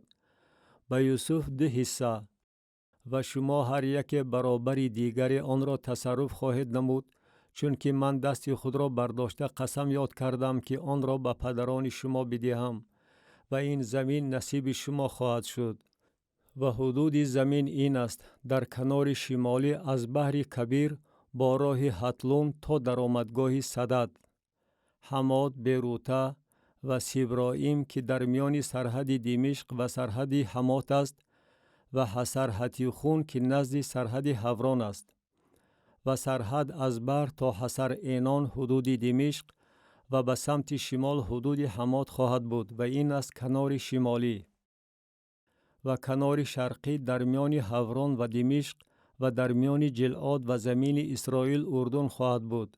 از این سرحد تا بحر شرقی اندازه نمایید و این است کنار شرقی. و کنار جنوبی به طرف جنوب از تامار تا آبهای مریبوت قادش و نهر سوی بحر کبیر خواهد بود و این است کنار جنوبی به طرف جنوب. و کنار غربی بحر کبیر از سرحد جنوبی تا درآمدگاه حمات خواهد بود، این است کنار غربی. و این زمین را برای خود بر طبق سبطهای اسرائیل تقسیم کنید و چنین خواهد شد که آن را همچون ملک ارثی برای خودتان و برای غریبانی که اندرون شما سکونت دارند و اندرون شما فرزندان به دنیا آوردند با قرعه تقسیم خواهید کرد. و آنها نزد شما در میان بنی اسرائیل باید مثل مردم محلی به شما روند و با شما اندرون سبطهای اسرائیل ملک ارثی را با قرعه تقسیم کنند. و چنین خواهد شد که در هر کدام سبطی که غریب سکونت داشته باشد در آنجا ملک ارثی ورا خواهد داد، میگوید خداوند خدا. کتاب حزقیال نبی باب 48. تقسیمات زمین در میان سبطها. و این است نامهای سبطها: از کنار سرحد شمالی به درازی راه حتلون و درآمدگاه حماد و حصر اینان، از آن طرف سرحد شمالی دمشق نزد حماد، از کنار شرقی تا کنار غربی از آن او خواهد بود، برای دان 1 حصه. و نزد سرحد دان از کنار شرقی تا کنار غربی برای آشر 1 حصه. و نزد سرحد آشر از کنار شرقی تا کنار غربی برای نفتالی 1 حصه. و نزد سرحد نفتالی از کنار شرقی تا کنار غربی برای منشه 1 حصه. و نزد سرحد منشه از کنار شرقی تا کنار غربی برای افرایم 1 حصه. و نزد سرحد افرایم از کنار شرقی تا کنار غربی برای ریوبین 1 حصه. و نزد سرحد ریوبین از کنار شرقی تا کنار غربی برای یهودا 1 حصه. و نزد سرحد یهودا از کنار شرقی تا کنار غربی پیشکشی که میدهد خواهد بود. فراخی آن 25,000 ذراع و درازی آن مثل یکی از حصه ها از کنار شرقی تا کنار غربی. و اندرون آن خانه مقدس خواهد بود. پیشکشی که برای خداوند میدهد درازیش 25,000 ذراع و فراخیش 10,000 ذراع خواهد بود. قطعه کاهنان. و این پیشکش مقدس برای اینها خواهد بود. برای کاهنان به طرف شمالی درازیش 25,000 زیرا و به طرف غربی فراخیش 10,000 زیرا و به طرف شرقی فراخیش 10,000 و به طرف جنوبی درازیش 25,000 و خانه مقدس خداوند اندرون آن خواهد بود. این برای کاهنان تقدیس یافته بنی صادق خواهد بود که آنها خدمت نوبتداری مرا به جا آوردند و در وقت گمراه شدن بنی اسرائیل گمراه نشدند، چنان که لیوی زادگان گمراه شده بودند. و این برای آنها پیشکش الهیده از پیشکش زمین، یعنی قدس قدس‌ها نزد سرحد لیوی زادگان خواهد بود. و حصه لیوی زادگان در رو بروی سرحد کاهنان 25,000 زیرا درازی و 10,000 زیرا فراخی خواهد داشت. تمام درازی آن 25,000 و فراخی آن 10,000 خواهد بود.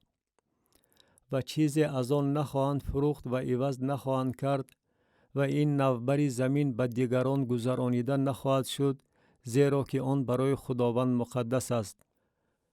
و 5,000 که از فراخی آن به درازی 25,000 باقی میماند، سطح غیر مقدس برای شهر، یعنی برای استقامتگاه ها و برای میدان های خالی خواهد بود و شهر اندرون آن وجود خواهد داشت. و این است اندازه های آن: کنار شمالی 4,500 زیرا و کنار جنوبی 4,500 و کنار شرقی 4,500 و کنار غربی 4,500. و میدان خالی در گرد شهر از شمال 250 زیرا و از جنوب 250 و از شرق 250 و از غرب 250 خواهد بود. و آنچه از درازی آن در رو بروی پیشکش مقدس 10,000 زیرا از شرق و 10,000 از غرب باقی میماند، در رو بروی پیشکش مقدس می باشد و حاصلات آن برای خوراک کارکنان شهر خواهد بود. و کارکنان شهر از همه سبطهای اسرائیل بوده آن را کشت خواهند کرد.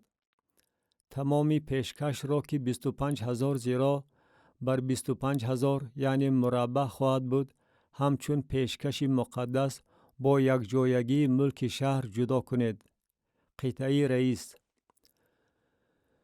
و آنچه از این طرف و از آن طرفی پیشکش مقدس و ملک شهر باقی میماند از آن رئیس خواهد بود، یعنی نزد 25,000 پیشکش تا سرحد شرقی و از غرب نزد 25,000 تا سرحد غربی در رو بروی حصه ها از آن رئیس خواهد بود و پیشکش مقدس و خانه مقدس اندرون آن خواهد بود. و آنچه از ملک لیوی زادگان و از ملک شهر اندرون ملک رئیس است، یعنی آنچه در میان سرحد یهودا و سرحد بنیامین می باشد، از آن رئیس خواهد بود.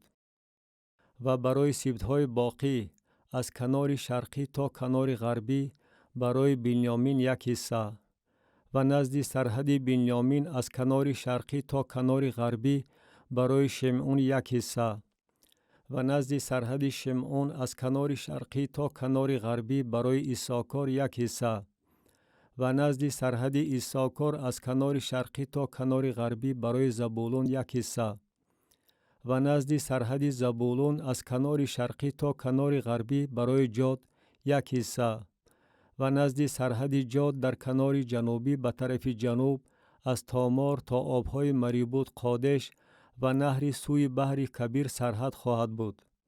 این است زمینی که به سبطهای اسرائیل همچون ملک ارثی تقسیم خواهد کرد و این است حصه های آنها، میگوید خداوند خدا درباره شهر و دروازه های آن.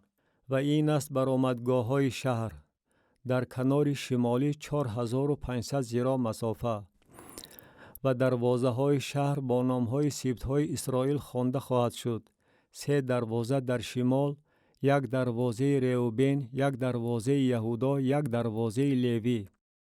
و در کنار شرقی 4,500 زیرا و 3 دروازه: 1 دروازه یوسف، 1 دروازه بنیامین، 1 دروازه دان. و در کنار جنوبی 4,500 زیرا مسافه و 3 دروازه: یک دروازه شمعون، یک دروازه ایساکار، یک دروازه زبولون. در کنار غربی 4500 زیرا، دروازه ها 3 تا، یک دروازه جاد، یک دروازه آشر، یک دروازه نفتالی. گرداگرد 18,000 زیرا و نام شهر از آن روز خداوند آنجاست خواهد بود.